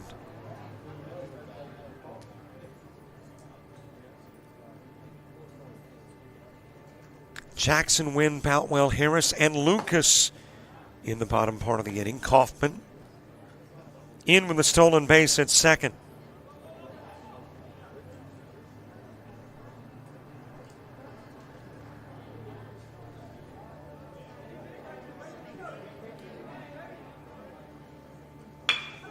Line to first, and the catch made there for out number 1, 2, 3. 5th hitter. 1 runner stranded, 1 runner in. Tie game. Team Forest, Team Black, 2 unbeatens. Could the game end tied, or will Forest win it? We find out in the bottom of the 6th.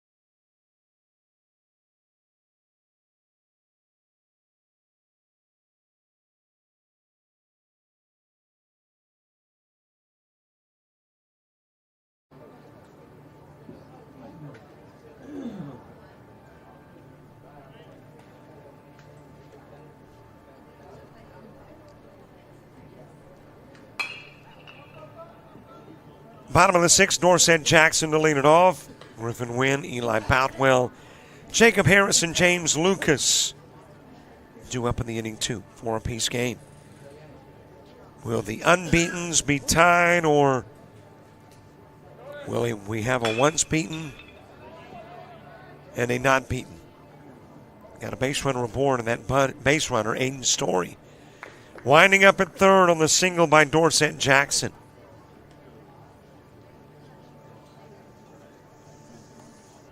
It definitely looks like the advantage belonging to Forrest 15, Griffin Wynn. in taking home a 3-0 record.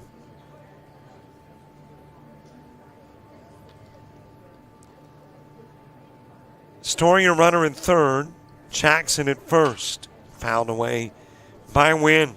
Eli Boutwell is on deck.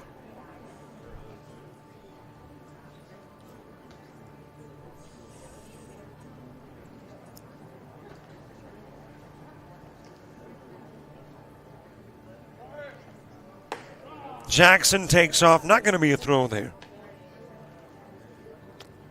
The throw would give Story a great chance to come in from third.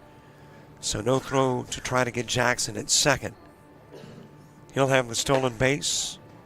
Griffin Wynn, who struck out in the third, back to the plate in the sixth.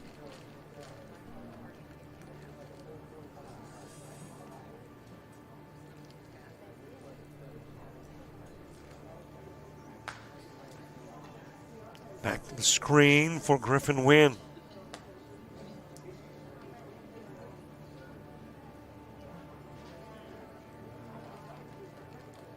Win the first out in the third inning. Dorset Jackson, by the way, becomes another 2-for-2 hitter. Wynn sends that one foul.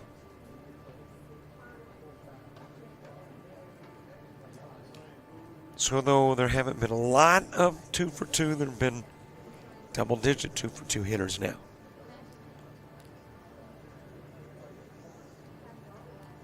So we can shift our focus over maybe to a 7 strikeout pitcher. Haven't had one yet. Swing and a miss by Wynn. Throw down to first to get the out of Wynn on the drop strike 3. Holding at third is Story. 3 more at-bats to try to bring in Story. Eli Boutwell. Eli Boutwell with a line out to first.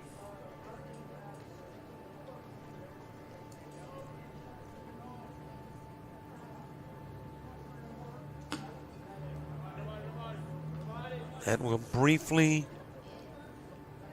and not particularly distant roll away from Gage Nelson. Nelson tracking it down. Story will stay put at third. Jackson at second. Boutwell still with an opportunity to try to drive in that winning run, which, by the way, would bring that progression of games played recently. 2 games ago, it was the final at-bat that brought in the winning run. Last game, it was the next to the last at-bat that brought in the winning run. And this would be the next to last out, if it brings in the winning run. And it will. Sack fly, and in from third comes Story.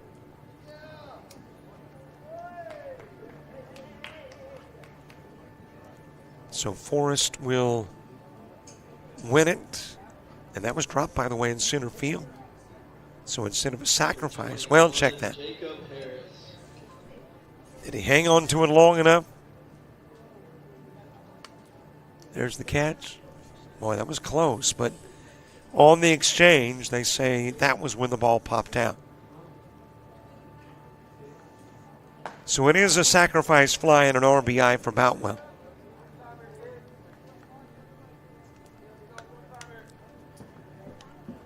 Jacob Harris, who popped out to left to the plate. Inside with the pitch to Harris. This game has run a little longer than some of its predecessors. And as a result, we might be 10 or 15 past 3 with the Columbia-Navy game.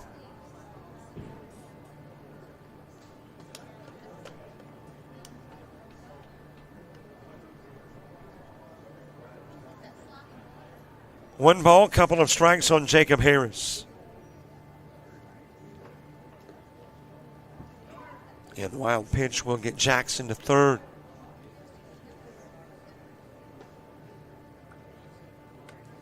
Harris, a fly out to left field in the third inning. From Vestavia Hills. Facing a Hartsfield from Briarwood Christian. That's on the infield. And the catch made at first. Nate Crooms with a catch. Number 23, James Lucas. And James Lucas representing the last at-bat in the ball game. Coming to the plate. Game's already been decided. Forrest will finish their play here unbeaten at 3-0. Team Black will go once beaten at 1-1 with another game to go. Columbia and Navy will tangle next. Black and Navy in the nightcap.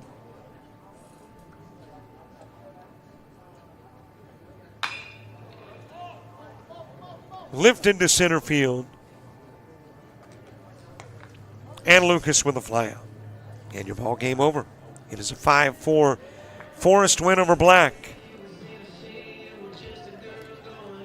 Total of 9 hits in the game for Team Forrest. They will leave 6 on. Do not commit an error. Got a run in the first, second, third, and fourth. Tacked on 2 in the 6th. Team Black, 7 hits, 4 stranded, 1 error committed. Get a run in the second. Get a run in the fourth. And get a run in the 6th.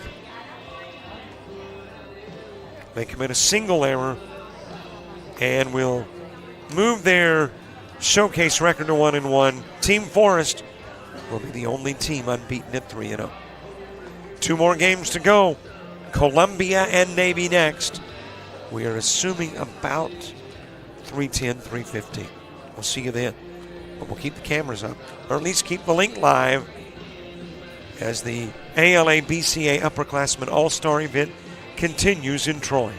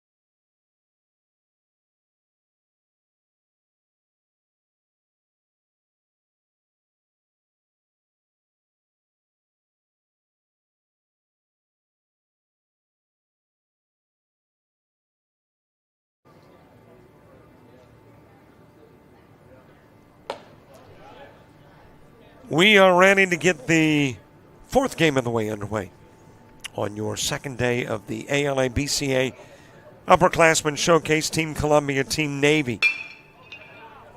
And leading it off with a base hit is Team Columbia's Timothy Nelson.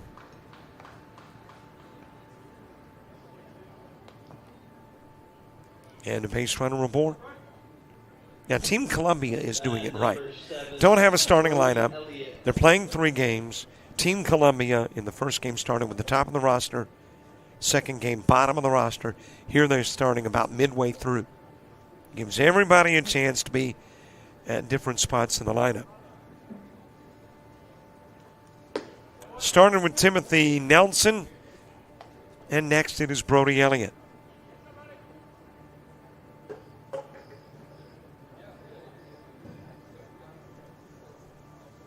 Nelson on with a single. Elliott, the Handlin, Alabama product, at the stripe. I'll make that at the box. How did I get basketball? Where did I bring basketball into this conversation? It may have been what we were talking about in between games.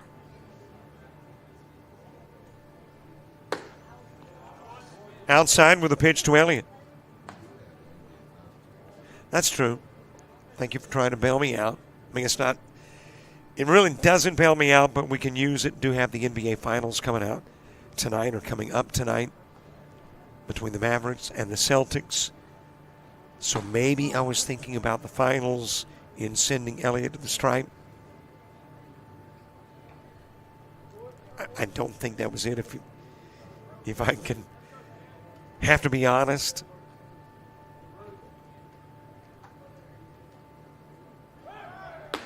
Off and running is Nelson. And he is in with a stolen base at second.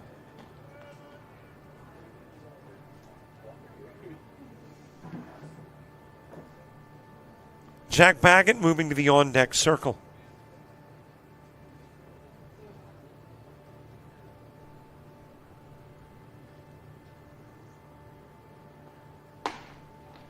Handling the pitching chores for Team Navy is Cam Isbell. And he will strike out Elliott for out number 1. Cam Isbell from Mars Hill. A senior this year. First baseman and right-handed pitcher, 6'2", 210.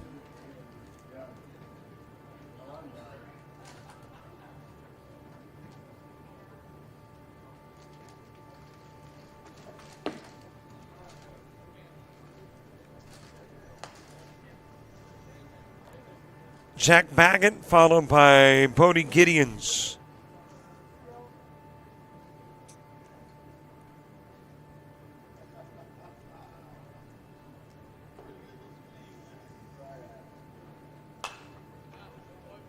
Ball game getting underway at about 10 minutes after the hour. The game prior went an hour 49, whereas the games had been going about an hour 40-ish, 35 to 40.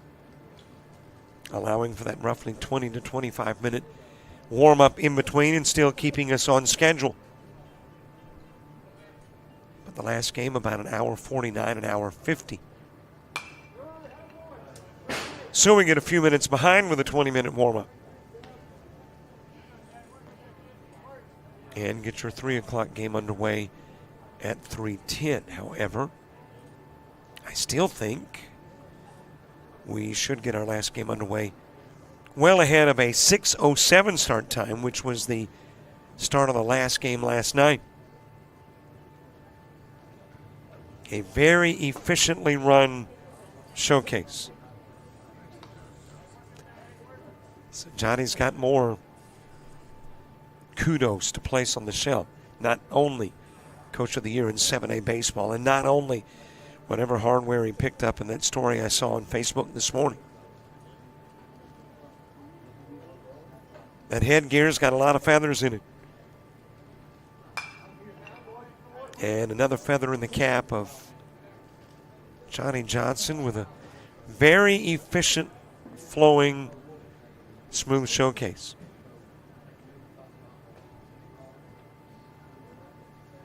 Jack Baggett at Pike Liberal Arts. Up the middle with a base hit. Will it bring in Nelson? He's told to go on home. He'll head on home. Team Columbia taking the early lead in this one. J.D. Pruitt was standing there at the coach's box at third, giving directions to Nelson. Now to bat, number 10, Bodie Gideon. Baggett delivering with a single that brings in Nelson. And Bodie Gideon's coming to the plate. Blake Westry to the on-deck circle.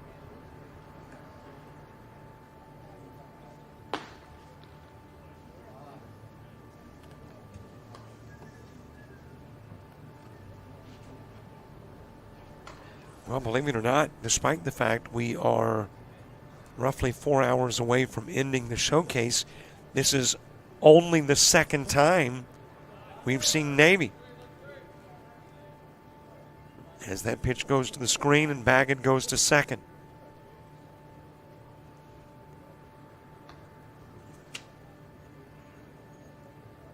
Navy played yesterday at 11:30. And we haven't seen them since. Until now, taking on Team Columbia.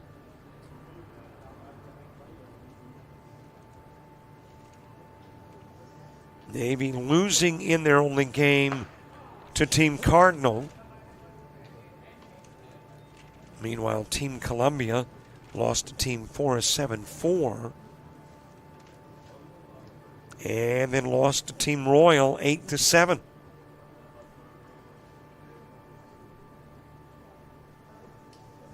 So in the prior game, had a couple of teams that hadn't lost.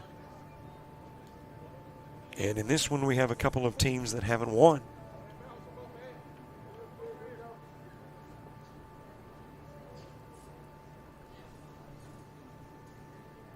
Columbia still with a chance to go away with a win. Navy still with a chance to finish over 500. Gideon's with a ground out to short, Baggett to third.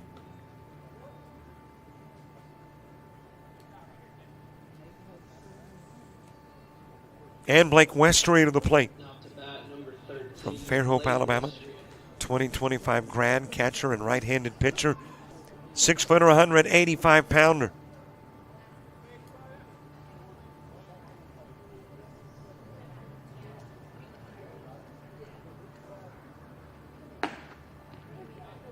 A little bit outside with a 79-mile-an-hour pitch. And if you want to have the fastest pitch over the course of 2 days of baseball here at Troy, here's what you need to gun for, 91.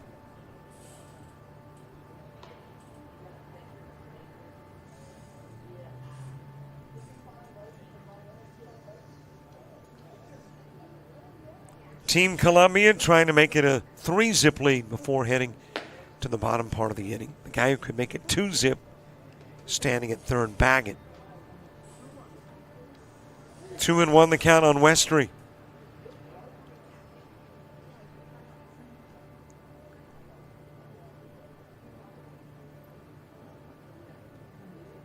Two-one pitch into the strike zone at 69.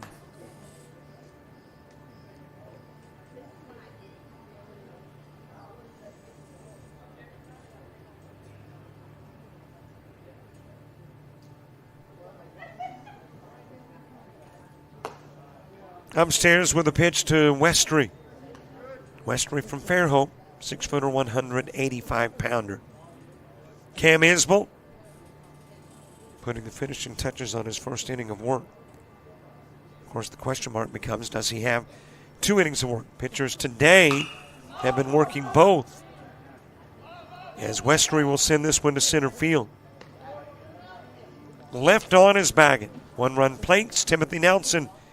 Columbia by 1 going to the bottom of the first.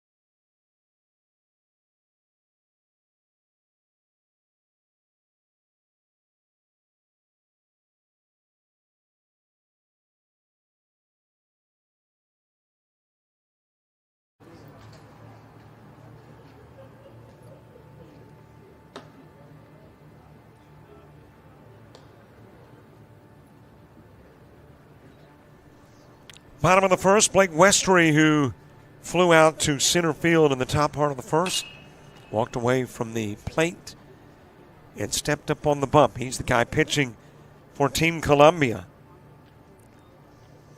Westry from Fairhope, 2025 grad. Right-handed pitcher and catcher. He's a 6-footer, 185-pounder, right-handed hitter and thrower. Facing Drew Puccio.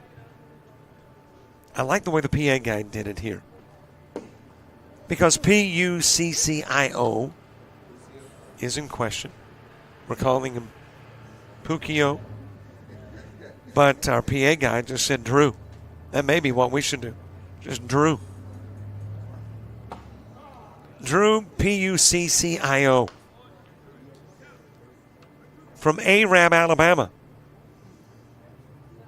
If you were in other parts of the country, it would be Arab. But I think in Alabama it is Arab.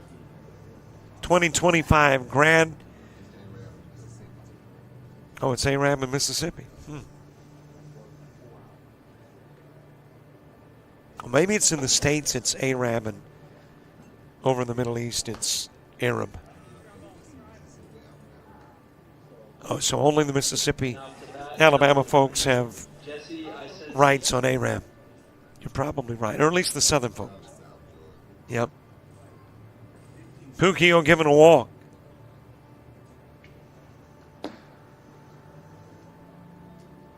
Well, here's another name. Back-to-back tough names. Isensee, Isensee.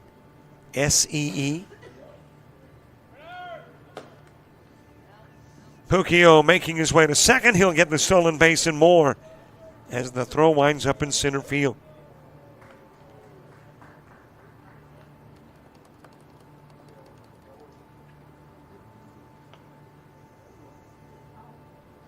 Well, here, not our door is always open, but our window is always open. So, hey, if you got the right pronunciation, bring it to us. We've had a couple of visits today to provide us some accurate information, and we welcome it. Okay, these guys are worthy of the appropriate and correct recognition.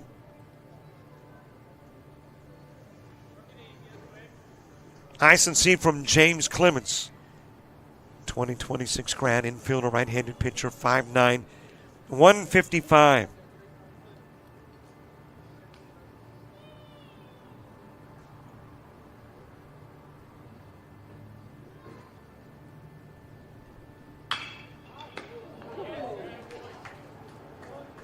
Nice little play over at third.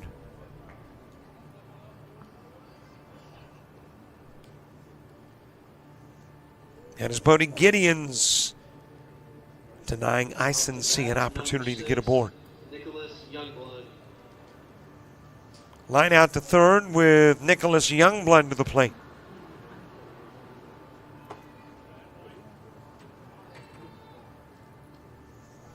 Well, I may not know how to pronounce Jesse's last name, but I know people. And I have just sent a text to his head coach, Johnny Johnson. Now, I don't want to put Johnny on the spot. He may text back and go, heck, I don't know. But I'm thinking he does.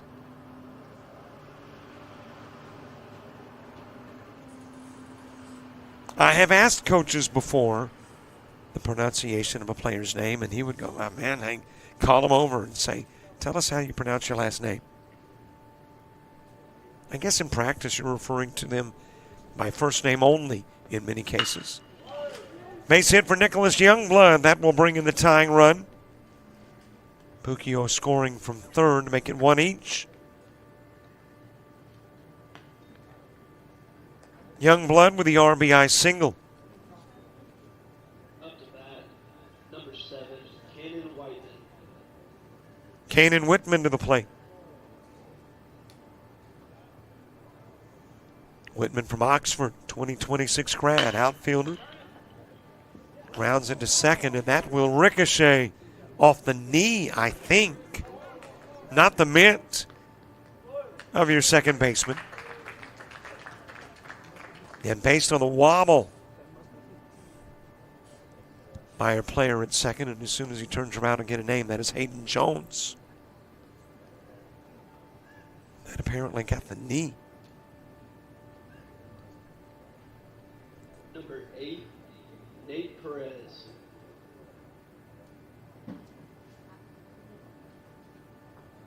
Yeah, got that right knee.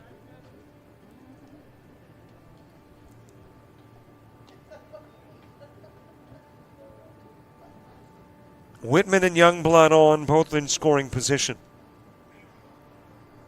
Nate Perez from Gulf Shores to the plate.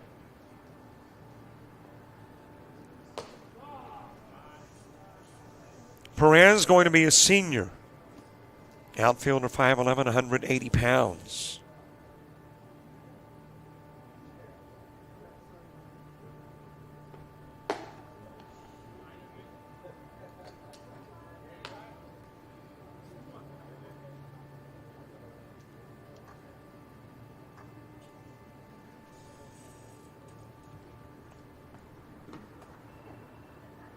Into the dirt with the pitch. Runners will hold. Perez, the fifth hitter. Trying to break apart a 1-1 tie before going to the second inning. When hitters 6 through 10 come to the plate for Team Columbia.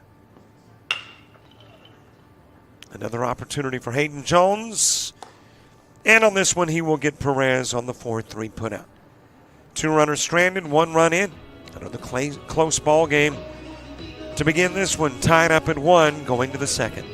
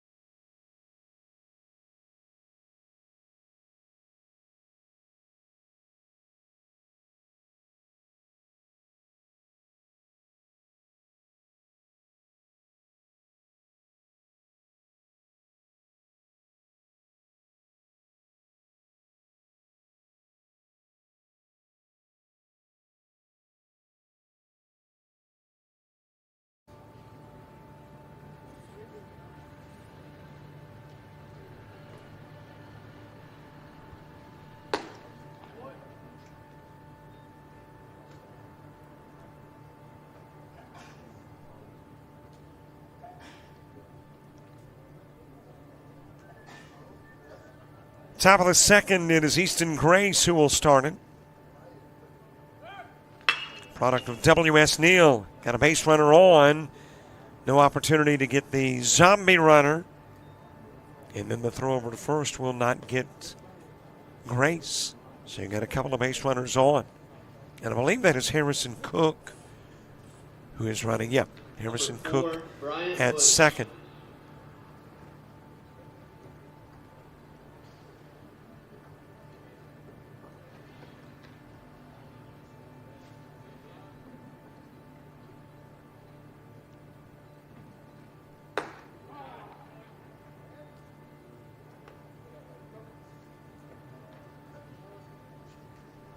Couple of base runners aboard here in a 1-1 ball game in the top of the second.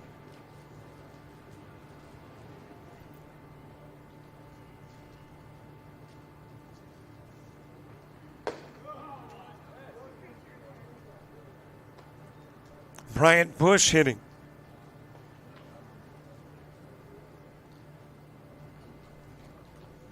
Bryant Bush from Headland, 2025 grad infielder, 6'1", 170, right-handed hitter, right-handed thrower.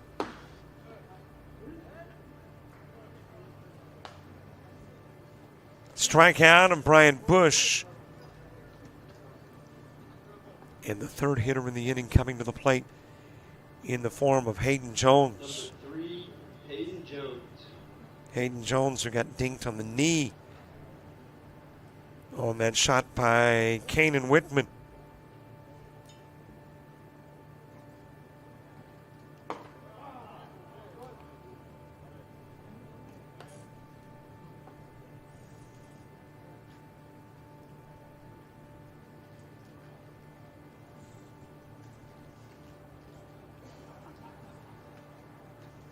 Couple of base runners aboard. Cook, the base runner, at second. Grace, your base runner, at first. Jones at the plate. Moving to the on-deck circle is Zach Shipp.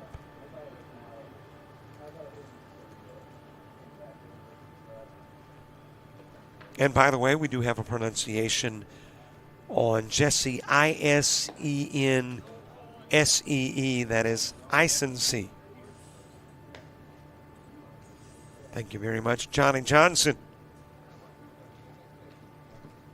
1 ball, couple of strikes on Jones.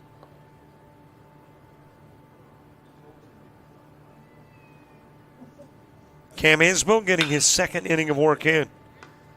Grounds it to short, and that is thrown into the dirt, allowing Cook to come in and score.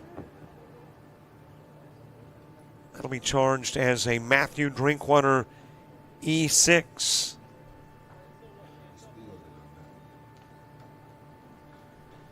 That's pretty good. Zach Shipp.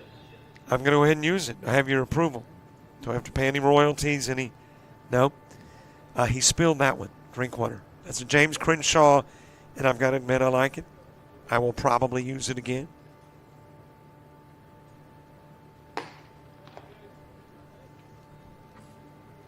Grace over to third as the go-ahead run comes in the form of Cook. Jones on in first and Zach Shipp at the plate.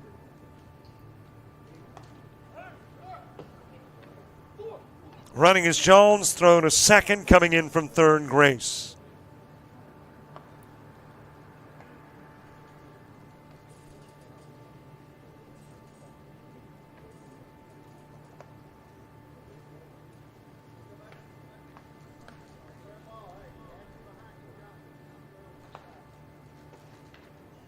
Zach Shipp from Grissom, 2025 grad outfielder at 5'10", 160. Right-handed hitter and thrower, swings at a 77-mile-an-hour Cam Isbell pitch. Isbell with 2 strikeouts thus far. It is not quite 2 innings of work.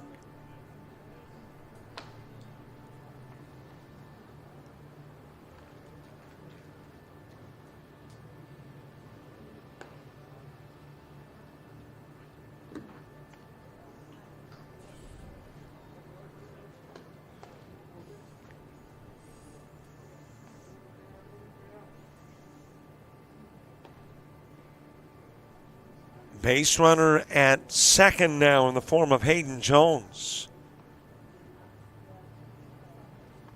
Isbell struck out Elliott, struck out Bush. And he will walk Shipp. Couple of base runners aboard, Jones and Shipp. Couple of runners in, Grace and Cook. And that'll bring Caden Boutwell to the plate.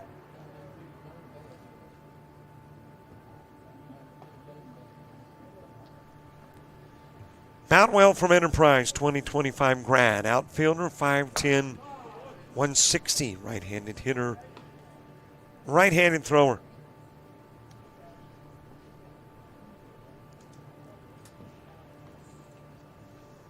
Last at bat in the top of the second, and then we'll head to the bottom part of the inning.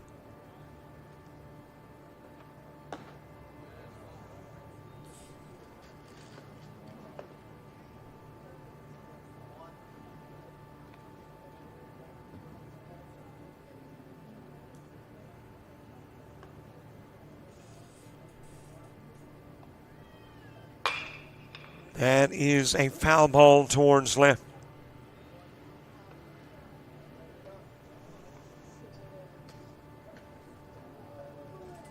Well, previously you had the option from the standpoint of a fan. You could sit on the bleachers. You had some chairback seats. Don't have the option anymore. And I don't think anybody's going to complain about that. Don't have any bleachers. All of them are chairback. And then, of course, you get about, looks like 4 rows from the turf up. And you've got kind of like the first class, I guess, seating on a passenger plane. A little more spacious, a little more comfy with the chairback. And obviously, you're a lot closer to the field.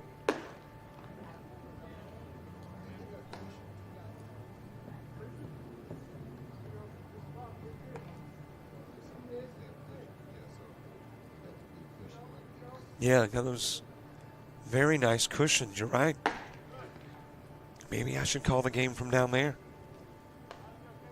Of course, yeah, I've got a cushy seat here.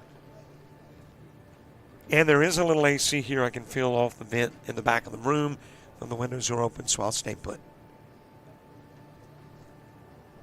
3-2 pitch to Boutwell. That is outside, but that is how the top of the second will come to an end.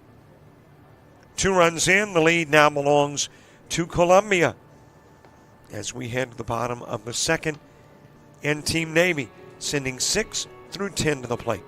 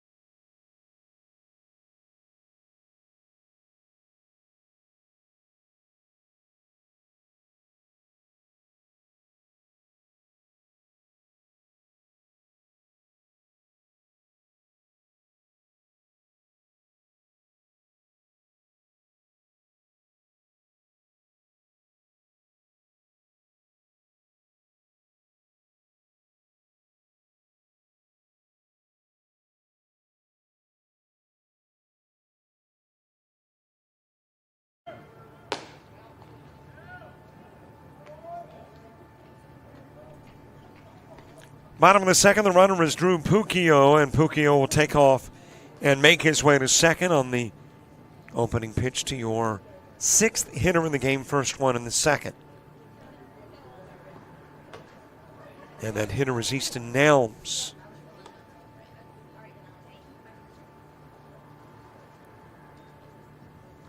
Nelms of Florence, 2025 grad infielder, 6'1", 190. Left-handed hitter, right-handed thrower.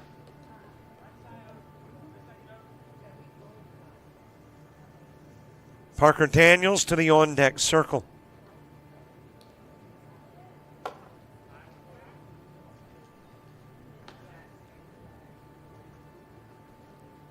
Got a base runner in scoring position. 2-run Team Columbia lead after a 2-run top part of the inning for the visiting squad, the home team Navy.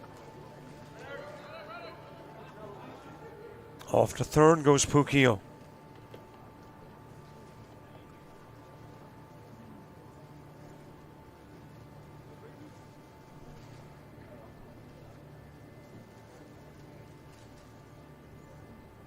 Gotta almost believe that players named Easton are destined to be baseball players. Easton Nelms, and of course Team Columbia has Easton Grace.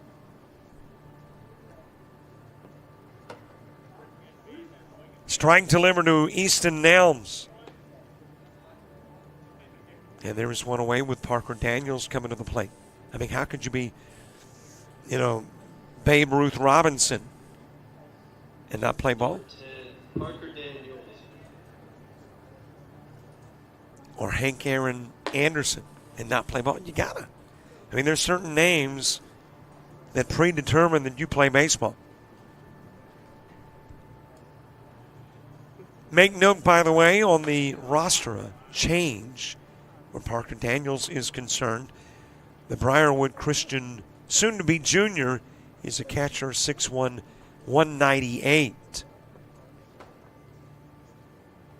So the roster indicates 175, but Parker Daniels at 198. And a right-handed hitter and thrower.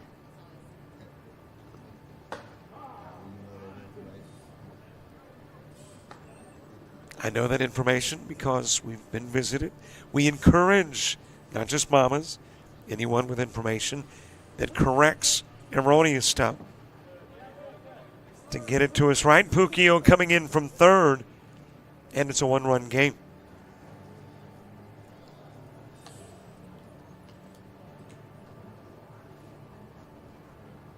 And, of course, in this particular case, James and I were talking about it in between games, how it's interesting. In this case, I will say, you definitely, I mean, if you weigh 198 as compared to 175, you want the college scouts to know that. The potential next coach for, in this case, Parker Daniels, who will motor his way to first and get on despite the strikeout.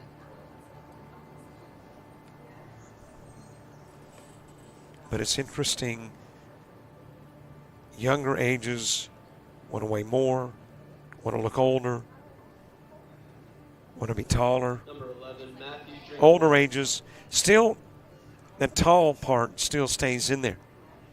But when you get older, you want to look younger. You want to weigh less. You want to do just the opposite of what you wanted in younger years. In some cases, better qualify that. Popped up by Matthew Drinkwater. Coming off the bump to make the catch is Blake Westry.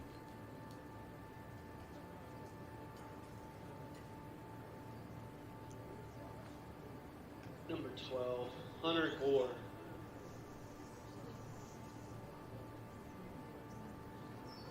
Hunter Gore to the plate.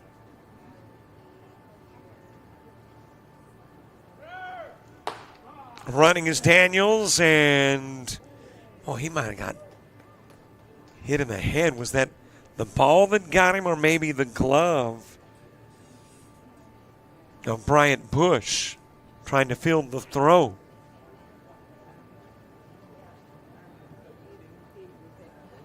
And it was the glove, but man, right into the face of Daniels.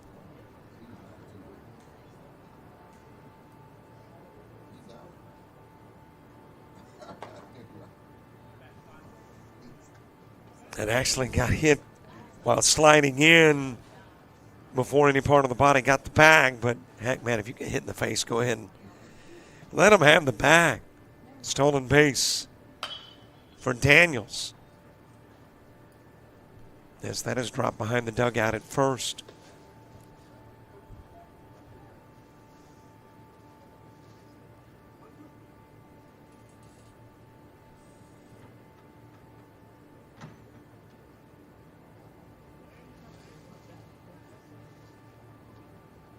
Hit by the pitch is Gore. But Gore's going nowhere. Hit by a pitch just as the pitch outside of the strike zone. And by the way, that is Drinkwater, by the way, I think. No, it's Gore. Drinkwater striking out. And this is the fourth hitter in the inning, Hunter Gore. Blake Westry Got this one and one more at bat, and he'll be done. Foul tipped, and Gore will strike out.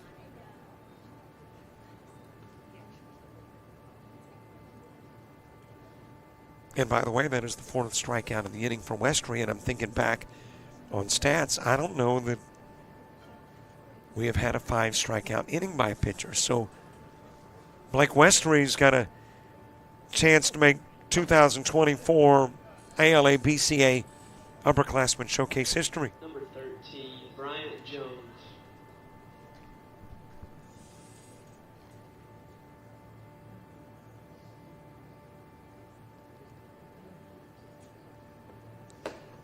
Swing and a miss by Jones.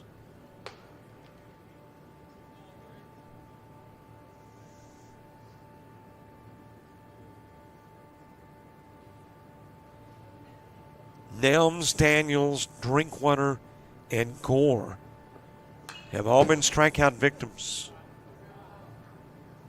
And Brian Jones behind on the count to Westry, 0-2.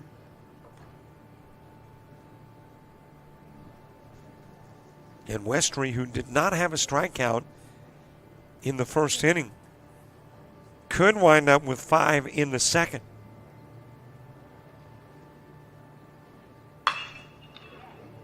But instead, it is a shot to left field that is caught for the out. Doesn't get the strikeout, gets the out, though. One runner is in. And left on is Daniels as we head to the top of the third, the bottom part of the order for Columbia.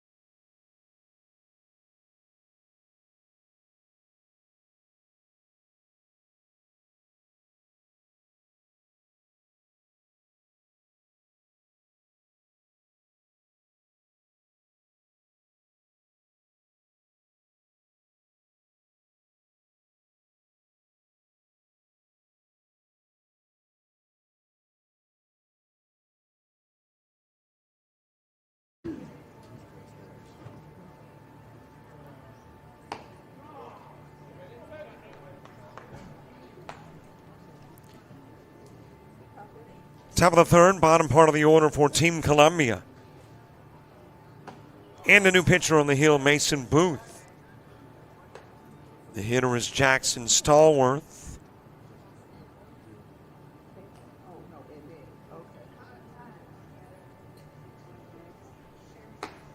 Outside with the pitch. Hey, by the way, want to watch this and other games of the showcase later? The BP, maybe catch the infield, outfield. It is all available through our premium channel. As that is dropped into center field. Jackson Stallworth's had a good day at the plate. Led off the prior Team Columbia game with a double. And then his first at-bat in this one with a single. And it's got Cohen Sampley coming to the plate.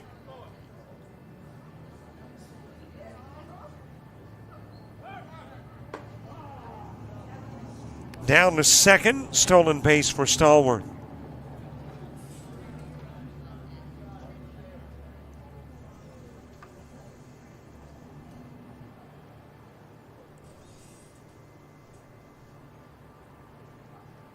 The new pitcher, I mentioned Mason Booth. He is from Hillcrest, 2026 grad, right-handed pitcher, 6'2", 220. Right-handed hitter, right-handed thrower. Facing Cohen Sampley from Marbury. Fouled out of play by Sampley, who is a 6'3", 185-pounder. Right-handed hitter and thrower, and a soon-to-be junior.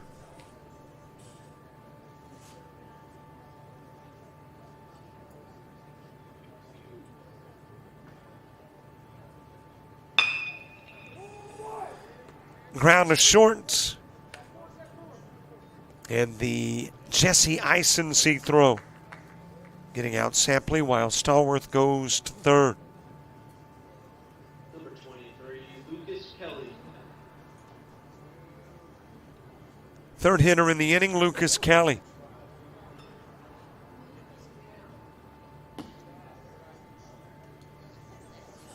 Oh, I didn't get through with my sales pitch, by the way. $25.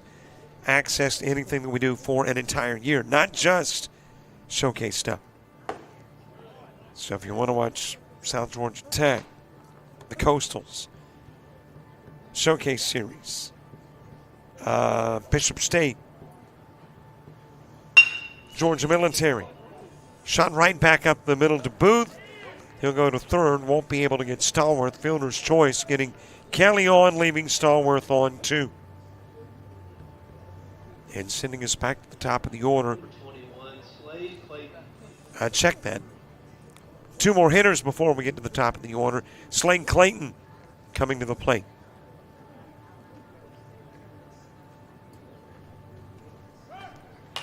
Running is Kelly. Popped up by Clayton.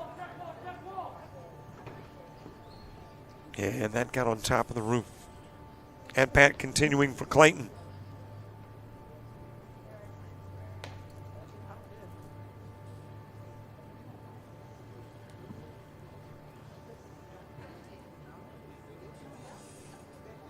And then one more at bat. Blaine Wood.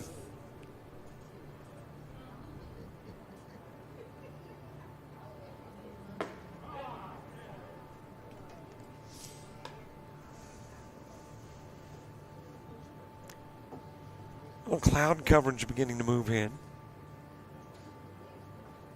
We're okay with clouds. They've always been okay with clouds. As Kelly will take second, couple of base runners in scoring position. Team Columbia trying to rebuild that lead better than one. It is the precip that clouds sometimes bring. 83-mile-an-hour pitch swung on and missed by Clayton. And we are hoping, though, that Number 14, Blaine Wood. not any precip. Not today.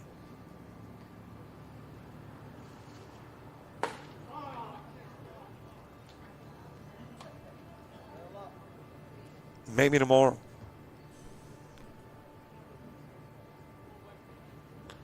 Worst baseball rainstorm I can remember.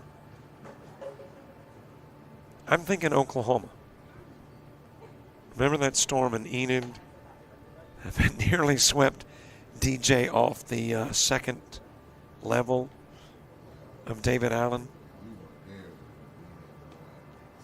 That's true. I was not there when you and DJ battled the elements. You know, you would think in the Midwest, I mean, when you think of rain and deluge, you're thinking the South. But some of the worst rainstorms that I can remember were out in Oklahoma.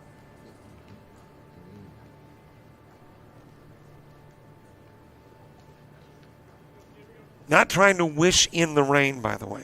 Just trying to convince it to stay away for the rest of the night. Low and away with a pitch to Blaine Wood.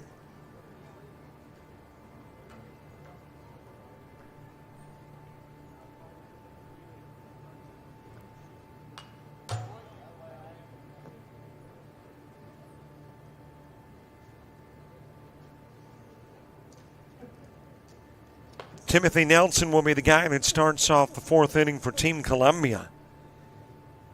Blaine Wood going to be the guy that wraps up the bottom of the third. And he will take a strike on a 71-mile-an-hour Mason Booth pitch. 2 Ks back-to-back for Booth to put an end to the top part of the third. No score in the inning. And we go to the bottom part with 11 through 15 coming up for Navy.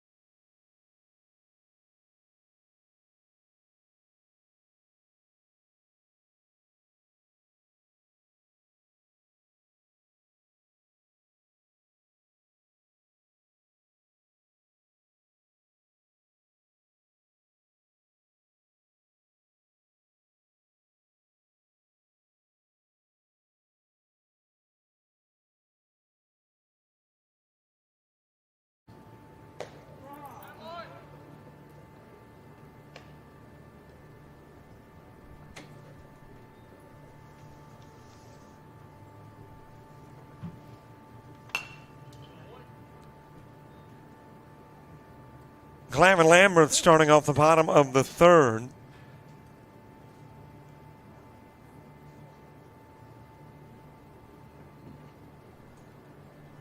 A Hoax Bluff product, 2025 grad, first baseman at 6 feet, 200 pounds. Left-handed hitter, right-handed thrower.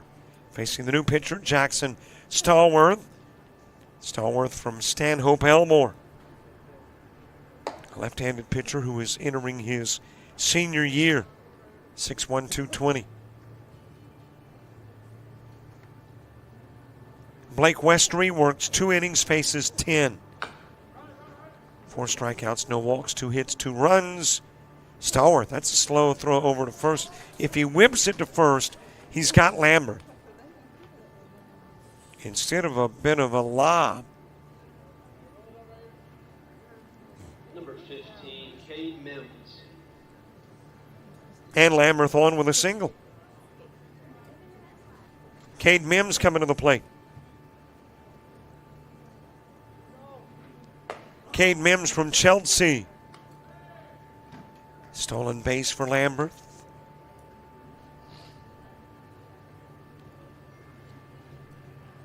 Mims, a member of the 2025 class. Catcher and right-handed pitcher, 5'10", 170. Inside pitch on Mims.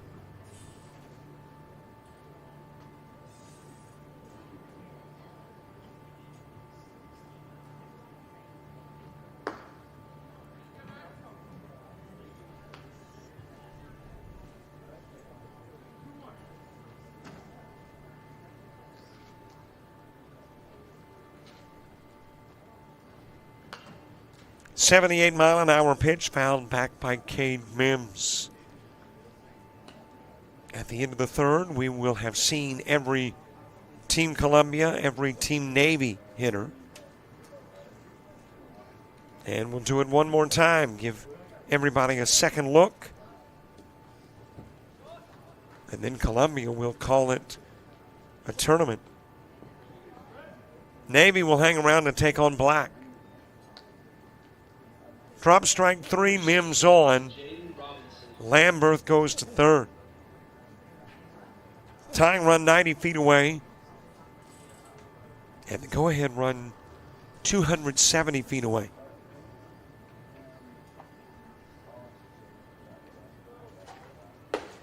Stolen base for Mims. On the pitch to Jaden Robinson. Boy, it has been a while since we have seen this Navy team, because obviously at 6'6", this fella stood out. And it seems like it's been a long time ago since we have seen Jaden Robinson.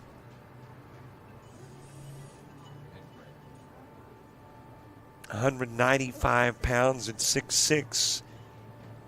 And I want to think the next nearest is 6'4".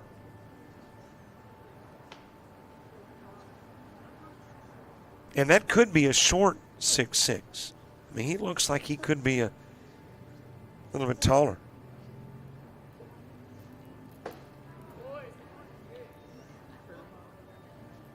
He'll strike out, and there is hitter number 3.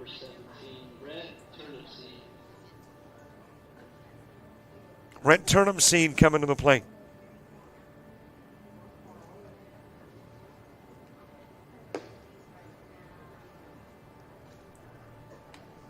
Turnipseed from Hillcrest, 2025 grad, outfielder, 5'11", 170.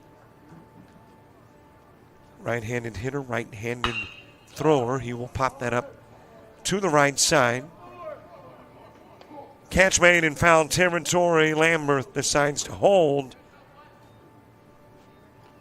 And Zach Shipp making the catch in right.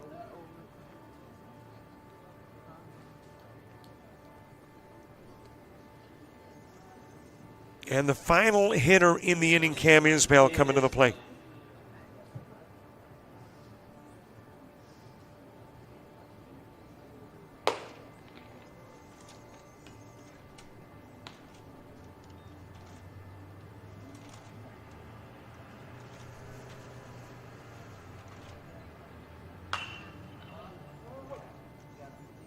Popped up on the infield.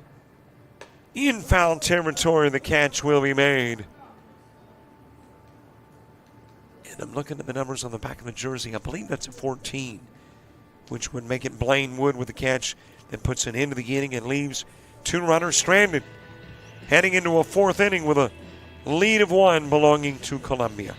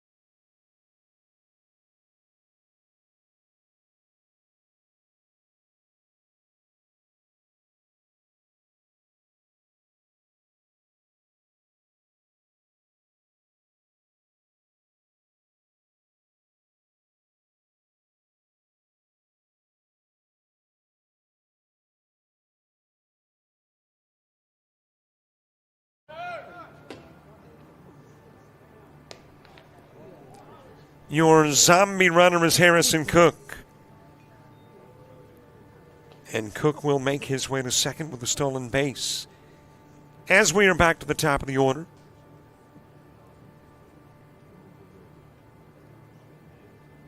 Harrison Cook was the runner in the second.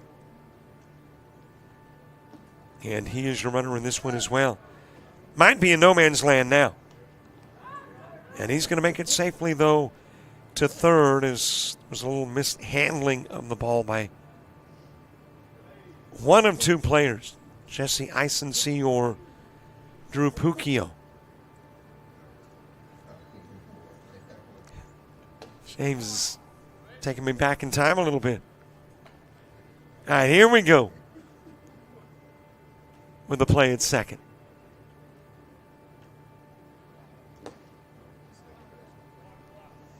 Just kind of a high toss. Isensee bringing it in. And I don't really know if you can blame the arrival of Cook to third on either of the two. Just a pitch that was a little, or a throw that was a little too much to the first base side. 5-3 put out of Nelson brings in another run. Number 7, Brody Elliott. Brody Elliott coming to the plate. He struck out in the first.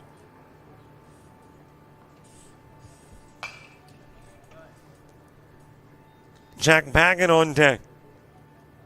We've gone through the hitting rotation from both. We'll do it one more time. And then get ready for the last game of the showcase. 88 degrees in Troy. Feels like 91, 45% humidity. Winds out of the west-southwest at 3, gusting to 6. UV index is 4 and moderate. Air quality 50 and good.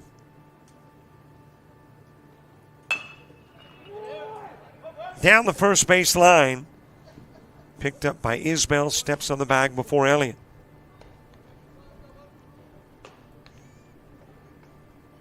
And there's 2 gone for Jack Baggett. Bodie Gideons to the on-deck circle. Looking for rain. You won't have to drive as far. Looks like there's some precipitation maybe over in the Jacksonville area.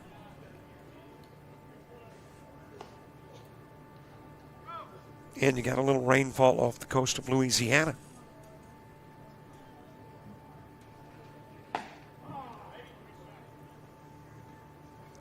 Strike delivered to Jack Baggett.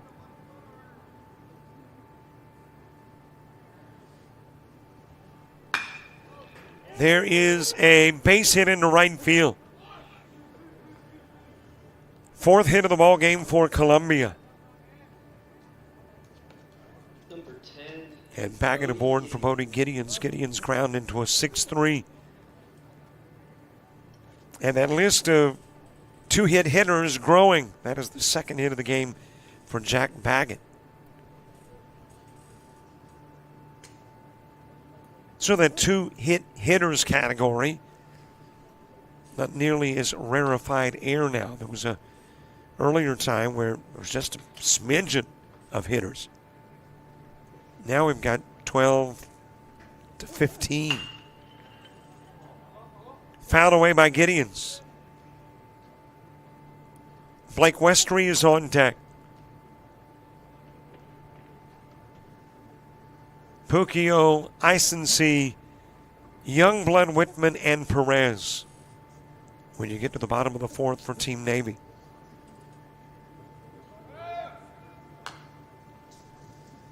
Fouled away by Gideons.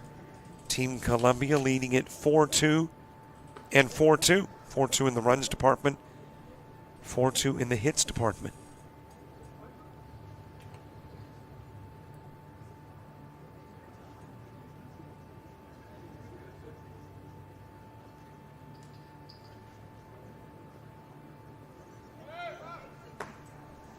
Running is Baggett.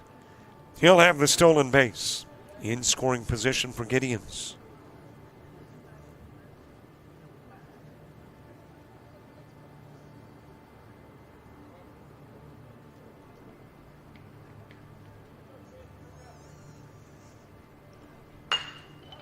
That is a base hit down the line into right field.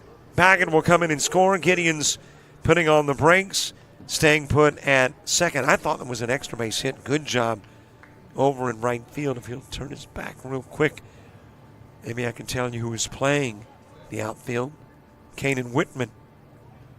And he got over and cut that off. I thought there was 2 bases at least for Gideons, but Whitman able to get there and limit him to 1.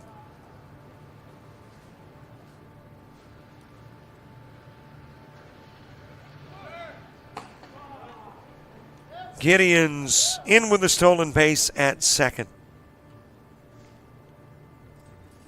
Blake Westry with a fly out to center field.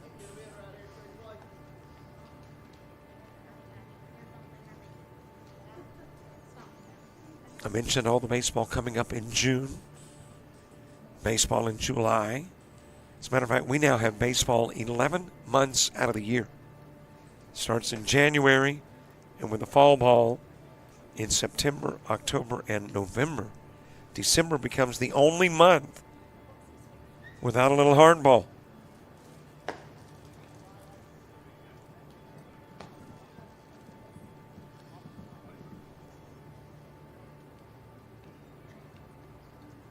But baseball coming up in August.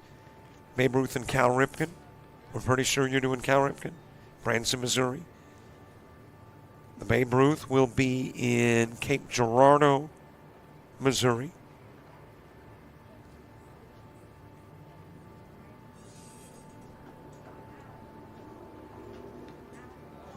Check swing by Westry. Speaking of those World Series, we've got a Dixie Youth Softball World Series in Virginia. And that might be it for the World Series events. I know we got a GRPA state tournament in June in Dalton, Georgia.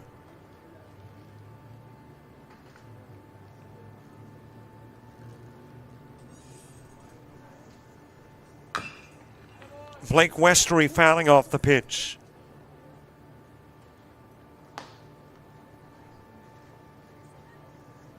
Football in the fall. Here's who we know is on JockJive. And, of course, we still have a couple of months, so who knows who will add. Bayside Academy, Georgia Military, and Allen University. Westry given the walk. He'll go down to first, but that will put it into the inning. 2 runs have played, and the lead has gone to 3. We head to the bottom of the 4th, top of the order for Team Navy.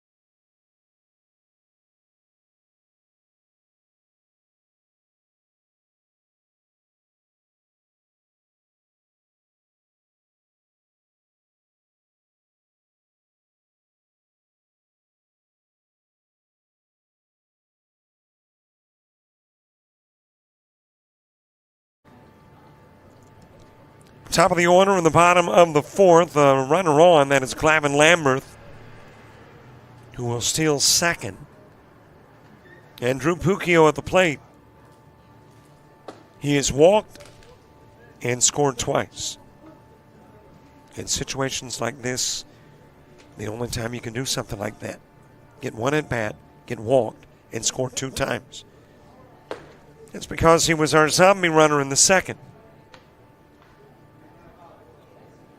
Jesse Eisensee to the on-deck circle.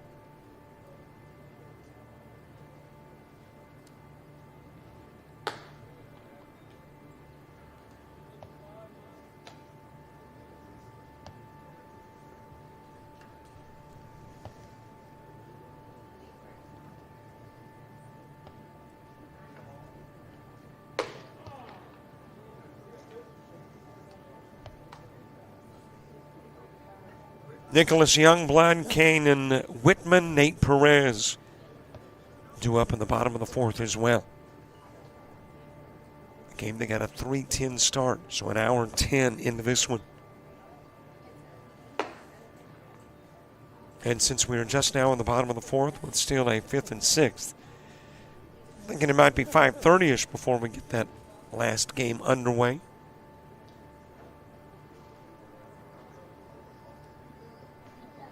Jackson Stallworth, his second inning of work. And apparently fouled off of Puccio.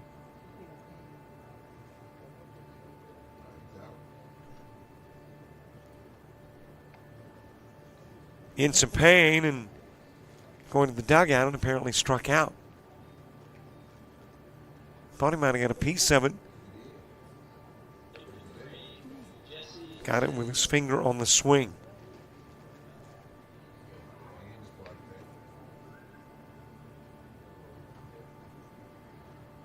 All right, if the hand is part of the bat, you hit the hand, why is it not a fouled off pitch?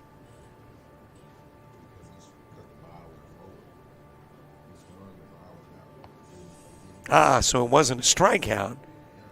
It was actually an out at first. Okay. I'm good with that. I should have watched the play. Man, listen, I can get distracted. Something's hitting, then I look over to the highway. See what color car is coming by.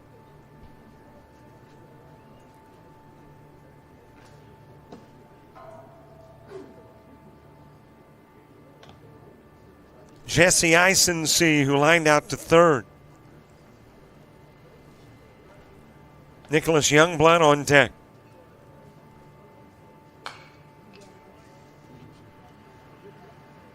Back over the screen and out of play. Now that's like one of my golf shots. Starts at home plate and then just drop. I've had them drop. I have actually played golf. As a matter of fact, it is the course in Cantonment, which is running parallel to Highway 29. I have actually had a tee-off shot wind up behind me. I hit it into Highway 29. It hit a semi, and then it bounced behind me. So I'm probably a golfer that needs to have an asphalt iron in the bag for shots like that one, to hit it off the pavement. Number 6, Nicholas Youngblood. Youngblood to the plate after the Eisensee strikeout.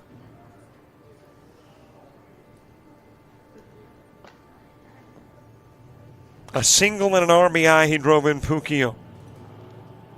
Kanan Whitman to the on-deck circle.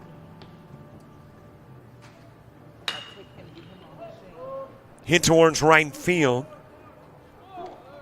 Tagging up from third is Lambert. He will come in and score a sac fly for Nicholas Youngblood.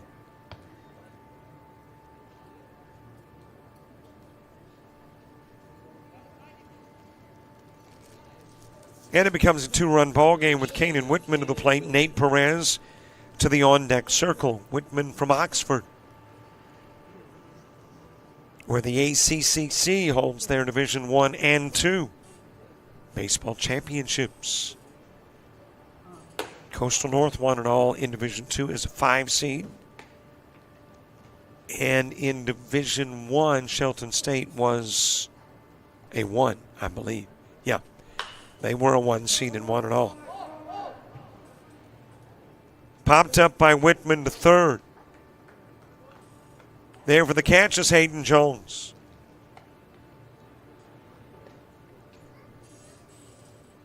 Number 8. And of course, in Division I, it's turned into a region tournament. So you had teams out of Region 23, I believe it was.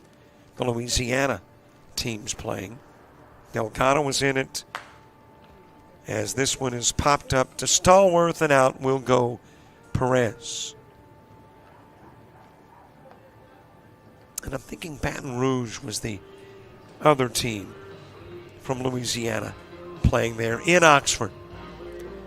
1-run plates in the bottom of the fourth. We're going to the fifth in a 2-run game.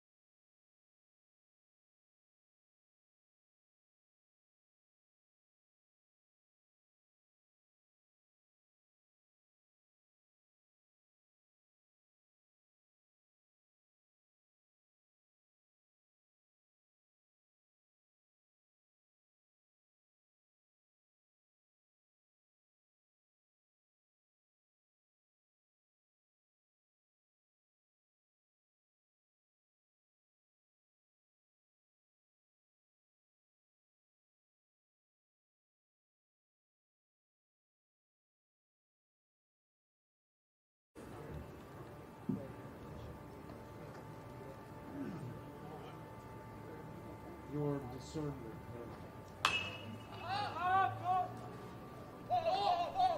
First pitch, top of the fifth. Easton Grace with a fly out to second. Puccio with the catch. 1 pitch and 1 away. Number 4, Bryant Bush. Brian Bush to the plate. Ty Engelthaler is the new pitcher. And let me spell Engelthaler.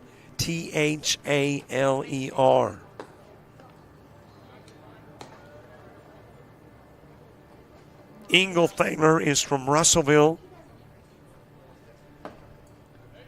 About to become a junior, right-handed pitcher.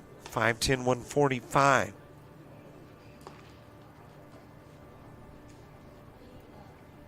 Facing Brian Bush, who struck out in the second, and singles in the fifth. That is the 6th Columbia hit. And a runner aboard for Hayden Jones. Jones reached on an error. Zach Shipp is on deck.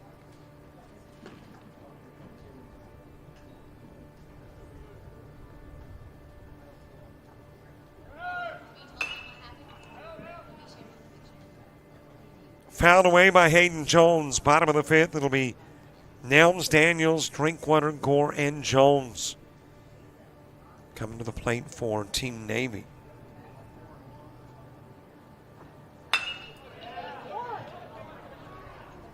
Double play turned.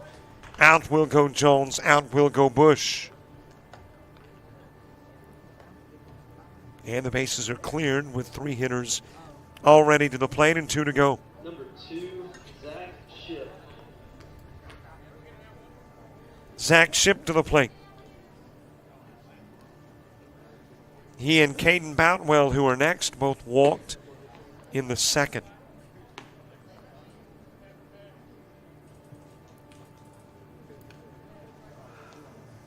by the way, just a reminder, in case you've forgotten, Father's Day coming up on Sunday. So if you still have your dad, here's a reminder to remember him. And that remembering might just be a phone call. Or a text, for that matter. But be sure to remember Pop on Sunday.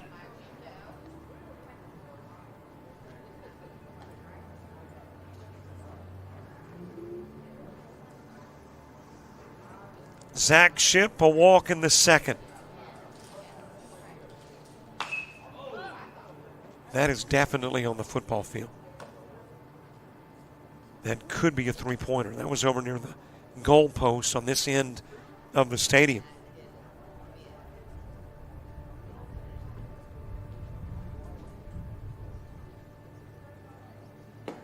Outside with a pitch to Shipp. Troy football team's been pretty good. You talk about some improved sports. I think Troy used to be an NAIA school, if I am remembering correctly. Then went to NCAA Division II. Now NCAA Division I. And winning games, too. It's not just a Division I school.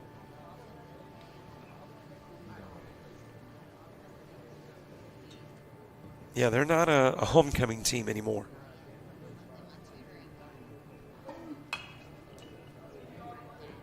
Foul back. Was it this year or last when they finished the year in the top 20? Which I think had been a first for Troy. Yep, in football. Of course, last year had that big super regional series with, I think, Alabama. Stolen base for Zach Shipp.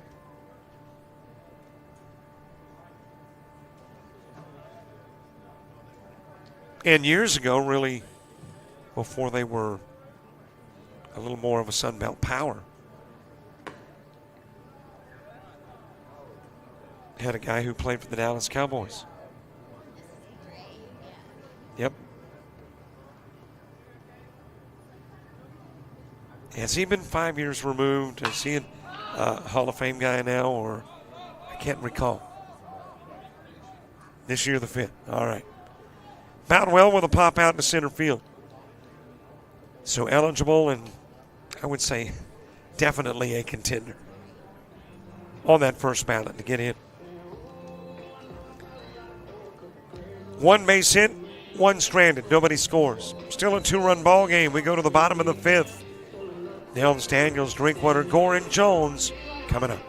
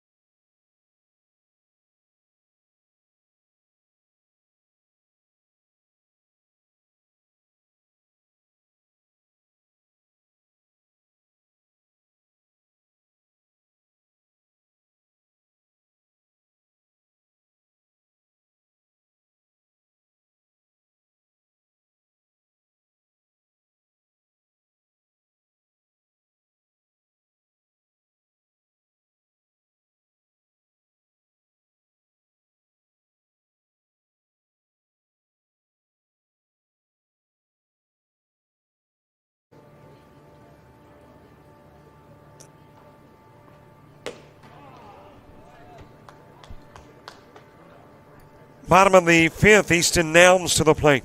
Parker Daniels, Matthew Drinkwater, Hunter Gore, and Bryant Jones. 2 up in the inning. Another one near the stadium. Football field just to our left. I guess the latest construction just across the street. I mean, it's been there for several years.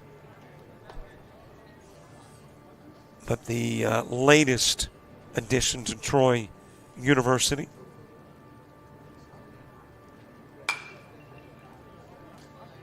Fouled away by Easton Nelms.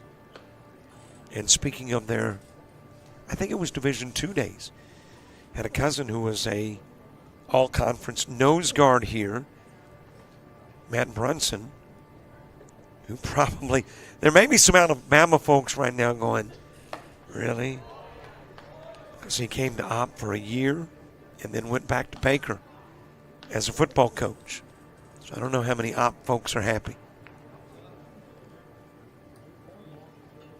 Easton Nelms strikes out for out number 1. Parker Daniels. So if you're an Opp citizen not particularly pleased, I don't know who that is.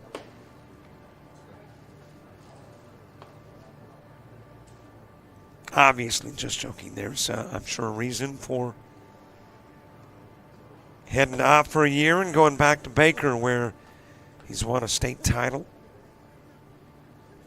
And I'm talking Baker, Florida. There is a Baker, Alabama over in the Mobile area, or a Baker High School. Base hit by Daniels. The 6'1", 198-pounder from Briarwood Christian. And he'll get into second safely. In scoring position for Matthew Drinkwater. Number 11, Matthew Drinkwater. Drinkwater struck out in the second. Back to the plate in the fifth.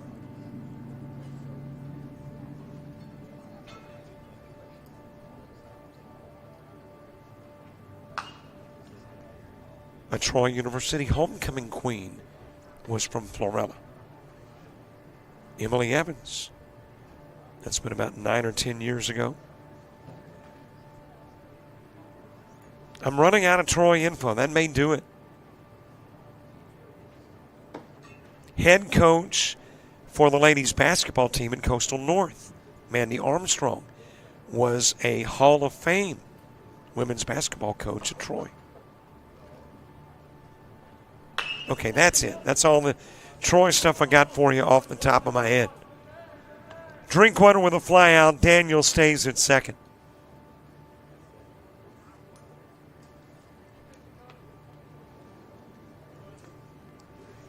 Two gone for Hunter Gore. 12, Hunter Gore. Gore with a strikeout in the second. Bryant Jones to the on-deck circle.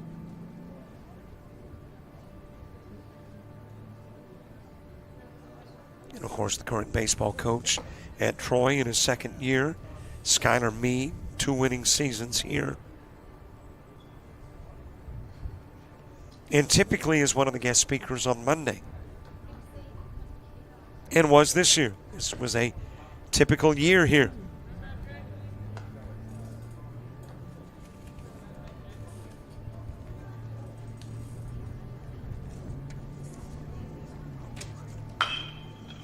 Hunter Gore sending it to third, throw over to first. And that was Brian Bush with a toss, able to get Gore on the 5-3. Final hitter in the inning, Brian Jones coming to the plate. Bryant Jones. Got Daniels at third, trying to cut it to a 1-run game.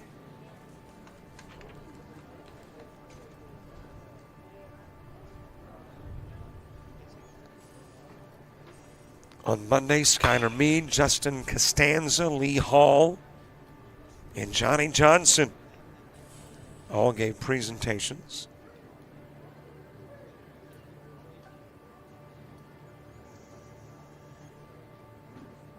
And either this was a copy and paste from a year ago, or Barry Dean did his welcome to parents via Zoom or some other digital means. Jones with a single brings in Daniels, turns it into a one-run game. Barry had to do it remotely, though. Says he's coaching baseball in New York. We're going to the 6th. It's a one-run game.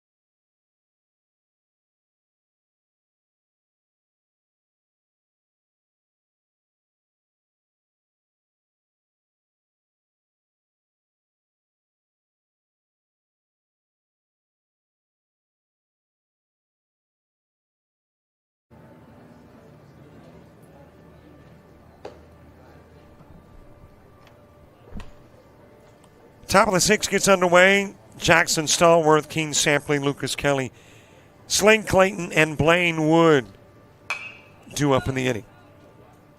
And James has been Googling notable alumni from Troy. And boy, it's kind of a who's who from certain perspectives. John Kirby, who I know is with somebody's recent administration. Lawrence Tynes, who I want to think was a Milton High School kicker, came to Troy and then went to the Giants.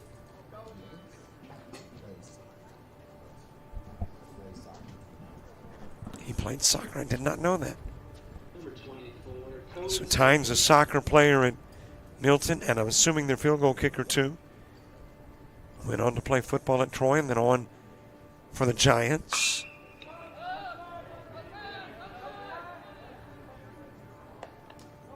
Your zombie runner is on. You got a couple of outs of Stallworth and Sampley.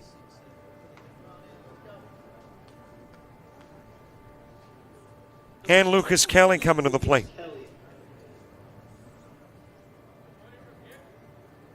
Slade Clayton to the on-deck circle. So, yeah, a lot of notables have walked across these grounds.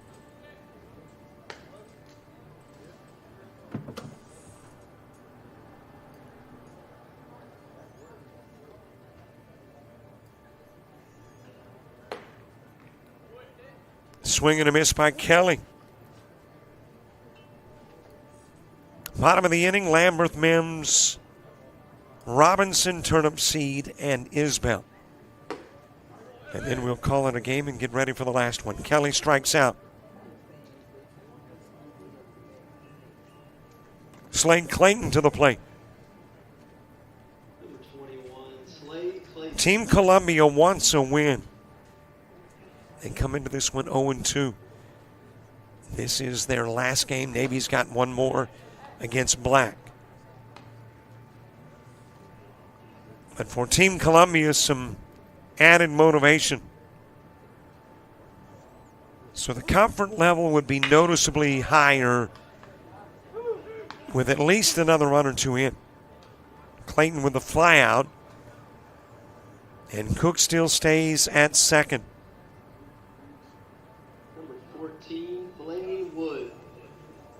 Well, here's their last chance to bring in another run or two. Blaine Wood to the plate.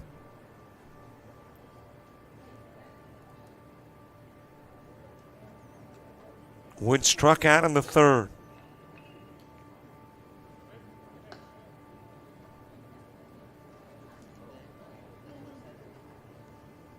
Bottom part of the order, bottom part of the 6th. roughly 20 minutes between games. So you are looking at an approximate 5:15 start to the 5 o'clock Black and Navy game.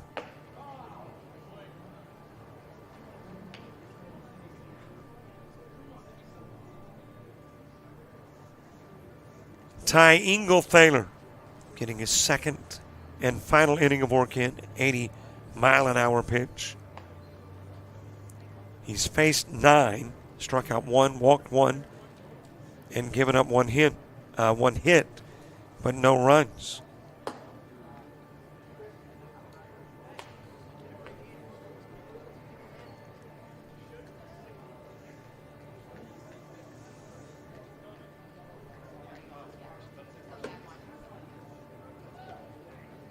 A little bit inside with the pitch. Wood is walked, but his walk will be to the dugout as the 5th hitter in the top of the 6th.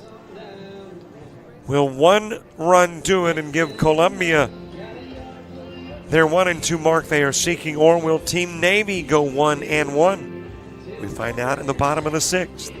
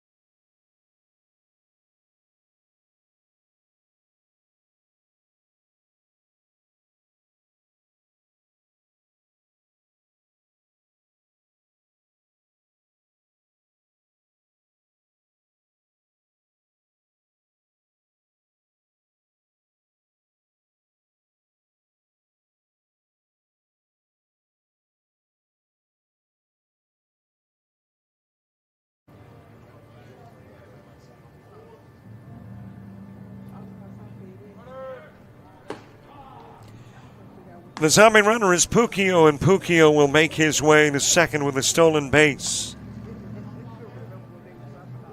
Glavin Lamberth, a single in the 3rd. Kate Mims, Jaden Robinson, Rhett Turnhamseed, and Cam Isbell due up in the inning, too.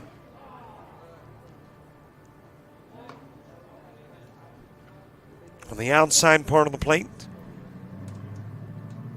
Cohen Sampley finishing up the ball game and finishing up his 2nd inning. In his first 2 hits, 1 run.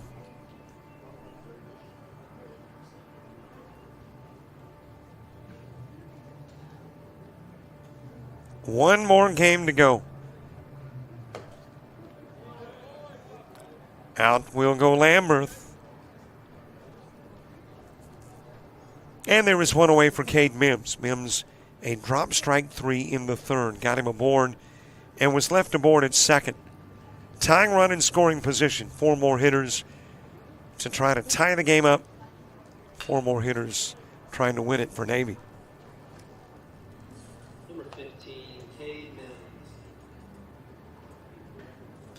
That, by the way, is the 2nd Sampley strikeout. I missed the 1K he had in the top part of the 5th. So leads off both innings with a K. Nelms in the 5th, Lamberth in the 6th.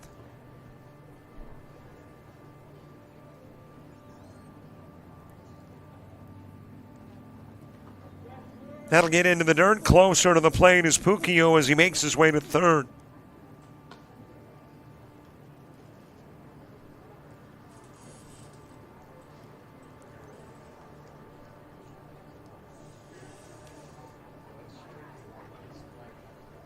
Jaden Robinson awaits his chance next. We have not had a tie. That would be a first. As Mims will strike out. Back-to-back Ks for Sampley.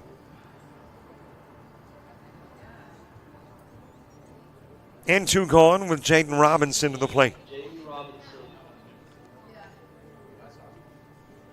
Robinson, a strikeout victim in the third.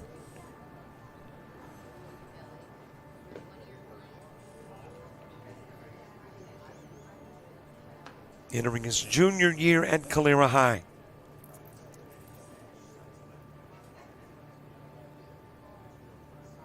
Red turnip seed on deck. Sampling's pitch, 83 miles an hour. Low and inside.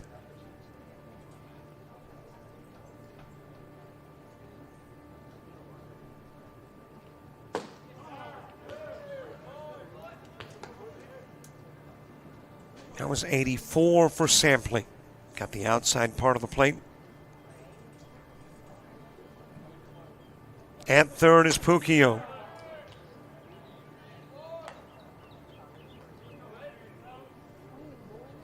Robinson, the third hitter in the bottom of the sixth.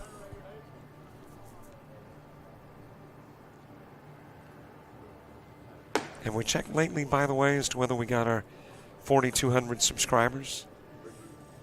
Even if we have, that means we're going for 43, which means we'd love for you to subscribe. Yeah, we're there. Thank you. Robinson delivering with a base hit that will bring in Puccio.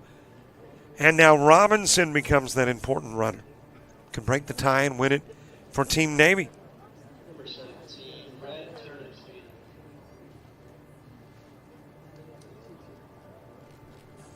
So thank you very much for 4,202 subscribers. Now we just need 98 more to get to 4,300.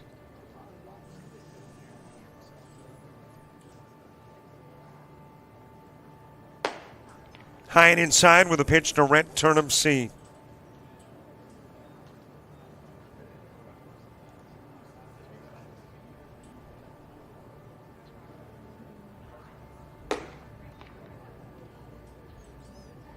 And to get to our ultimate goal, we only need 995,798 more.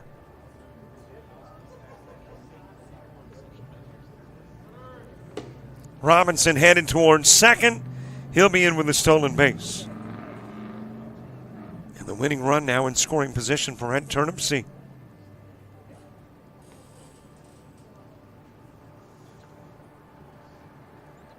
I'm thinking we don't get that long-term goal this weekend. But we've got the 42 and we appreciate it. Shooting for the 43. And don't forget to subscribe to our premium channel. You can do that by going to the front page of JockJive and clicking on the link. And it'll get you a year's worth of access to everything that we do. Better than 750 games available. All of the ALABCA stuff, like the games of the week. Hit to deep center field, holding it second is Robinson and Turnip Seed. Out number 3, hitter number 4, and it's up to Cam Isbell to break the tie at 5. Number 21, Cam Isbell.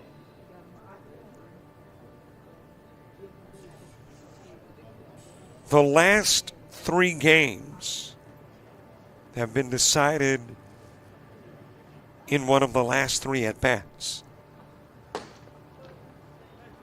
And I guess technically this game will be decided in the last at-bat, but those last 3 at-bats have produced wins for the home team.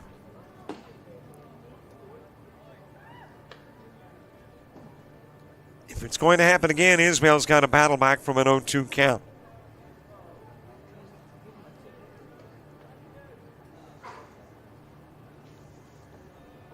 Low and away with the pitch. Robinson staying put at second. Represents the winning run in a 5-5 game.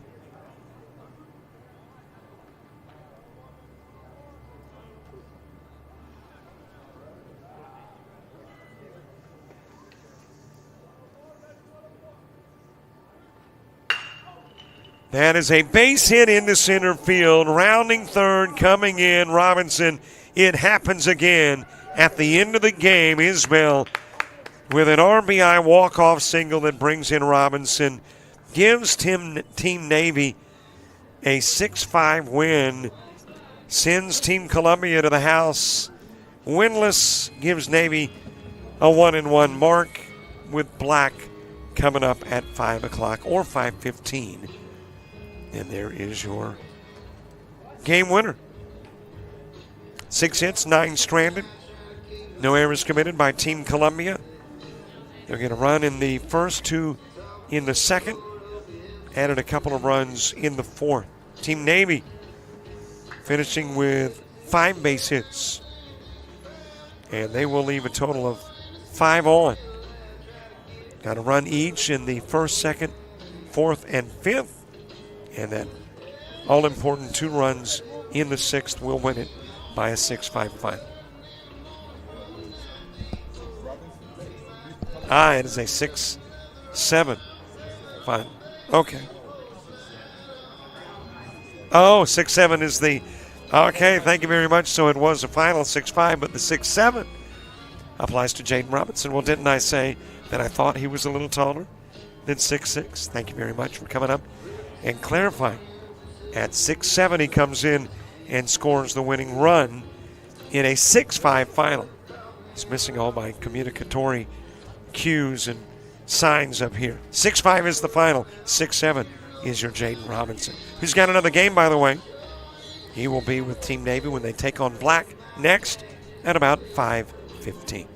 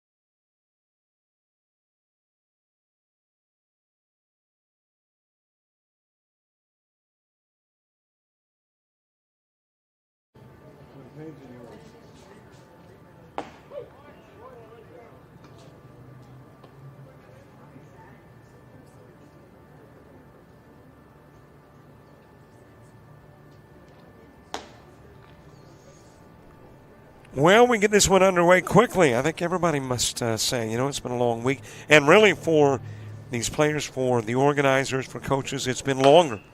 They've been here since Monday. We've been here a couple of days. That is fouled away.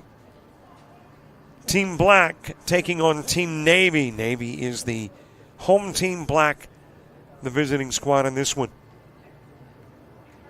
And Team Navy is already guaranteed they won't go away winless. Won the prior game in walk-off fashion. Ryan Rowland starting it off for Team Black.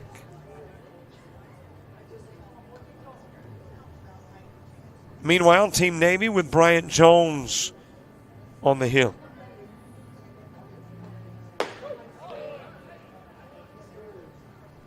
And Rowland will strike out on an 84-mile-an-hour pitch to begin this one. Number 4, Houston Hartsfield. Houston Hartsfield coming to the plate.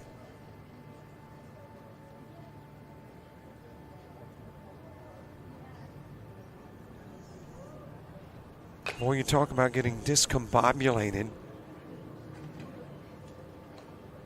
There is always the possibility of a mistake made.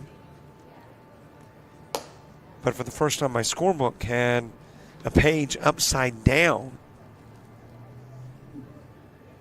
And boy, that just totally threw me off. Didn't know how to begin the ball game.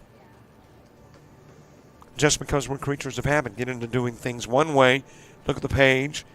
Right, the left side looks right. Right side was upside down, so almost couldn't get our Black and Navy game underway on time as a result. But where there's a will, there's a way. Just rip it out of the book and put it in right.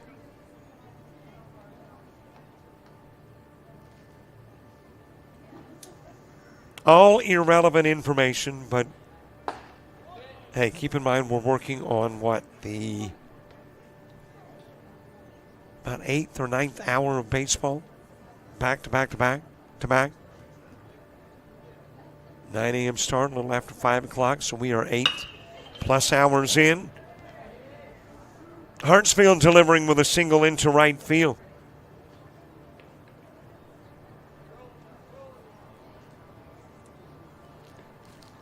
Base runner aboard for Avon Cook. Number 3, Avon Cook.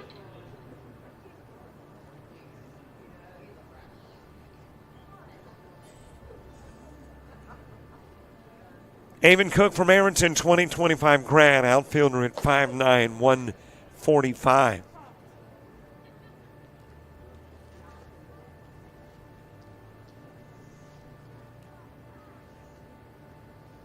Catcher and pitcher with a conversation here in the top of the first.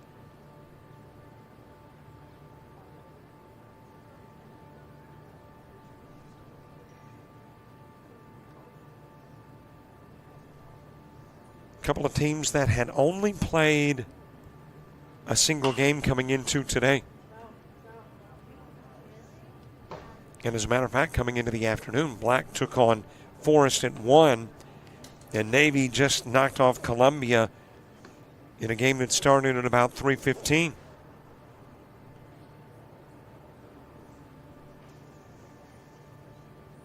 And now your final game of the showcase underway.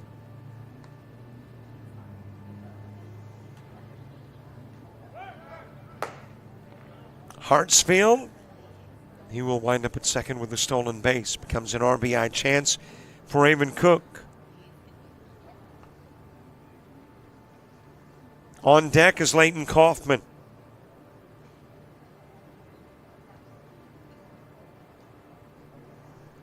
Team Navy pitcher is Bryant Jones from Austin High.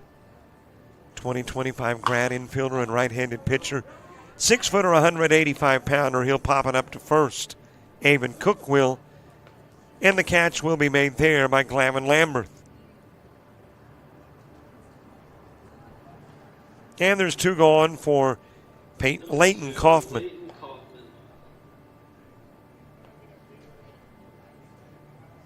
Braden Bound moving to the on-deck circle.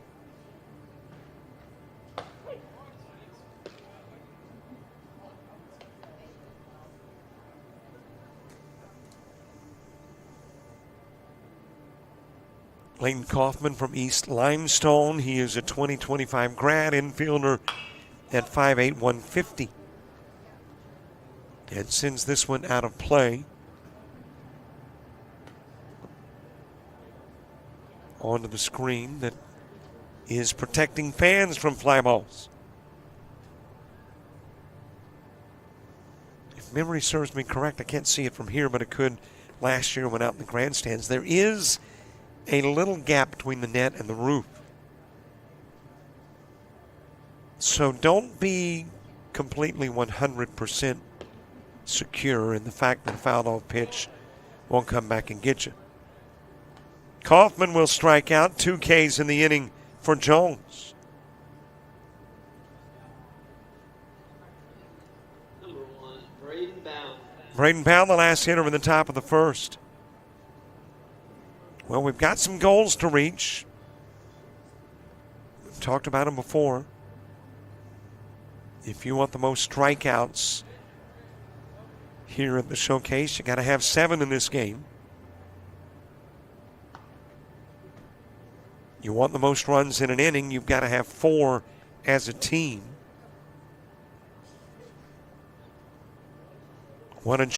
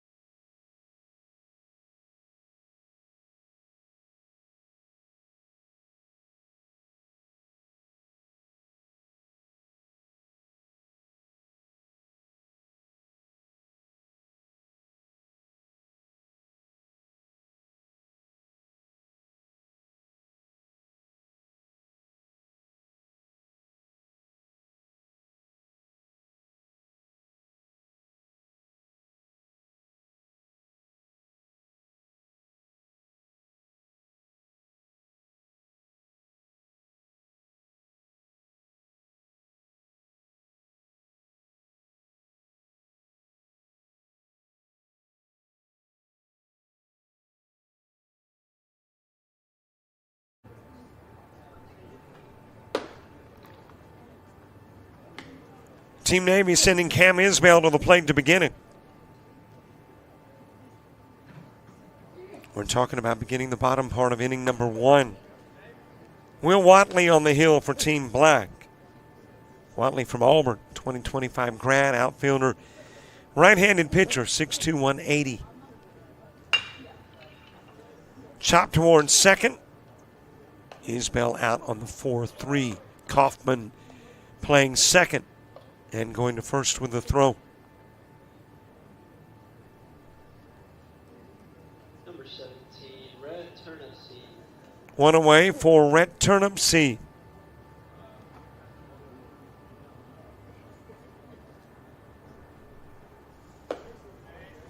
$70-mile-an-hour pitch from Will Watley. Moving to the on-deck circle is Jaden Robinson.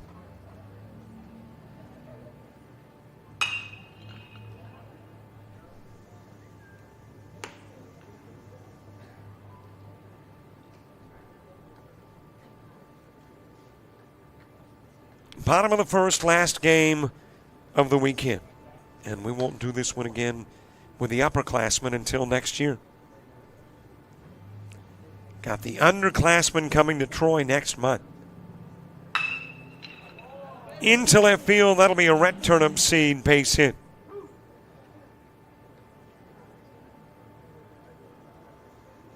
Turnip Seed on at first, Jaden Robinson coming to the plate. Number 16, Jaden Robinson. And parents paid us a visit right after the Navy win over Team Columbia and clarified Jaden Robinson is 6'7". Throw into center field and Turnip Seed with a stolen base. Did they give Wade as well? 195 is what he's listed. James is saying 205 at 6'7" for Jaden Robinson. Add 10 for the 1 inch. Okay.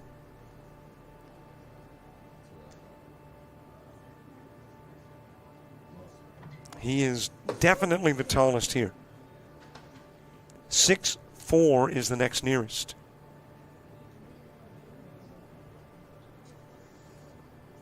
Jaden Robinson with a base runner at second. And again, a shot into right field. Turnip Seed given the green light to come home, and he is safely there. He might have ripped his britches on the carpet. He reached back, and yeah, he might have a tear. After sliding into the carpet. And actually, that slide into the carpet made the play at first. I make that at the plate a lot closer. I thought he might have been, I guess he got the foot in. But pulling up that carpet in the process kind of slowed down his progress and ripped up the trousers. Jaden Robinson with an RBI single. Thrown away over at first and off to second is Robinson.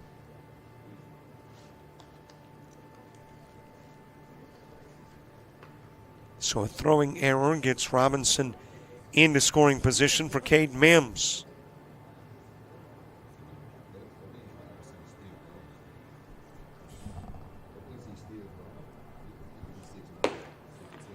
So he is 6'7", finishing his sophomore year. Still got a junior year and a senior year to go. And, of course, we're talking about the gentleman you see in your screen, Jaden Robinson.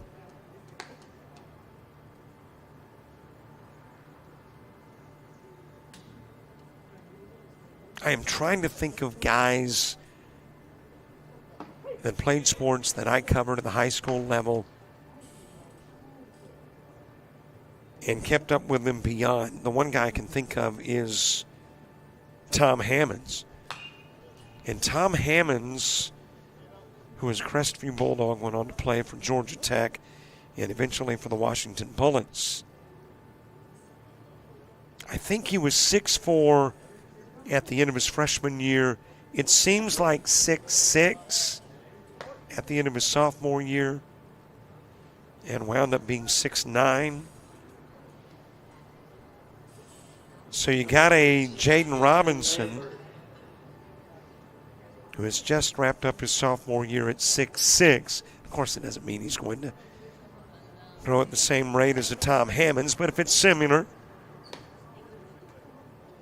then you're looking at the possibility of a 6'9"-ish Jaden Robinson at the end of his senior year. Base hit into right field for Glavin Lambert. Robinson will come in to score. 2 runs played in the bottom of the first for Team Navy. And we go to the top of the second in a 2-zip contest.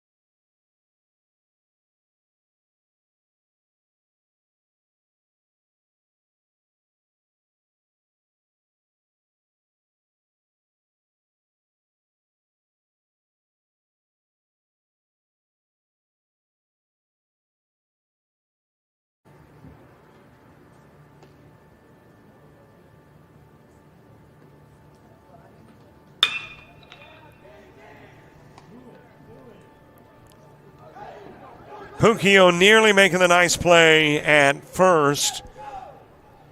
On the ground out by Andrew McDaniel. Meanwhile, your zombie runner will make his way to third, and that is Braden Bound, who is running. Number 12, Gavin Mond.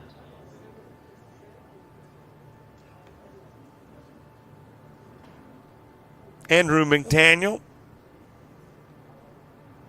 on at first. Bound to third. Mond hitting. Stolen base for McDaniel. In scoring position. Now a couple of base runners in scoring position for Gavin Mond.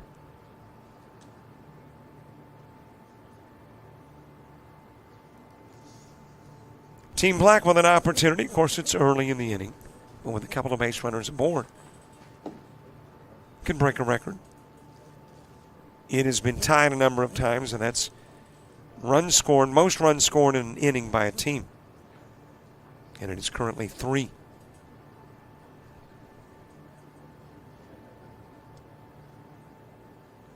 But you got a couple of base runners on, and you've still got 3 more hitters after Mond coming to the plate. So Team Black trying to respond to the Team Navy runs in the bottom part of the inning. Ty Jones moves to the on-deck circle.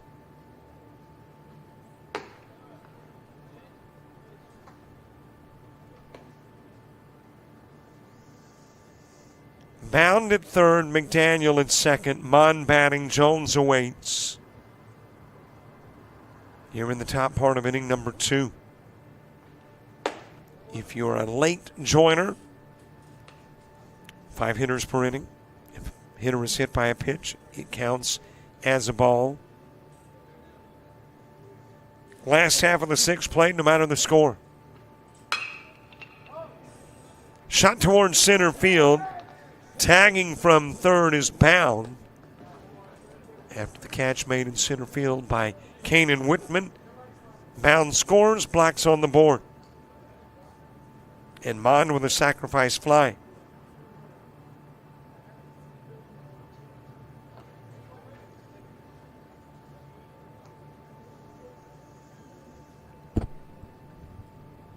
Number 11, Ty Jones. Ty Jones coming to the plate.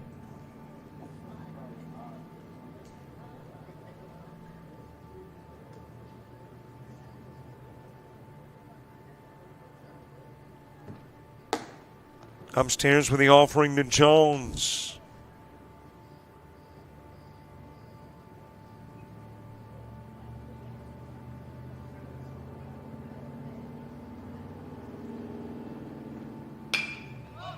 He will float in the direction of center field. It looks like it could be a little problematic. Nope, able to catch up with it is Whitman. And meanwhile, you got the throw to second that picks off McDaniel. McDaniel was sure there was a base hit, a bloop base hit. But instead it's caught. And Whitman able to double up on McDaniel. Number 9, Gage Davis.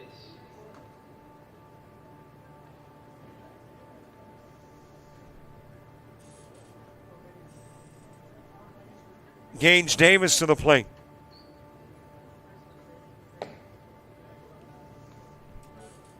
And an inning that began with promise with a couple of base runners on, both in scoring position, and still 4 more hitters to go. Now down to 2 hitters with 1 run in and nobody on. 83-mile-an-hour pitch from Brian Jones. Rolled foul in the direction of the dugout at first.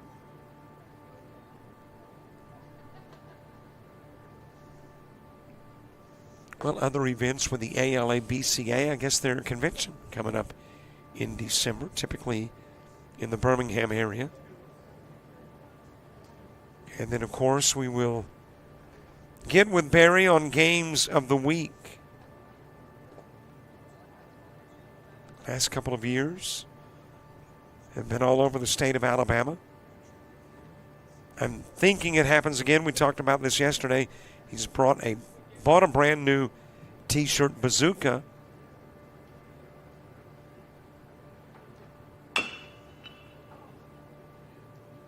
And I think he just needs a venue to fire that thing. And if you're going to stick ALABCA Game of the Week T-shirts in a bazooka, the best place to do it is at a ALABCA Game of the Week.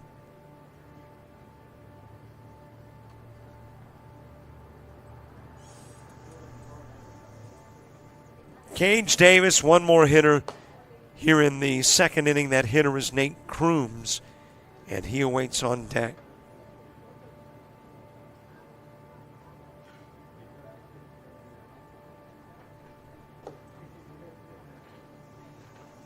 Count runs 3-2. Bottom of the second, 6 through 10 for Team Navy.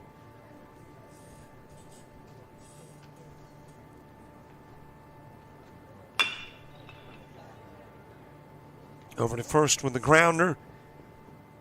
And Gage Davis will ground out for the fourth out in the inning, but you need 5. If the 4 ahead of you have gone down.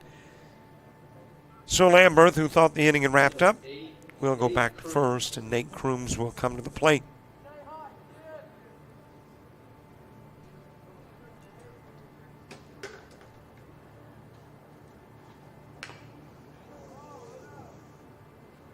And that got catcher.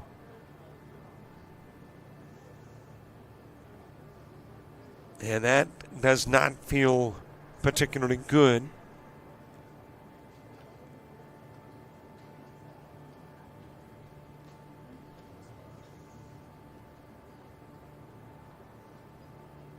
The catchers on the rosters,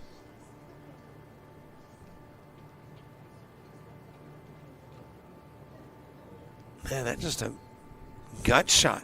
Got him right in the rib cage. There's a little protection there, but still, I mean, you're talking a thin layer of protection to a shot like that. And I think that is a single digit on the back of the jersey. Of course, those straps that hold the chest protector in place cross the numbers. But I believe that is 6, which would be Nicholas Youngblood from Clay Chalkville.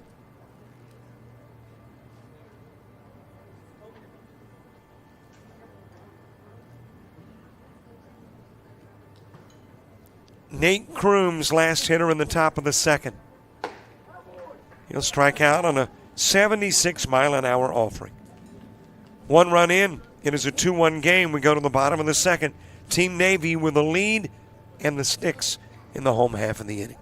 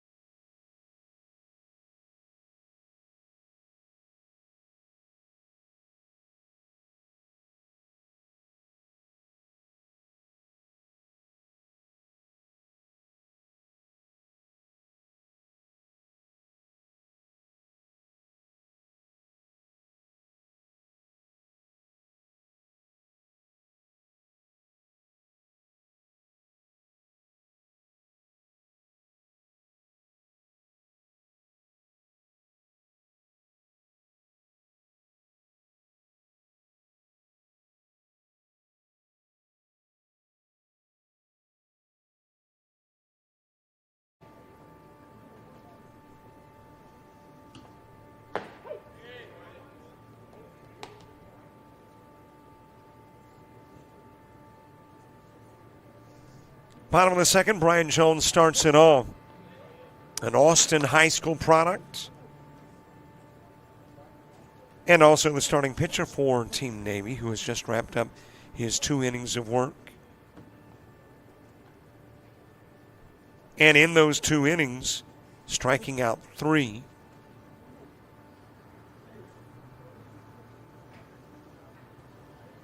No walks and a couple of hits, 1 run allowed.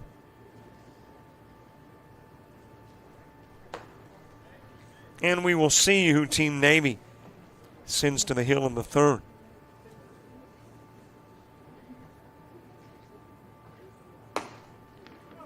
And Will Watley is wrapping up his 2 innings of work for Team Black.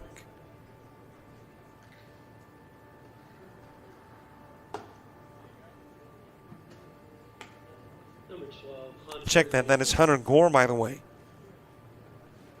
who is at the plate. Hunter Gore from Cleburne County. 2025 grad outfielder at 5'10", 150. Right-handed hitter, right-handed thrower.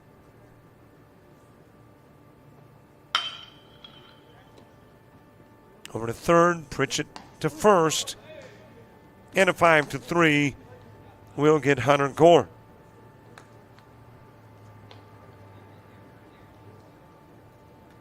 Number 11, Matthew Drinkwater.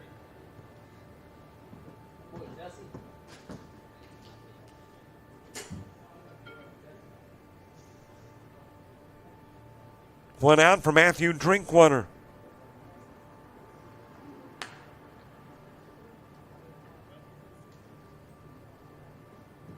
Second hitter here in the bottom part of the second. And mishandled at second by Ty Jones. Drinkwater reaching, compliments of the error. That is the second Black error of the game in the first inning. Jaden Robinson advanced on a throwing error. And Parker Daniels. And now Drinkwater will get on compliments of the defensive miscue at short.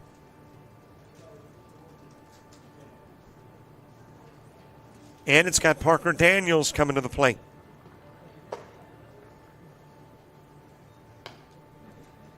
Parker Daniels, the Briarwood Christian catcher. Entering his junior year, 6'1", 198. Right-handed hitter and thrower. Running his Drinkwater, he'll get the stolen base to second.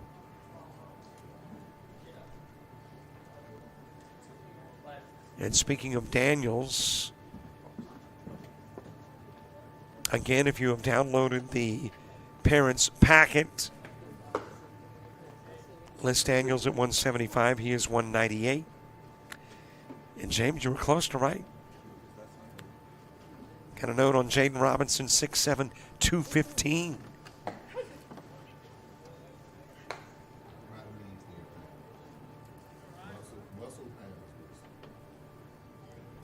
So listed in the parents and coaches provided packet, Jaden Robinson at 6'6", 195, actually 6'7", 215.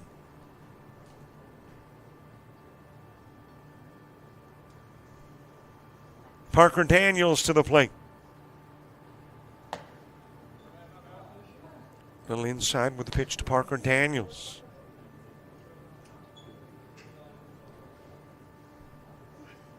So again, where heights, weights in the packet are concerned, don't necessarily take them as the gospel.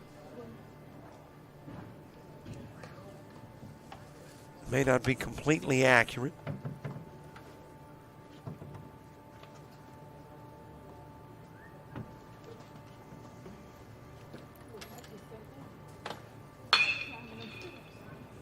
Knocked over towards third baseman Pritchett.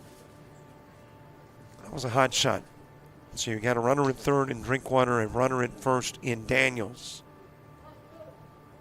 All right, give us the E or H Number 9, decision. James is analyzing. Should Pritchett have made the stop? And James says it's an E. E5.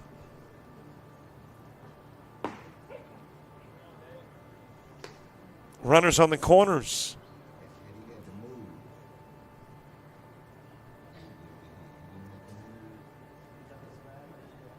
Easton Nelms coming to the plate. And James has clarified the logic in the error call. Had he had to move to try to field probably a base hit for Daniels, it didn't require much Pritchett movement.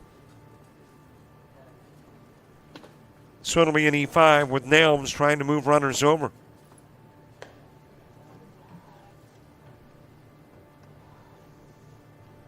Bottom of the second, we are an inning away from getting that first look at all starters. Team Black, Team Navy.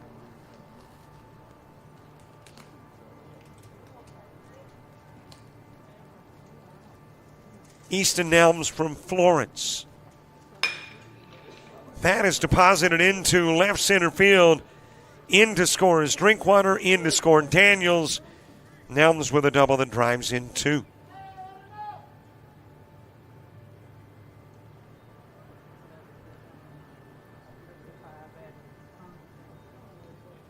And I don't have that as 5 at-bats.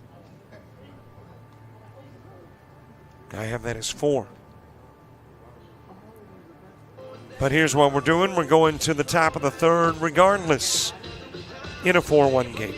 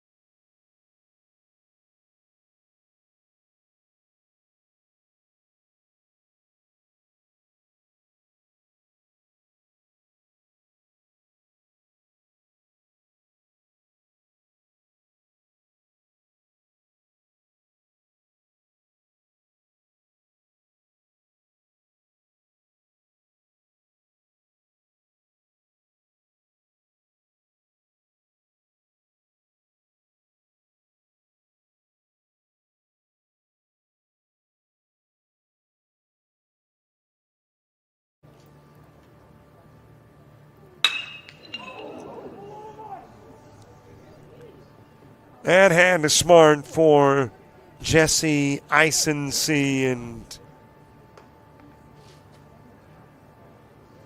he's in pain.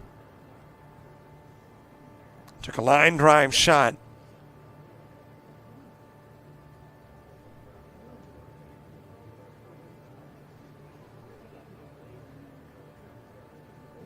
Wow, trying to get that leg out of the way.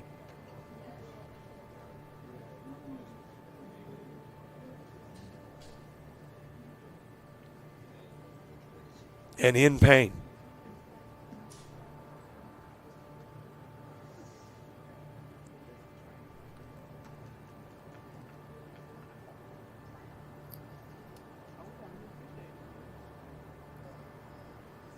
And Jesse Eisense had just stepped up onto the hill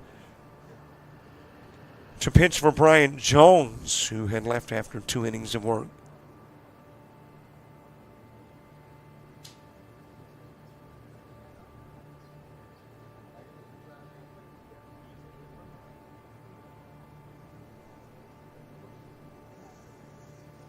Well, here's what I'm hoping.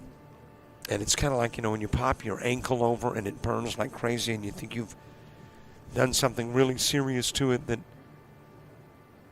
hopefully is something that is really painful at the moment, but when you take a look, if any x-rays are necessary, that all's okay. And just maybe some form of a contusion.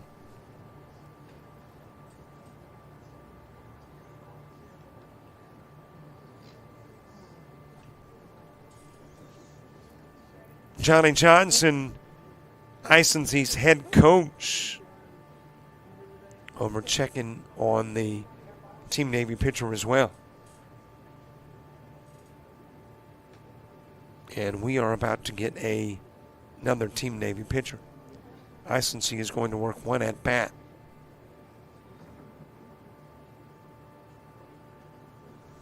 He does seem to be putting a little more weight on it with each step.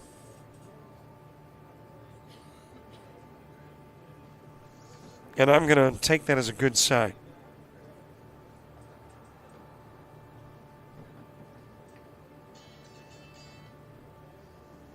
Well, we're going to get some warm-up tosses from Matthew Drinkwater.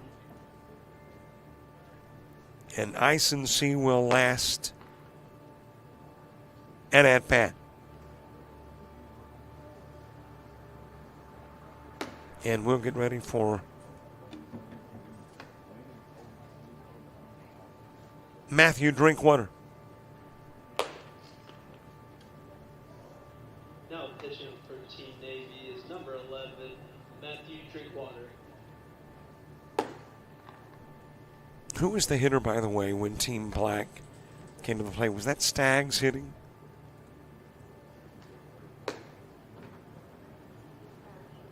That's what I like about working with James. I mean, he can go back and look. Yep, that's who it was, Staggs. Just wanted to make sure in my scorebook, Seth Staggs.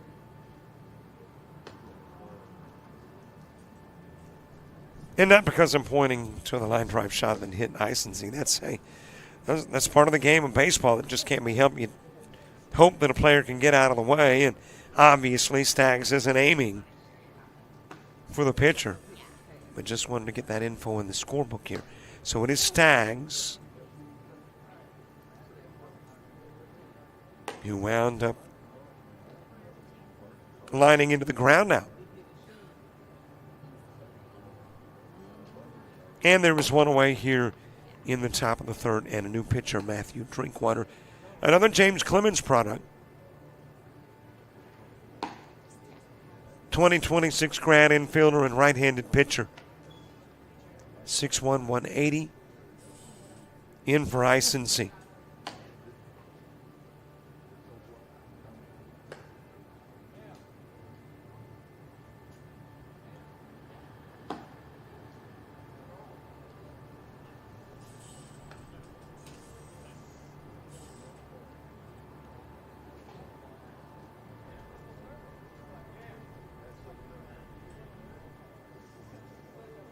So we will get back to the baseball with Will Watley coming to the plate.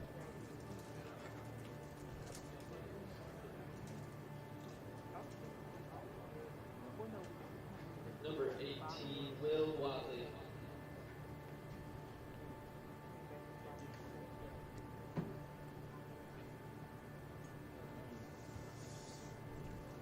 Will Watley from Auburn, 2025 grad, outfielder and right-handed pitcher. 6'2", 180. Pops this one towards Robinson in center field. He'll back off, coming over to make the catch from right. That is Kanan Whitman. And Will Watley with a flyout. Now batting, number 17, Evan Pritchett. Evan Pritchett to the plate.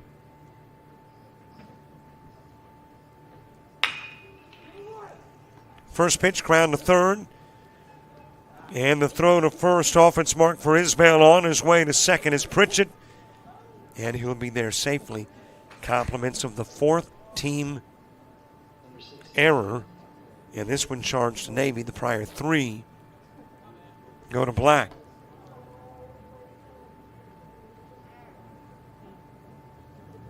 And Caden Norwood to the plate.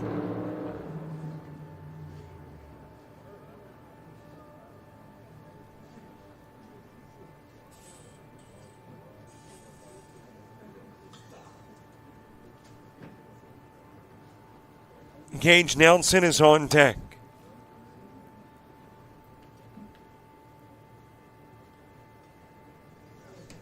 I've been so wrapped up in the baseball here, haven't checked on Major League Baseball to see who's playing and when today. Should have something underway. Yeah, got several somethings. Heck, we've got games that have wrapped up. Finals of the majors, Twins toppling the Rockies 17-9. Brewers 5-4 over the Blue Jays. Giants beat the Astros 5-3.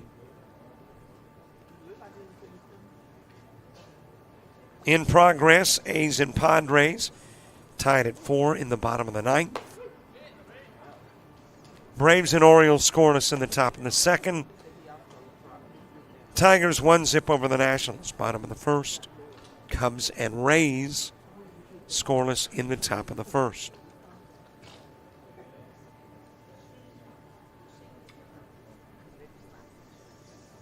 Gage Nelson, the final hitter in the top of the third.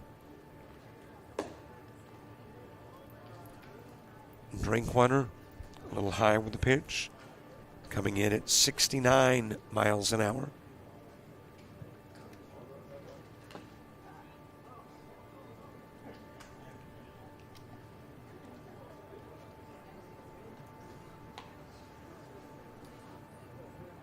Same for Team Navy when we get to the bottom part of the inning, bottom part of the order.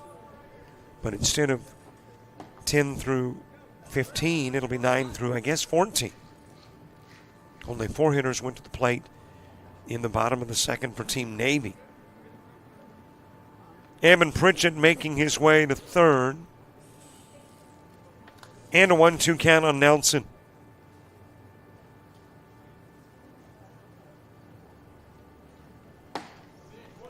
Swing and miss, Nelson out on the 70-mile-an-hour offering. Drinkwater will wrap it up with back-to-back Ks, one looking and one swinging. It's a 4-1 game as we head to the bottom of the third.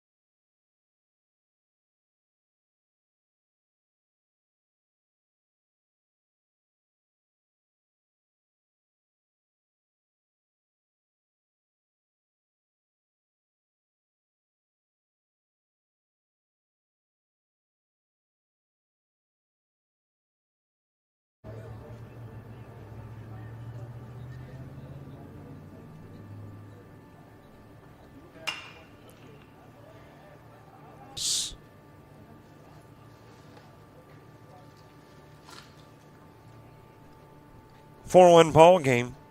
One runner stranded in the top part of the inning. Nobody comes in and scores.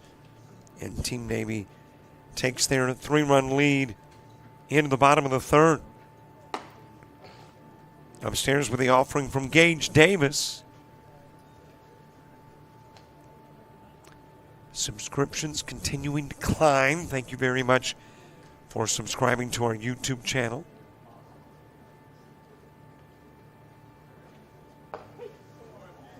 Where you get stuff not found anywhere else. And who knows, we could have shortly a conversation with Barry Dean.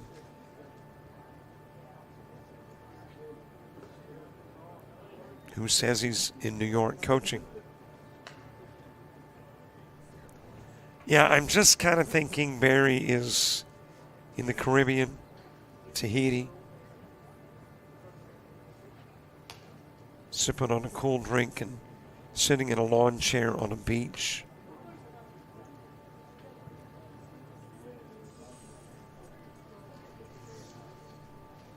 So what I'm thinking, and don't tell him I said this, but what I'm thinking is I'll do a Zoom interview and I'll be able to kind of look around the room, pick up where he actually may be versus where he says he might be.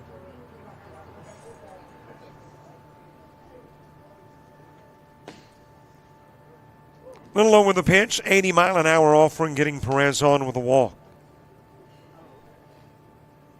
Number 7, Cannon Whitman. Base runner aboard for Kanan Whitman.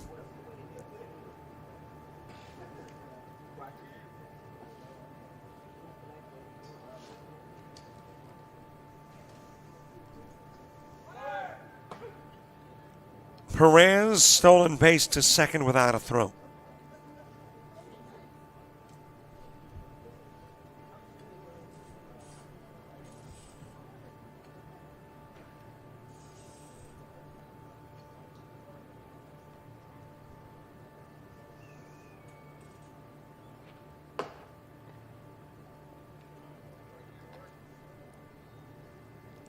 Top of the fourth, top of the order for Team Black. We're back to Ryan Rowland. When you get the fourth inning underway, Gage Davis is the new pitcher. From Elmore County, 2026 grad, infielder and right-handed pitcher. 6'2", 175. Will Watley, 2 innings and faced 9. 1 strikeout, no walks, 4 hits, 4 runs.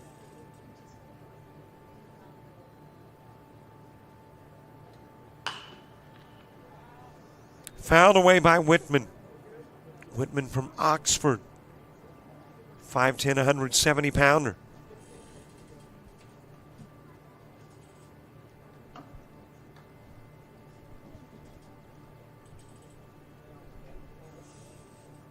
Oxford home to the Oxford Performing Arts Center. As that is dropped into right field, Whitman moving Perez to third, runners on the corners. And this has nothing to do with baseball except that it was a nitty-gritty dirt band concert on the same night as the championship in D2 ACCC baseball in Oxford. It's the only time I can put the nitty-gritty dirt band with baseball. Their final tour.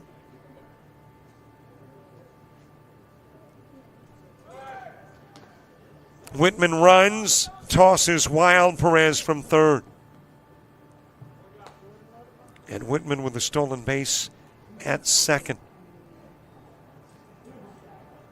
Nicholas Youngblood to the plate.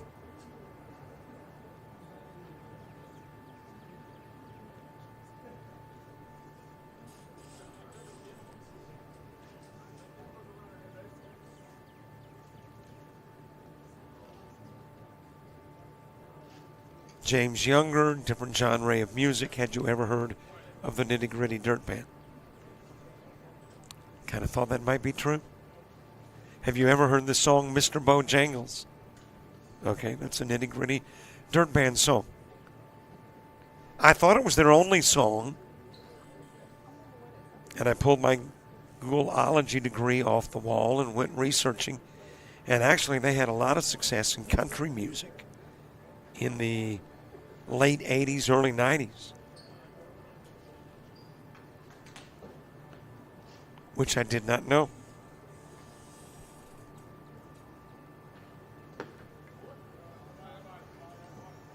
Low inside pitch to Nicholas Youngblood.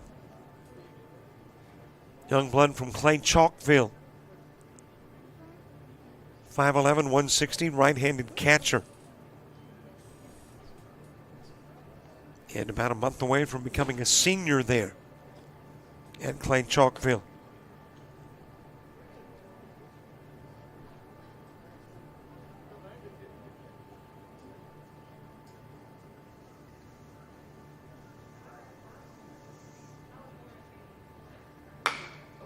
Shot towards center field.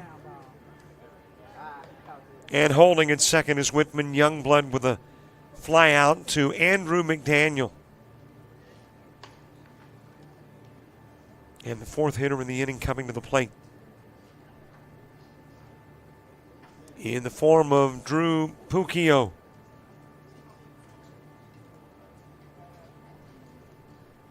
Puccio from Arab, Alabama.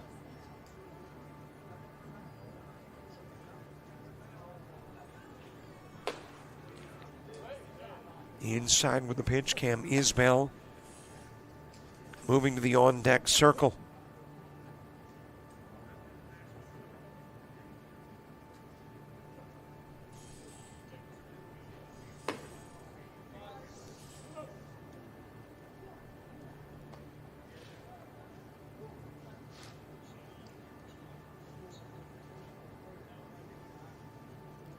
WNBA, Sun and Sky at 7 o'clock tonight. NBA, Celtics and Mavericks at 7:30. College baseball, don't have anything until Friday. Virginia, North Carolina, Florida State, and Tennessee.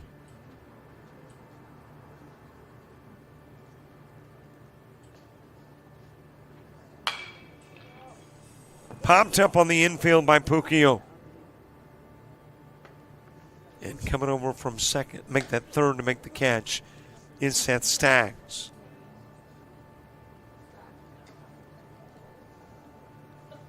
Cam Isbell, the last hitter here in the bottom of the third. And after Cam Isbell, we will have seen all of the guys who will come to the plate for Team Black, Team Navy in this one.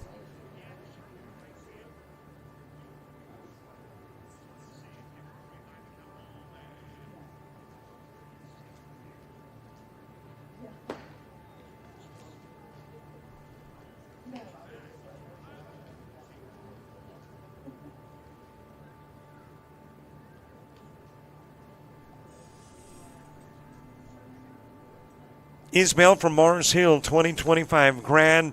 First baseman, right-handed pitcher, 6'2", 210. Gage Davis wrapping up his first inning of work. Roland, Hartsfield, Cook, Kaufman, and Bound. When you get to the top of the fourth for Team Black. In a 5-1 game, 2 runs in the first, 2 in the second. A run thus far here in the third for Team Navy with a base runner in scoring position.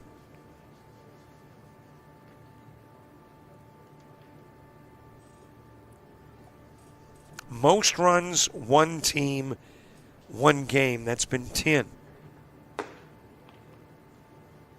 Little outside with a pitch to Isbell.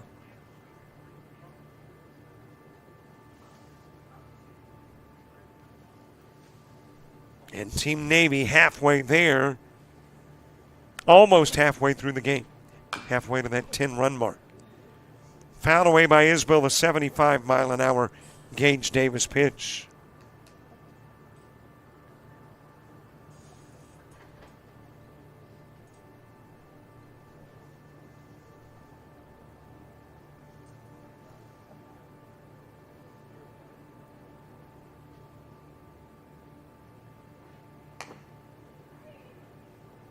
A little inside with the offering. And I think, well, Isbell thought that was ball 4, and he was headed to the dugout as the 5th hitter. If it was ball 4, we're going to a 5th ball on hitting. Well, that still would be a ball. Well, that's outside too. And that will do it for the inning. The walk of Isbell, who never touches first but will be scored as a runner left on.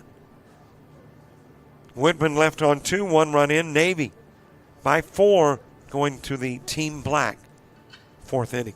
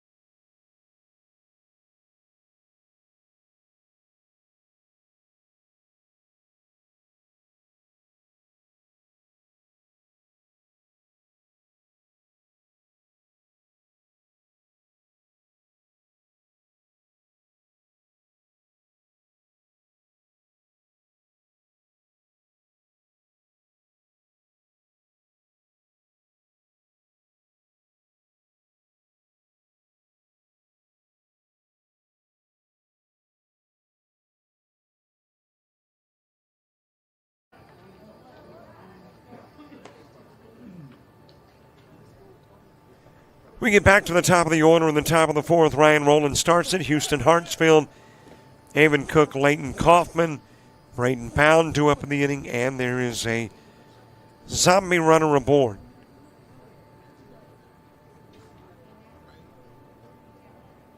That is Nate Crooms.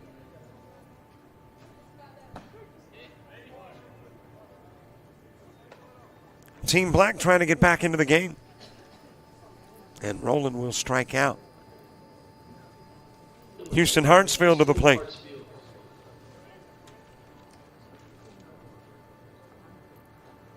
Team Black coming in with a 1-1 mark. Lost to Forrest. And in yesterday, knocked off Royal.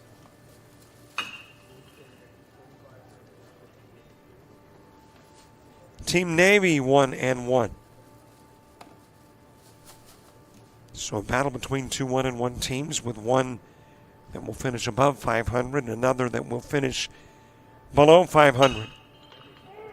And could be dropped into left field and will be by Hartsfield. Crooms winding up at 3rd. Single for Hartsfield.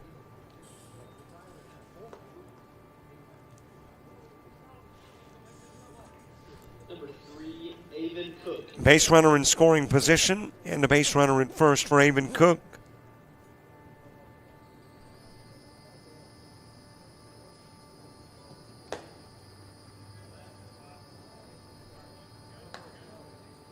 Cook has popped out to first.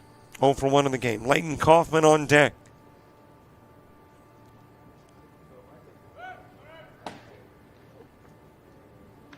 Caught stealing. That is Houston Hartsfield. Crooms will stay put over at 3rd.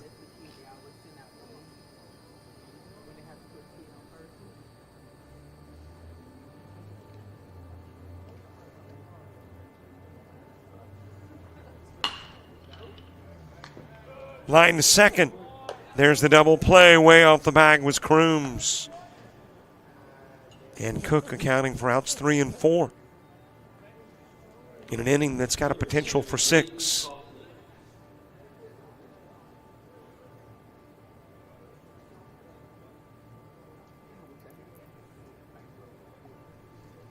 Leighton Kaufman with a strikeout in the first. Strike delivered on the inside part of the plate from Drinkwater. Came into the game for Icency.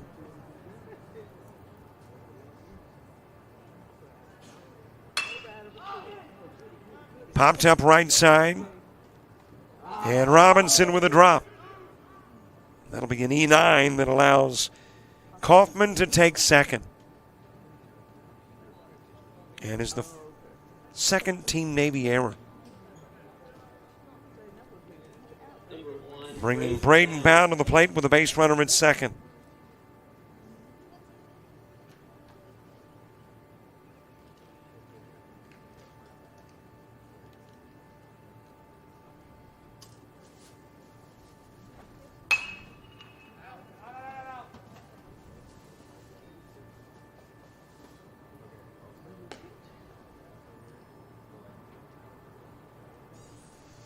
Well, I'm checking now with my sources. Johnny Johnson, see if I can get a report on Icency, who was injured on that line drive shot and led to the premature, I guess, entry of Drinkwater into the game. Got a feeling Drinkwater was coming in anyway, but the plans were not to put him into the ball game in the third inning, probably in the fifth inning.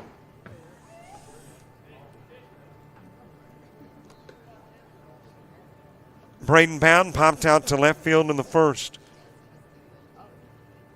Was our zombie runner in the second and came in and scored the lone Team Black run. And he strikes out here in the fourth, leaving a runner on. Lead is 4. We're going to the bottom of the fourth. And to the 2, 3, 4, 5, and 6 hitters in the fourth for Navy.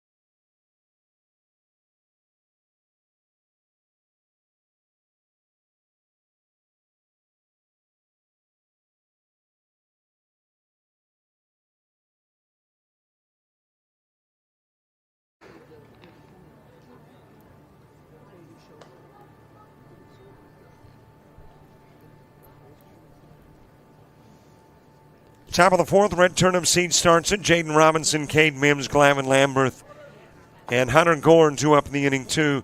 Pukio, your zombie runner, he is at second now after the stolen base in a 5-1 game. Largest win, I think it was that 10-4 score? Go back and look. No, that was a 10-6 score. So that was a 4-run win. It was a 5-run win, Black over Royal. And that is our biggest win of this midweek bout in the Upperclassmen Showcase, a presentation of the ALABCA. Turnham Seed with a single in the first.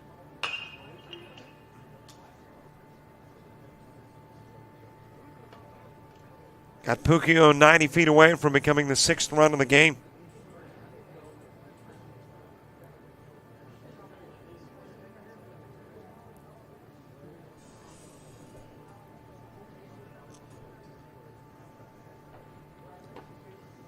Into the dirt with the pitch.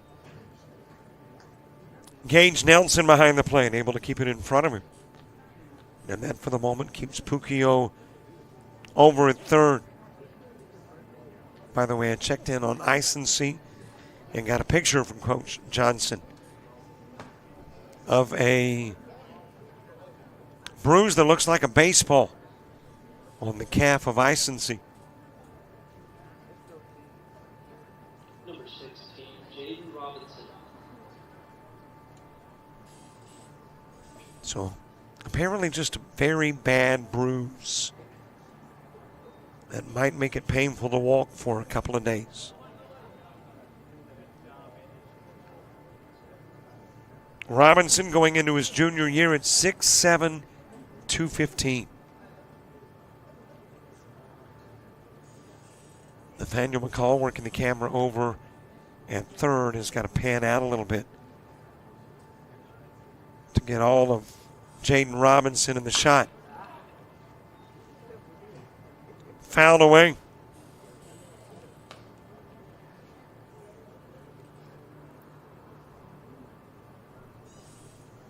Robinson with an RBI single into right field in the first. And advanced on an error, eventually came in and scored on a Glavin Lambert single. Hit to right field, tagging, and then deciding to go back as Pukio. Probably a good decision. Andrew McDaniel with a strong throw from right. Number 15, Cade Mims. Cade Mims next, third hitter in the bottom of the fourth. He struck out in the first.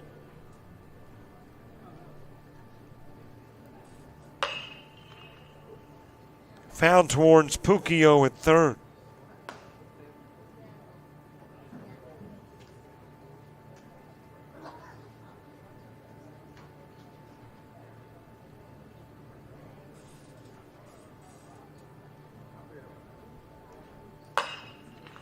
Floated towards left field. That will drop foul.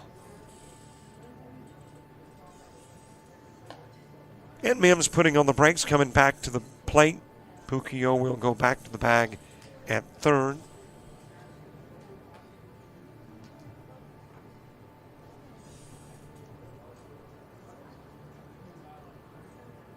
We are here in the bottom of the fourth, meaning we're a little better than halfway through the game.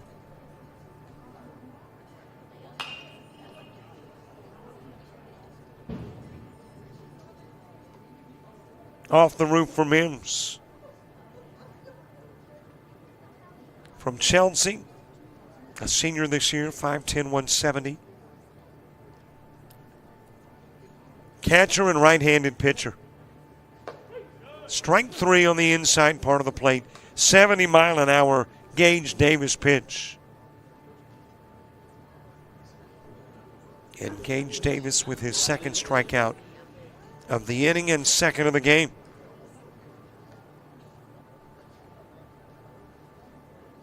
Pukio still over at third.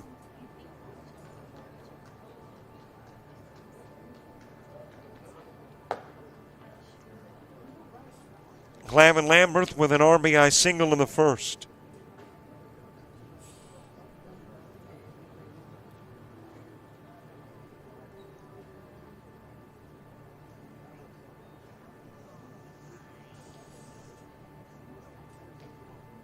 Hunter Gore is the fifth hitter in the inning. And he has moved to the on-deck circle. Mid part of the order for Team Black in the fifth. McDaniel, Mond, Jones, Davis, and Crooms. And despite the 4-run Team Navy lead, still plenty of opportunities to overcome the disadvantage for Team Black.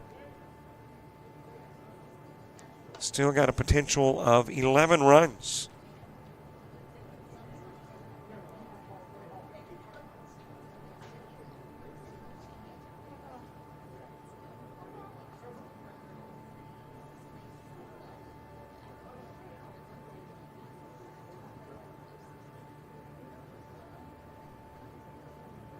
Gage Davis may be the pitcher that takes the most time between innings and between pitches.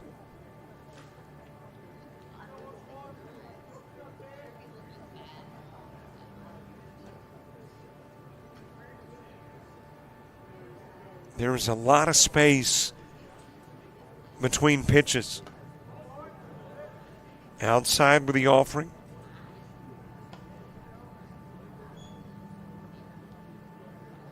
Pukio is the runner. Turnip Seed with the strikeout. Robinson the flyout. Mims the strikeout.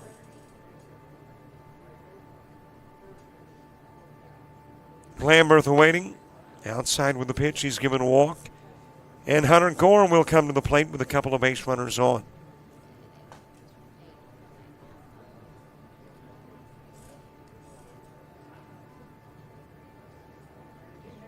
Number 13, Bryant Jones.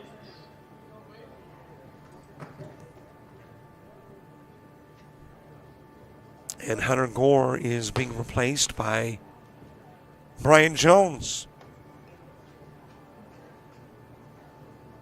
So Jones will hit Lambert with a stolen base. Taking second base hit would bring in a pair. Jones the last hitter in the inning.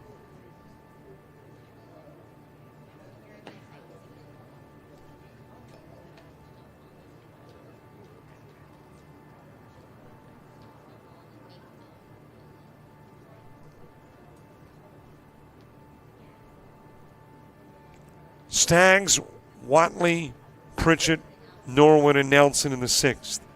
After a mid part of the order for Team Black in the fifth.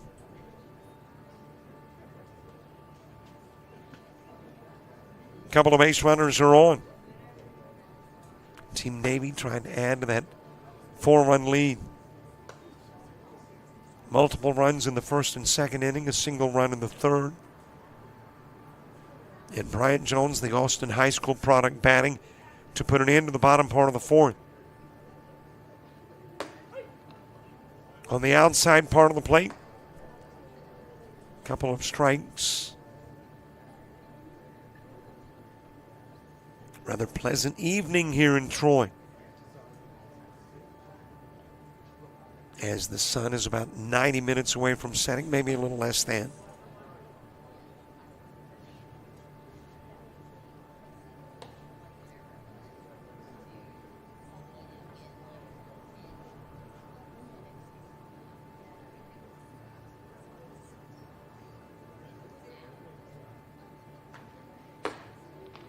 A little bit outside with a pitch.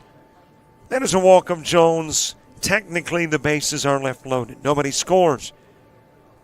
In the bottom of the fourth, we're headed to the fifth. McDaniel, Mon, Jones, Davis, and Crooms coming up.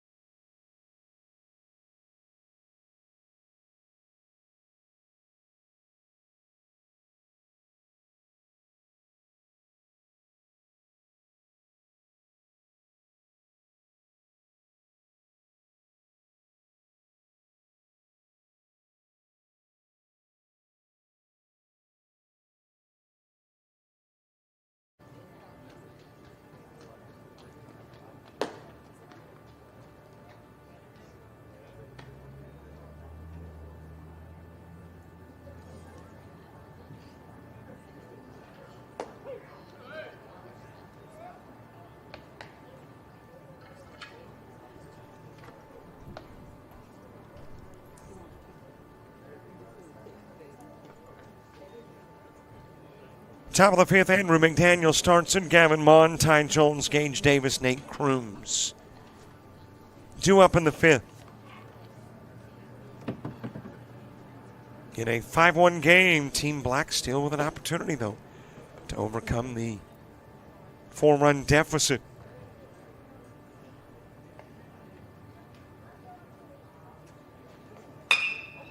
And they'll begin in the right way with a leadoff single from Andrew McDaniel. Gavin Mon coming to the plate.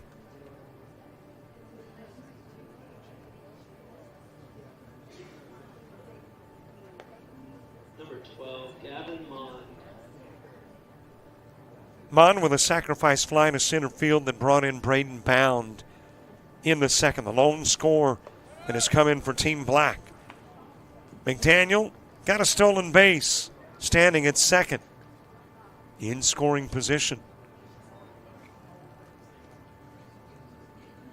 And if you're Team Black at this point, you don't even have to have an inning of record proportions. You can have some standard run-of-the-mill innings and overcome the 4-run deficit here in the top of the fifth. Ty Jones on deck. Mon from Enterprise. 6'2", 175-pounder.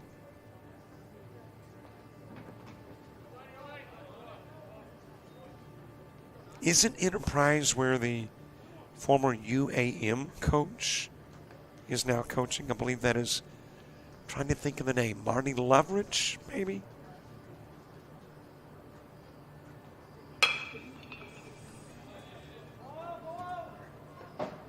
That'll get into the bullpen and out of play.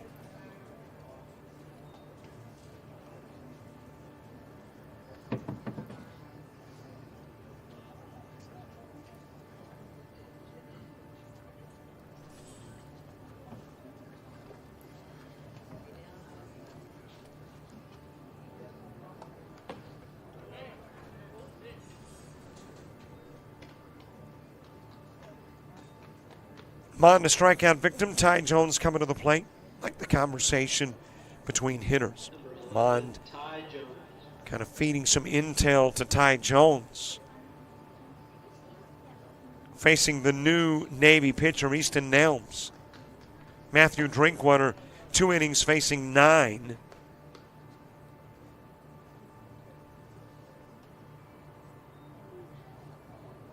And Jesse Isensee, hit by the pitch, technically worked a 5th of the inning. And then Matthew Drinkwater worked an inning and 4/5. 9 strikeouts in those almost 2 innings of work for Drinkwater, as that one is fouled away by Jones.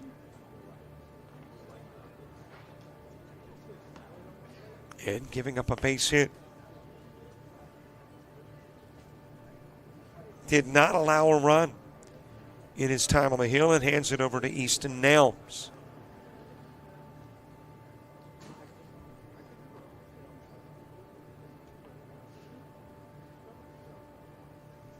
Ty Jones with a fly out to center. Gage Davis on deck.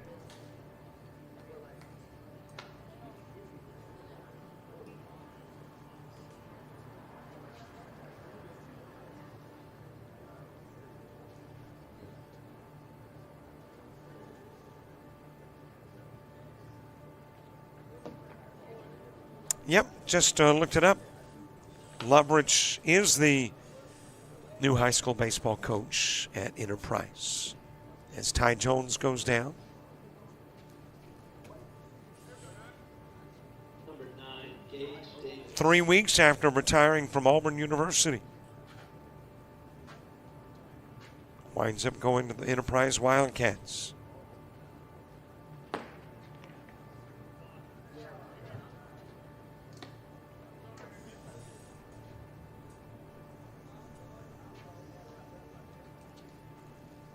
Gage Davis with a ground out to first in the second. Nate Crooms on deck. And I want to think Marty Loveridge had a pretty nice career at AUM.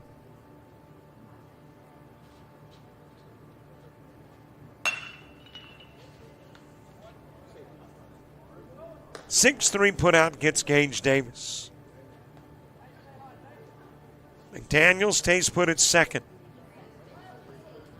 Nate Crooms coming to the plate. Number 8, Nate Cruz.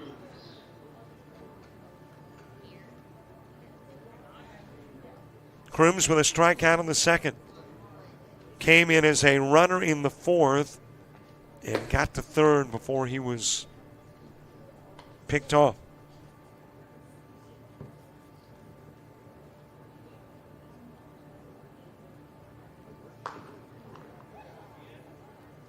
Leverage 235 and 197 at AUM. Head coach since 2015 before his retirement, which was 31 years at the school. But about 8 years at the helm.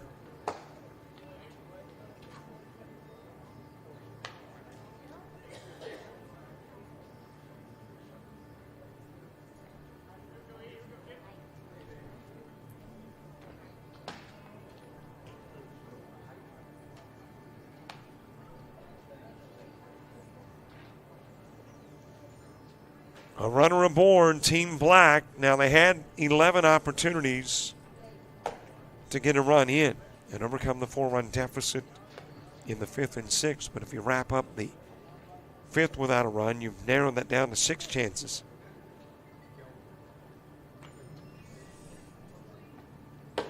And I know, final score, win-loss, not what you're shooting for.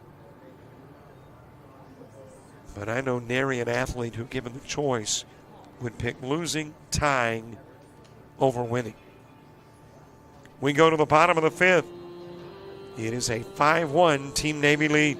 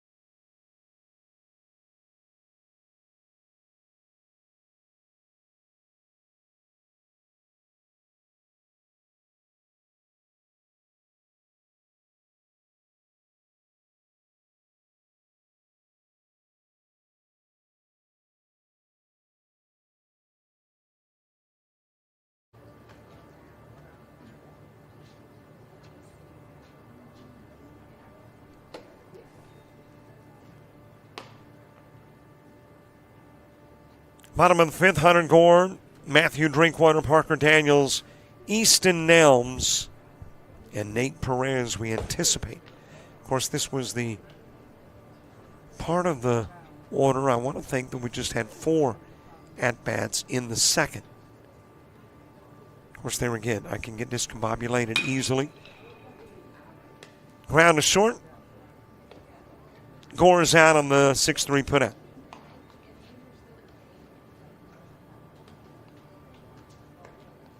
And there's one away from Matthew Drinkwater.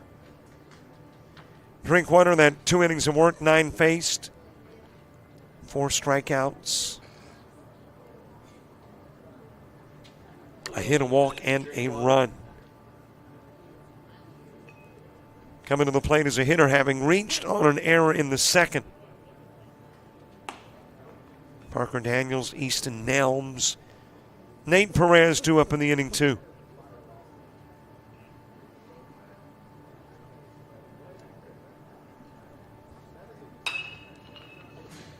That will get out of play.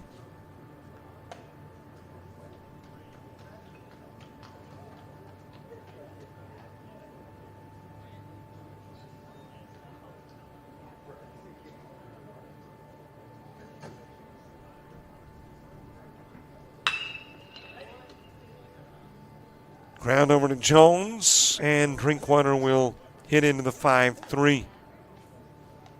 2 gone with Parker Daniels next.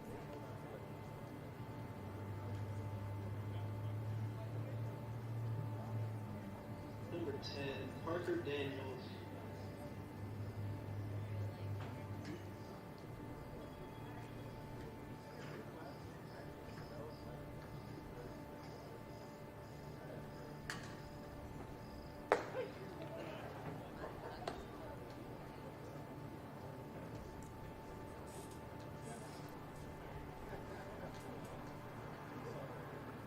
Daniels reached on an E5, came in and scored a run in the second. Bottom of the 6th. We'll feature the bottom part of the order, which I don't think will be 5 hitters. Team Navy doesn't have a full 15 allotment.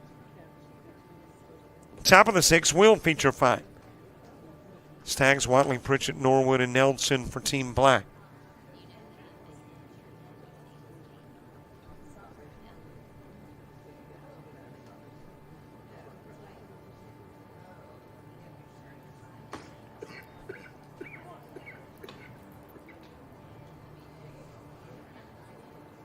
Count goes to 3-1 on Daniels. Well, if you're Team Black, you sure don't want Navy scoring any more runs.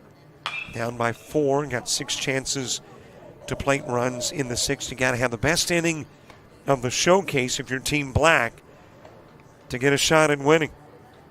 Daniels with a fly out. You're down by 4, and there's not been a team today or yesterday score 4 runs in an inning. So you've got to go where no man has gone before. At least in this showcase, if you are Team Black, in the top of the 6th to win it. Easton Nelms with a double that drove in Drinkwater and Daniels in the 2nd.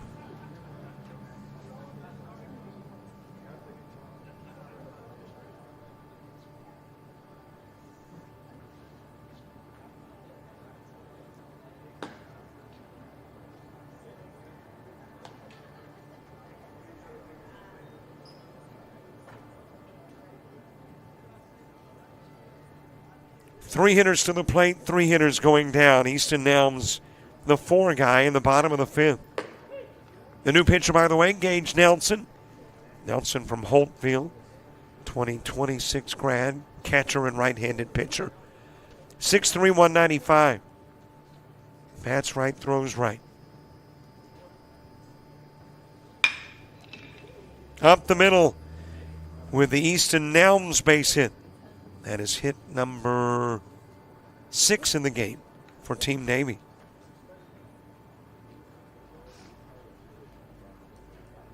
Number 8, Nate Perez. And it's got Nate Perez coming to the plate.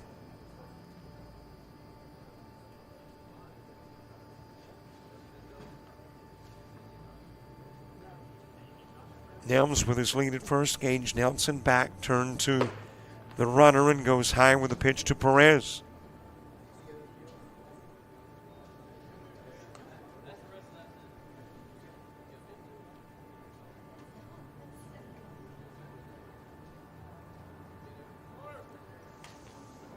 Hit by the pitch is Perez. Nelms with a stolen base at 2nd.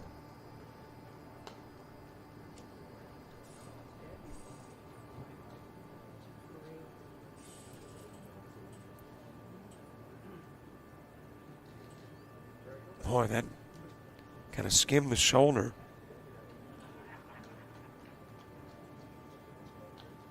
Well, this is contrary to baseball rules as they send Nelms back in the showcase.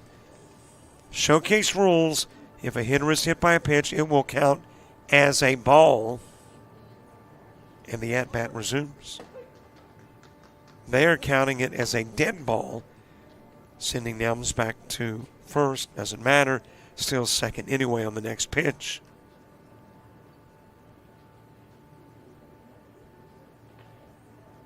I do think, and I guess as a hitter it could be kind of inhibiting.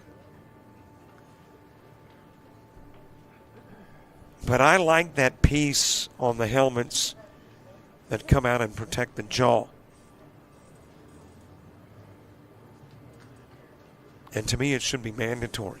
Unless, of course, I guess if it is something that just gets in the way, it's protrusion. I guess it should be to the discretion of the hitter. But that pitch that got Perez was not that far away from being something that could have been damaging to the jaw. And protects the jaw is a cure-all. But it's got to be something that certainly would prevent some injuries. Low inside pitch to Perez. He's given a walk. And that is how the bottom of the fifth comes to an end. We enter the sixth and final inning in a 5-1 ball game. Team Black got to have a record breaker to take the lead.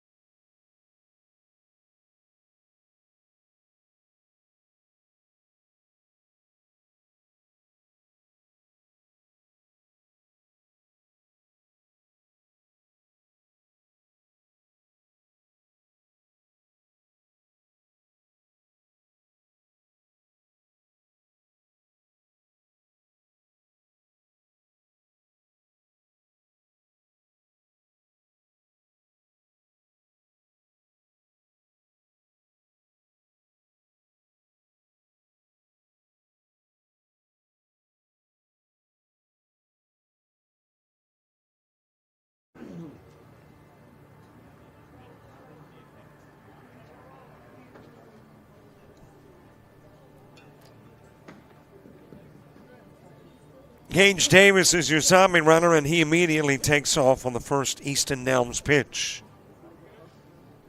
And into scoring position. Team Black needing 4 runs out of 6 potential to tie it, 5 out of 6 to win it. And we will find out in the very first at-bat whether the chance to win it continues. Seth Staggs, who ground out in the 3rd. To the plate in the 6th. Will Watley, Evan Pritchett, Caden Norwood, Gage Nelson, all 2 up in the inning. And that has flown to center field and will put an end to the hopes of winning it Now, if you're Team Black, your best case is tying it. And this at-bat will determine whether there's a chance there. Will Watley with a fly out to center field.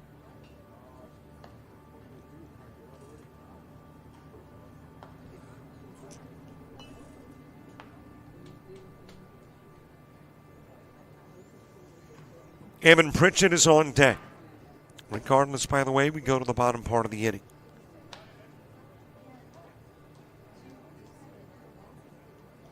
And according to my scorebook, to get everybody 2 at-bats, rather, you got to have Whitman, Youngblood, and Puccio come to the plate. But we will see if we actually get 5 at-bats in the bottom part of the inning. 73-mile-an-hour pitch. Getting Will Watley strike number 1. Low outside pitch. Davis safely to third.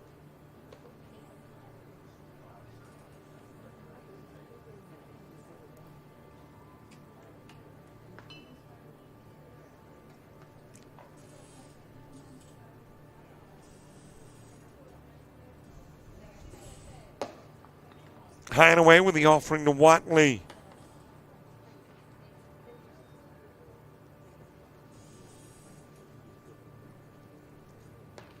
Watley, the second out in the 3rd inning, as that one is fouled out of play.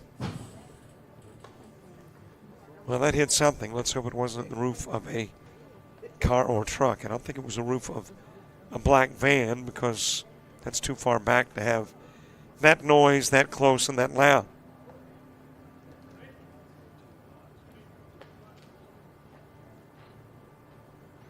And I'm assuming the maroon van is a little further back in the parking lot. Yeah, so it wasn't a maroon van either. Inside pitch, walk given to Watley. Couple of runners on for Evan Pritchett. Number 17, Eben Krischet. GW Long product, a 2026 grad infielder, 5'11", 190.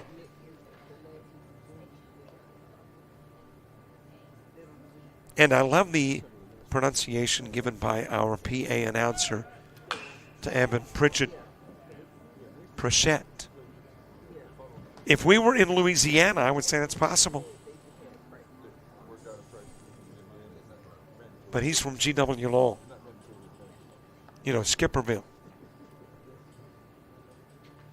A little bit outside of Ozark.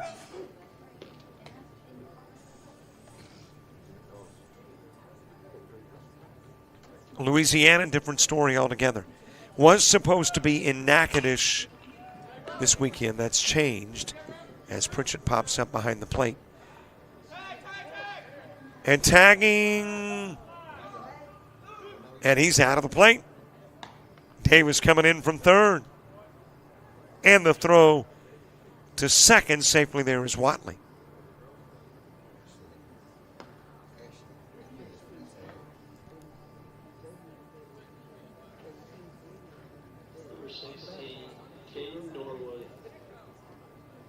Well, that's a heads-up play, though.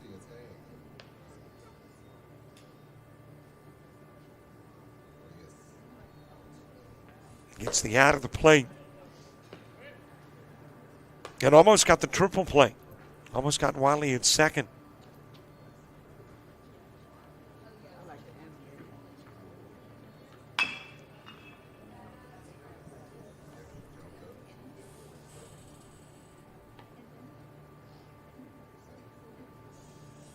Watley in safe at second, but you got a runner taken off the base path. You got Pritchett not allowed on.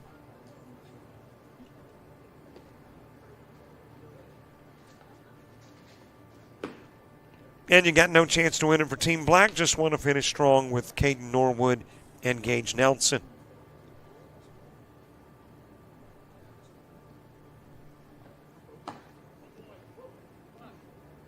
Well, the scoreboard is indicating a run played, and I think the umpire called the runner coming in from third, Davis, out.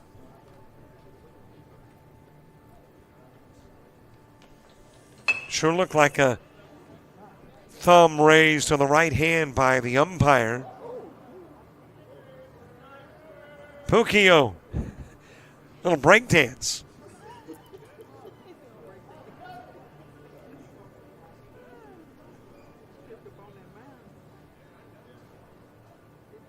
And you got a couple of base runners on there on the corners.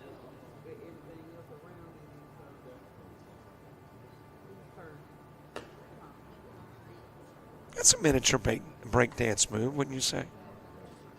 Good that he's not hurt. Pukio back at short. Runners on the corners. Gage Nelson to the plate. Well, the scoreboard here indicates a run. But I think Davis was out at the plate on the run from third. Fouled away by Nelson. So we're keeping it as a 5-1 ball game.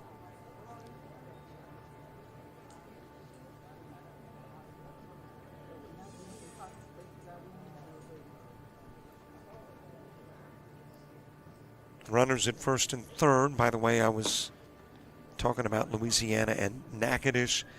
Now, you're from Natchez, right across the Mississippi from Louisiana.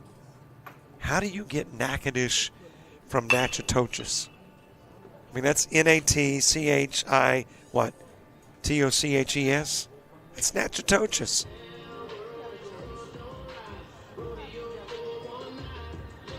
All right. Well, that's why if Pritchard had been from Louisiana, it could be something else. He's not. It's not. Nelson will ground out. Nobody scores in the top part of the inning. We're going to the bottom part. Navy's going to win it. Question is by how much? We'll find out when we return.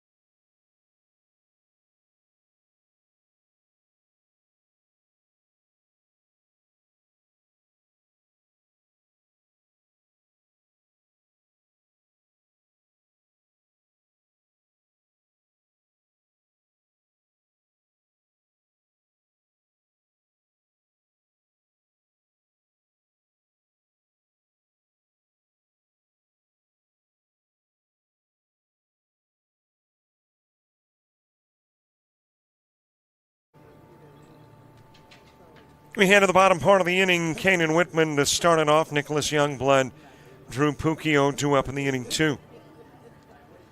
And we go 5 at-bats. If we do, we bring Cam Isbell and Rhett Turnipseed into the picture, too. About to wrap up our Upperclassmen Showcase. Underclassmen will do it in July. I believe it is the 9th and 10th. And we will be back. Hope to have the same crew back. I guess we'll wait and see in a month. Shot over towards right field by Whitman. And coming over to the foul line to make the catch is Braden Bounds.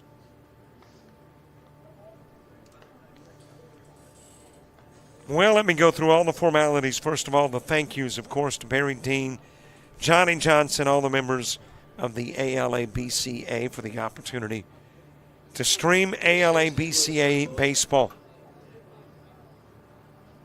Obviously, thank you for watching. If you weren't, what the heck? Why would we be here? You are, and we appreciate that. Don't forget, subscribe to our YouTube channel. Follow us on Facebook, Twitter, Instagram, TikTok, and Threads. Want to buy coverage of the game so you can dabby it up and make highlight clips or watch the game or games later? $25 gets you access to everything we do.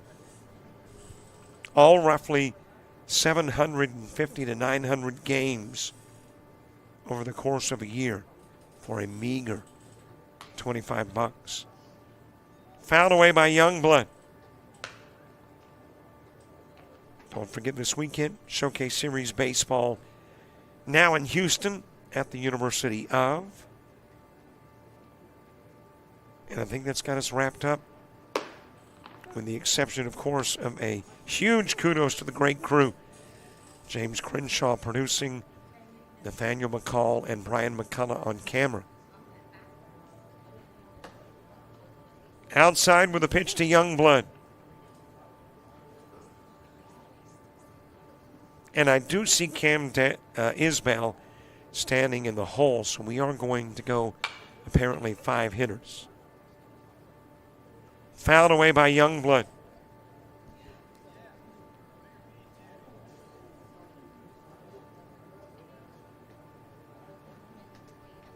Thanks to Troy University for the opportunity to have a pretty doggone good seat in the house to be able to watch the game, access to their internet, to be able to stream it.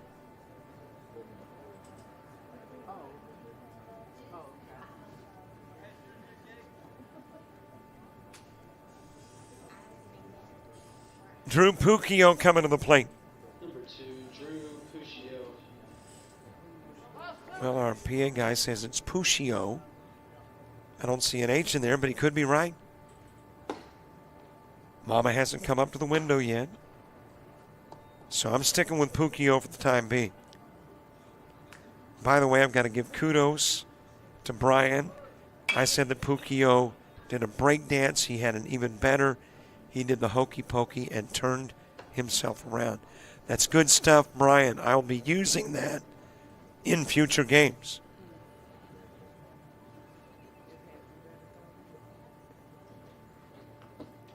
Puccio with a fly out to third in the third.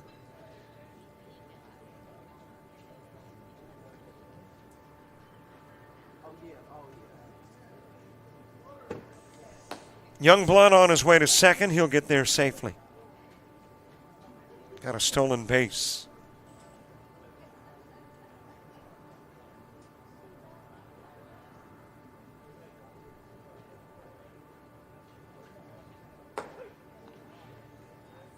And we didn't get a zombie runner in the 6th. I think this is the only game we haven't had one in the 6th. And apparently, Team Navy saying, hey, why add insult to injury? We've got a 4-run lead. It's the bottom of the 6th. It's the last at-bat. Team Black can't win it. We can. So why?